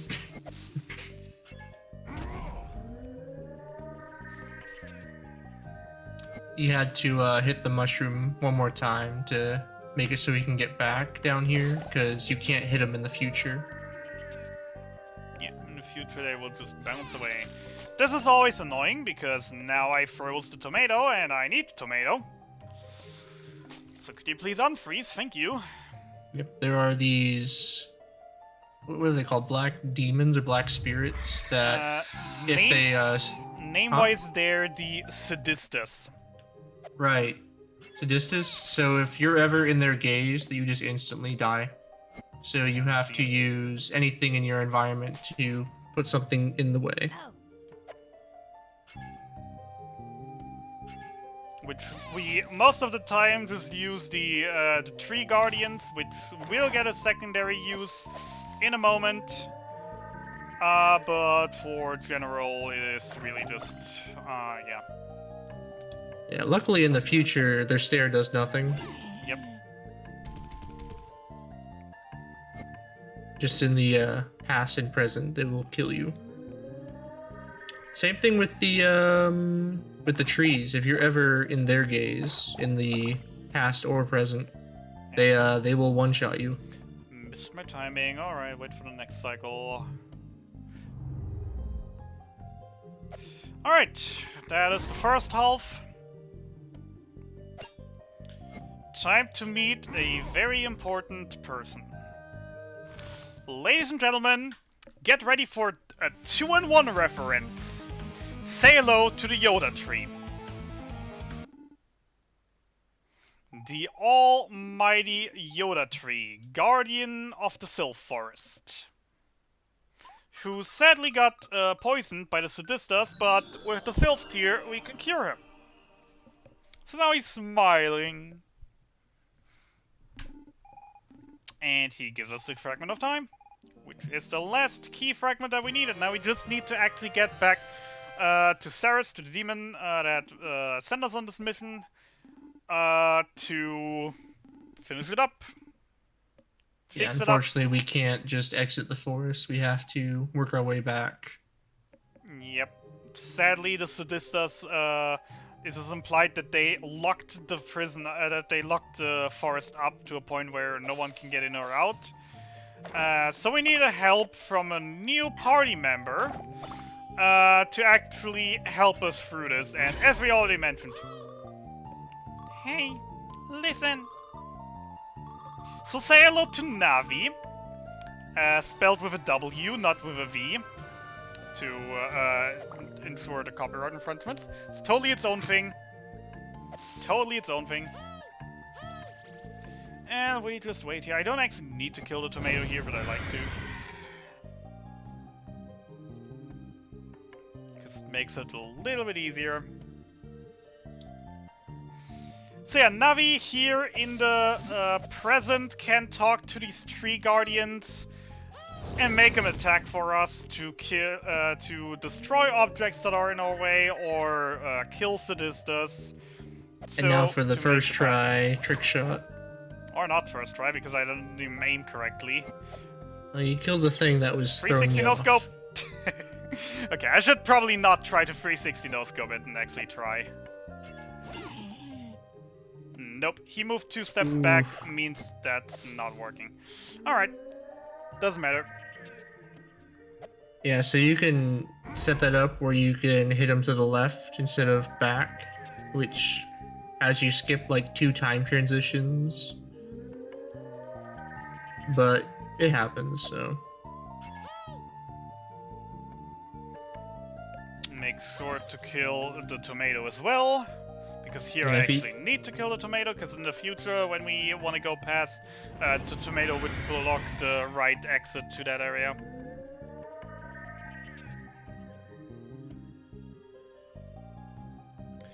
Alright, clean up.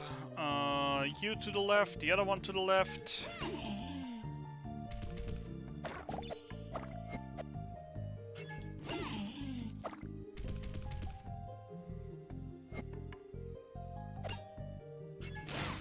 And you to the left.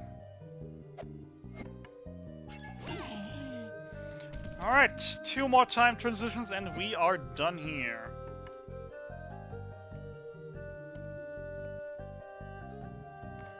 Can I please hit the platform? Thank you. Smallest hitbox ever.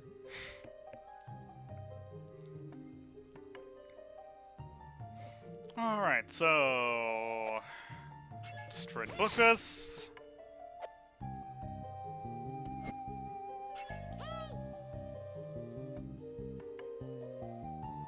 Kill the Sadista. Tree go right. And I actually lie there for 3 more nouts, 2 more nouts, 1 more. And we're done here. Hit the tree, we're back in the entrance. We just need to actually get back into the present, because we can only leave at the present. But that's easily done. Just cut those bushes, get through here, and we are done. Actually, looking at the game instead of the timer would help.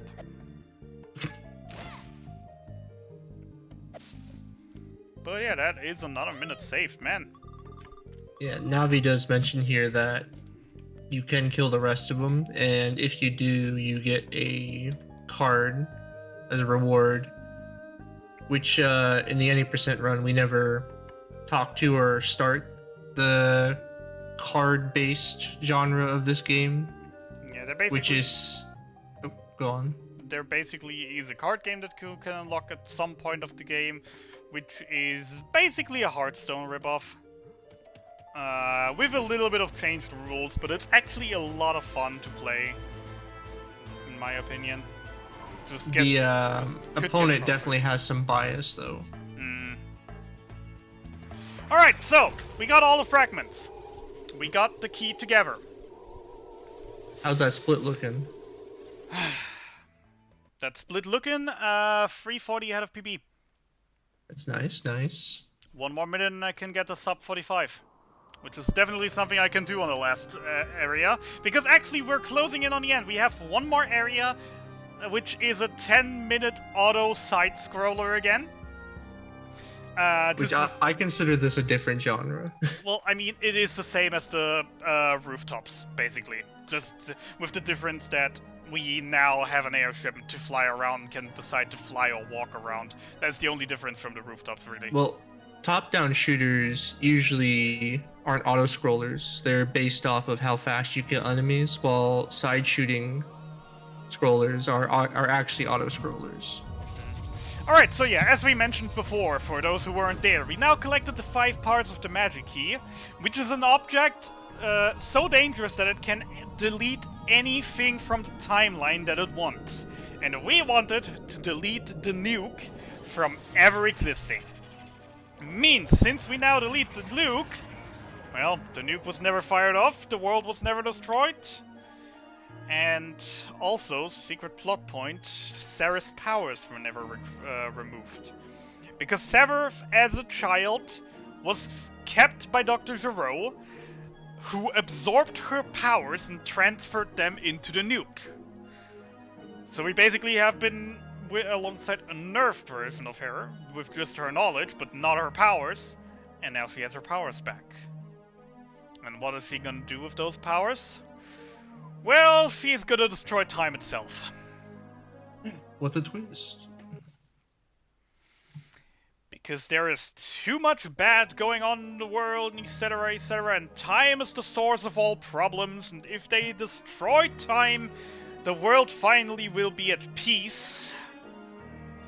As the game actually, with the time travel shenanigans, is in an infinite loop that tries to be broken.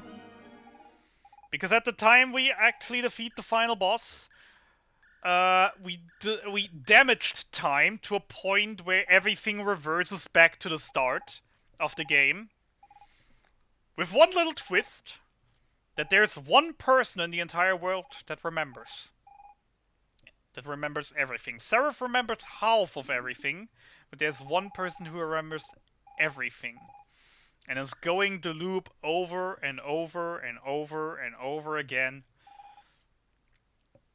With the exact same outcome. Because the outcome that she wants is to be together with her loved one. But there is no outcome where that is the case, so she just lives in the loop, rather. And lets the action take its course time and time again.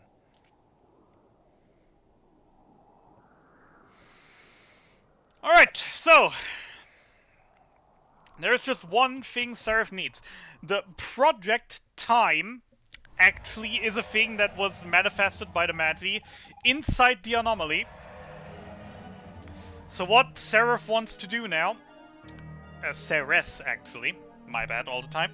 What Sereth wants to do is to bring the anomaly back, that ginormous void in the middle of the world that we've seen in the Magi timeline. And to do that, all she needs to do is to release a tremendous amount of energy into the world. Like a tremendous amount of energy that would pop out if this Guardian would die, who was the main power source of the Magi. So she now is here, trying to kill that thing, to bring back the anomaly, to get access to Project Time and destroy it. Which, in fact, I have to admit, would actually be the good ending, so we're kind of the bad guys in the game, so, yeah. Take that in for a moment. So, yeah. 10-minute side-scroller. At best case, if I die 20 times, of course it's gonna take longer. Enjoy the music! Now we get the real shoot 'em up.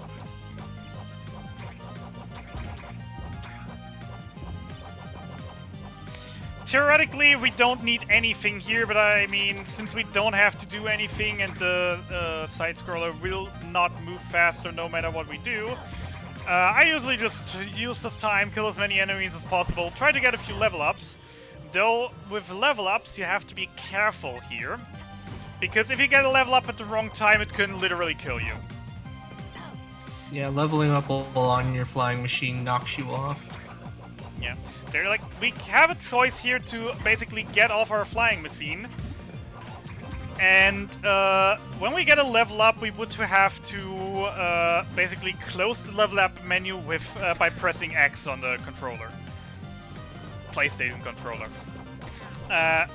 With the same button though, you would dismount from it, and it does not differentiate between the two actions, so it does both actions, closing the menu, the level up menu, and the dismounting at the same time. So if you're low on the ground, to get the level up, it is possible that you just fall into your death after accepting the level up if your reaction isn't quick enough, which most of the time it won't be.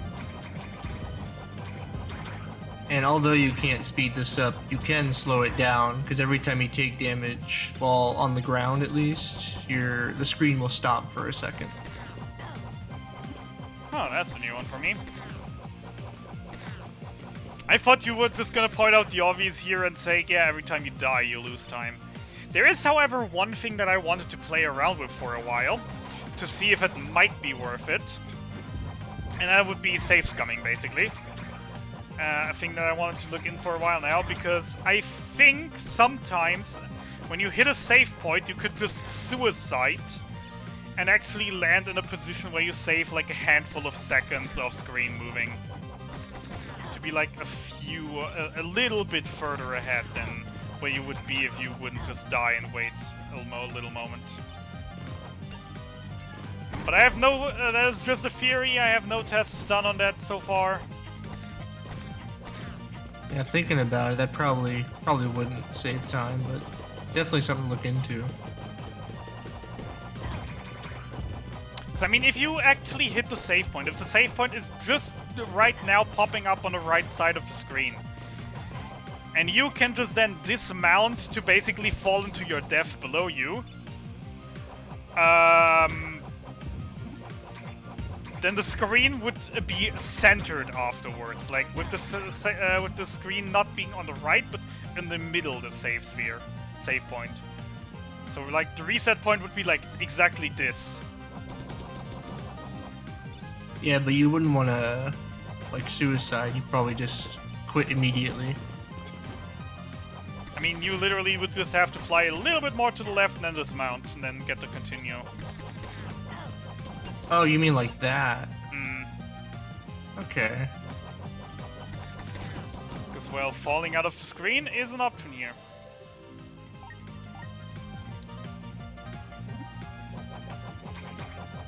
If I recall, being level, I don't know if it's 24 or 25, you get like a +8 to attack, which does help for the last fight.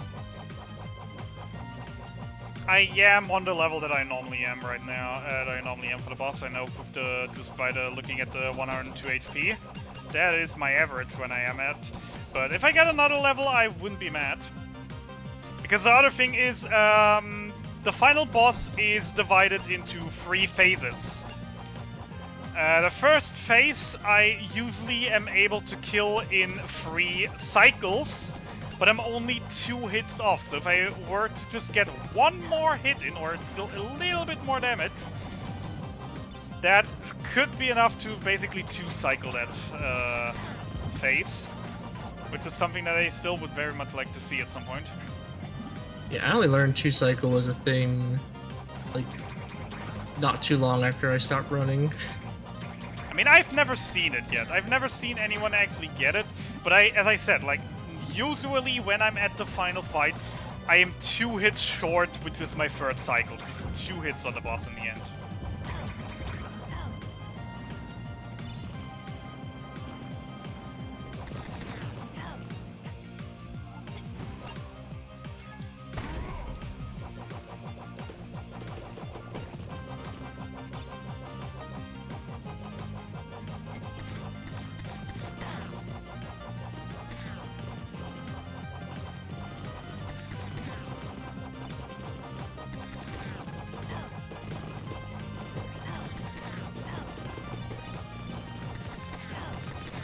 I hear you shooting in time with the music. I got nothing better to do. It's an auto-scroller. I would do the same. Also, it's a banger. Too bad it's an auto-scroller.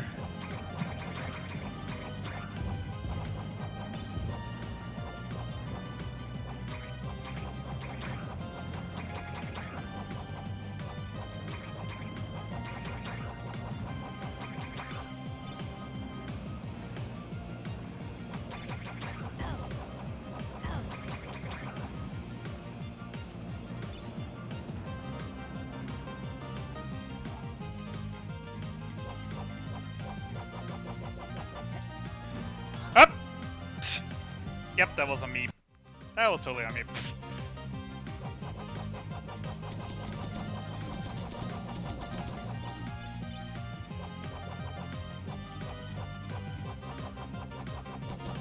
Okay, now with the eyeballs here, I gotta a little bit watch out because they give a good amount of experience. Okay, good. So getting the level up right about now would be nice.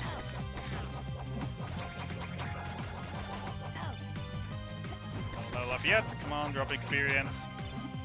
Still not the level up. Come on!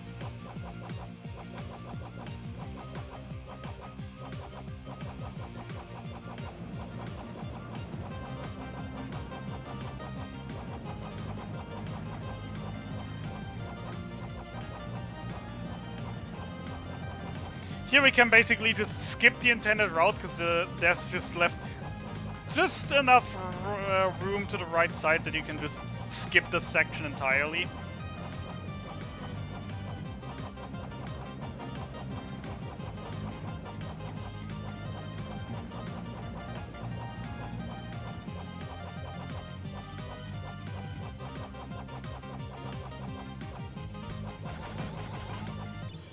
Hey, finally, there it is.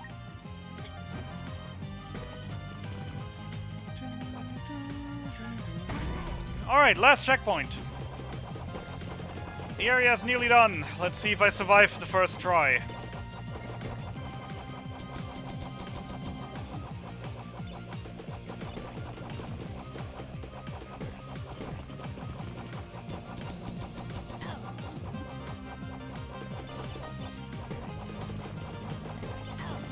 Of course, you have to enter from the top.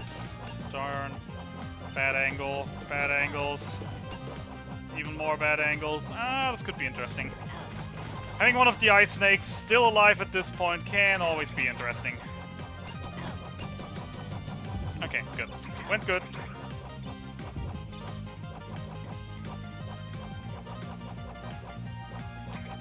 Just want to watch out on my HP probably now, a little bit.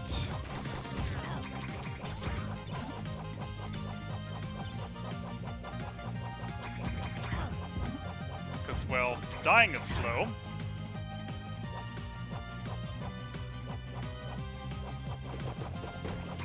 For now, until we find screen transitions being faster.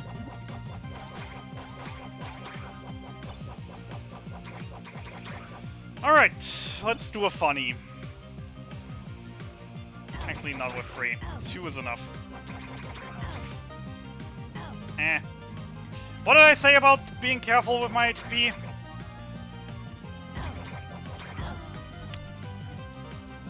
Well, that was karma. We were centimeters off the end, by the way. Oh well, more time to enjoy the awesome music before we hear even more awesome music. The more awesome music of the final boss theme, that is. Yeah, I always found Fina's charge attack to be really useful in this section. I've never used any powers any time in this section, I'm honest. I always line up all the ice snakes and take them all out with just the charge attack. That would sound like in the end, yeah. No, that was, the death was definitely on me because I wanted to leave a few of them alive. A few enemies there alive, to do a funny. well, I didn't do very good, apparently. Because death ain't funny.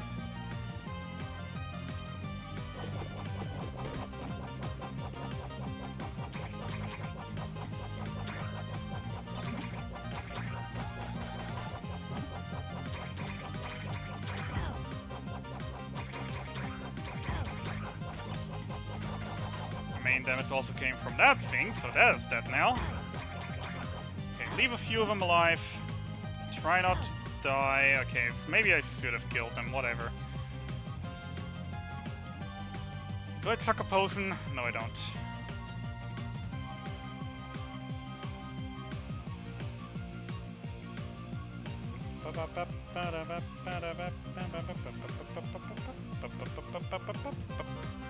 There we go. Ah, the funny.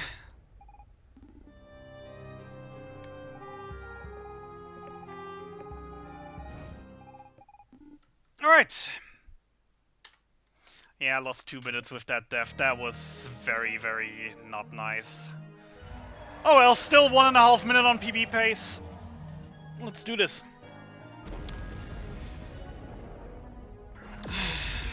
Getting nervous. I do have both my potions, I do have the Viking armor, and I do have level 24.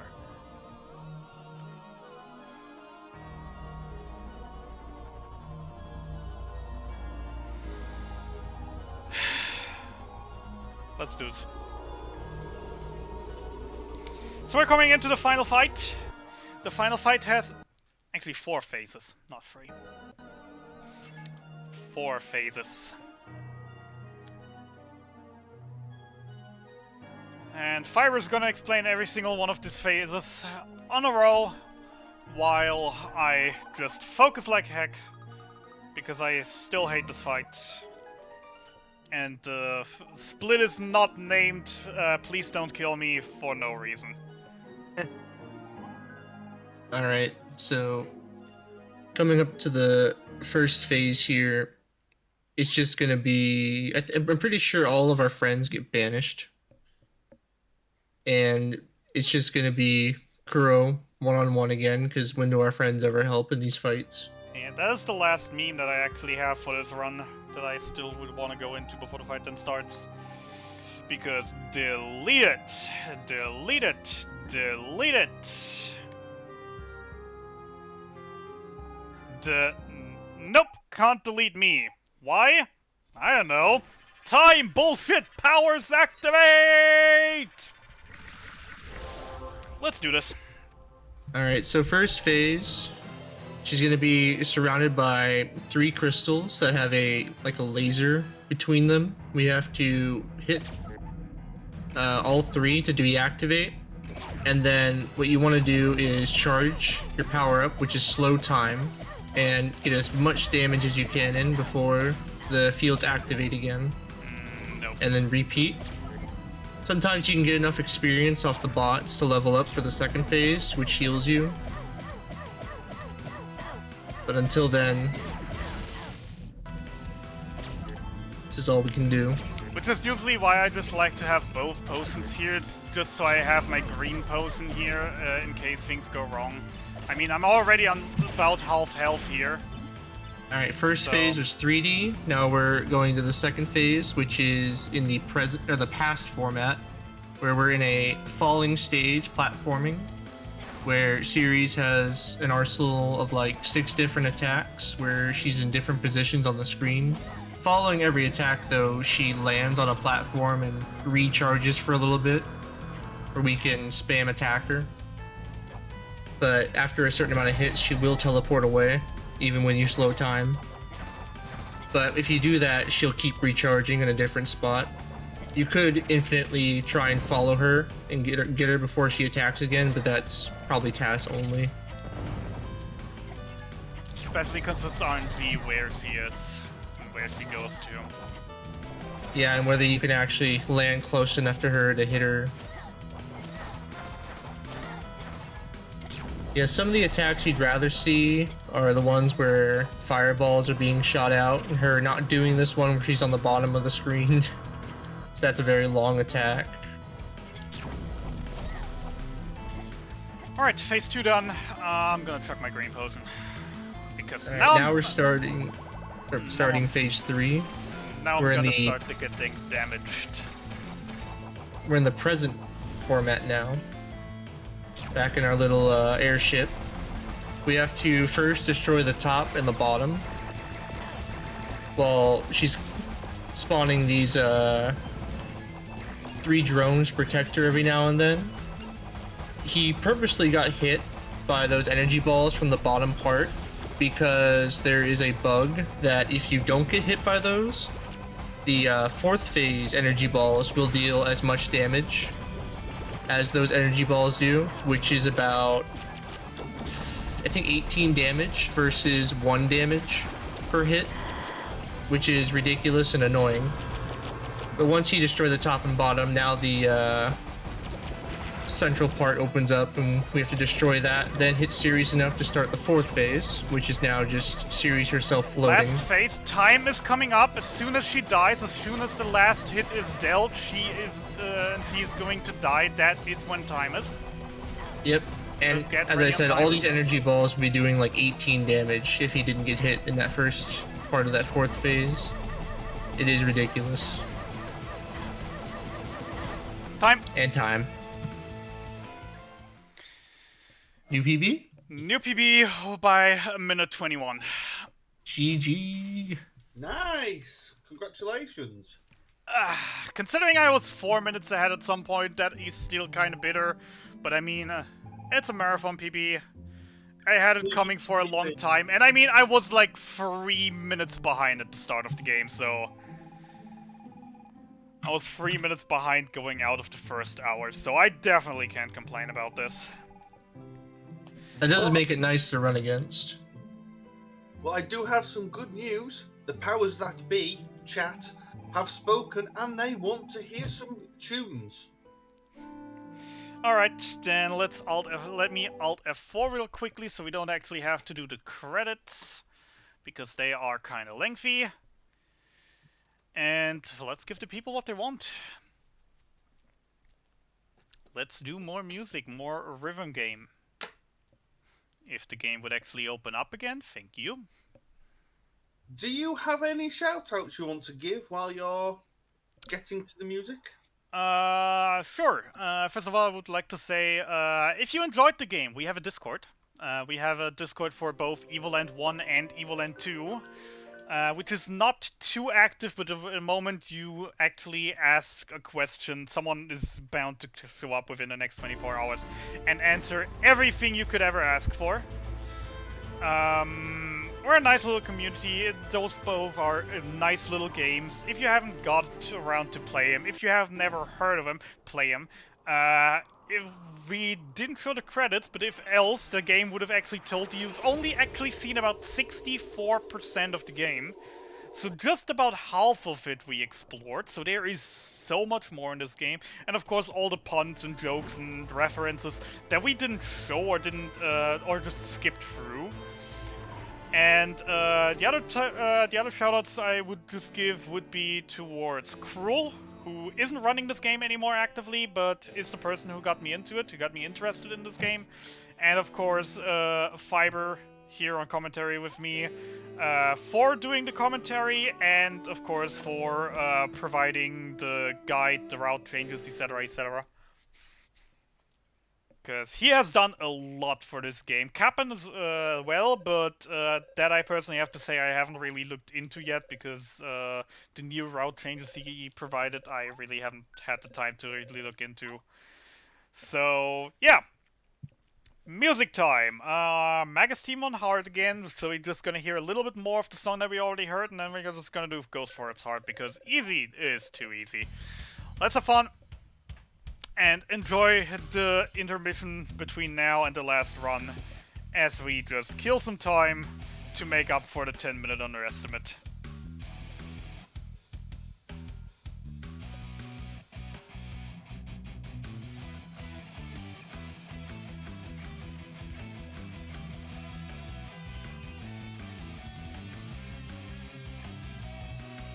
And I actually will need my keyboard for this.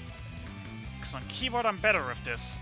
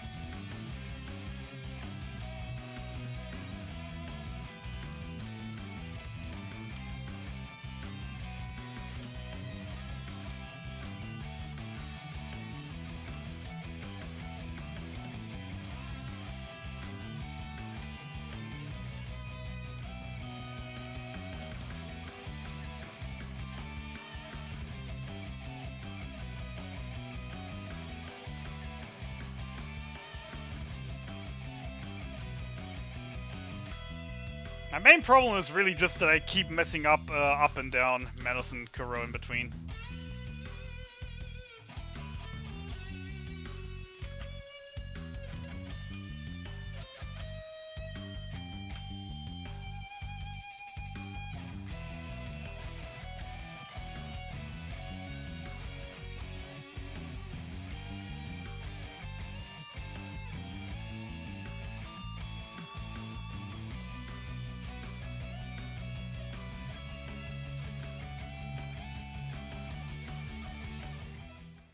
Sadly, it's cutting off the end of this, but it's nice. Alright, and the last one, the final one.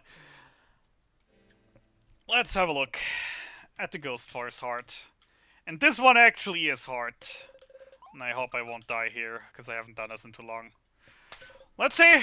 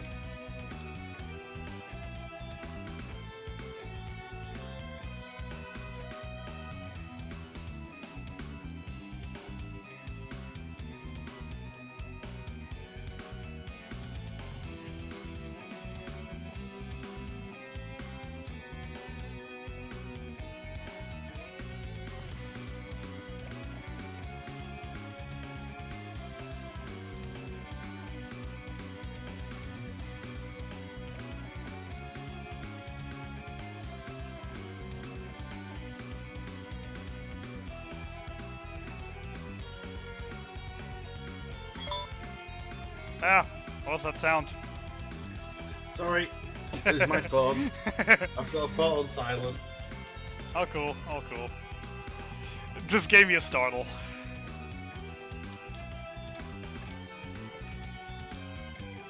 Could lie and say it was somebody congratulating you on PB.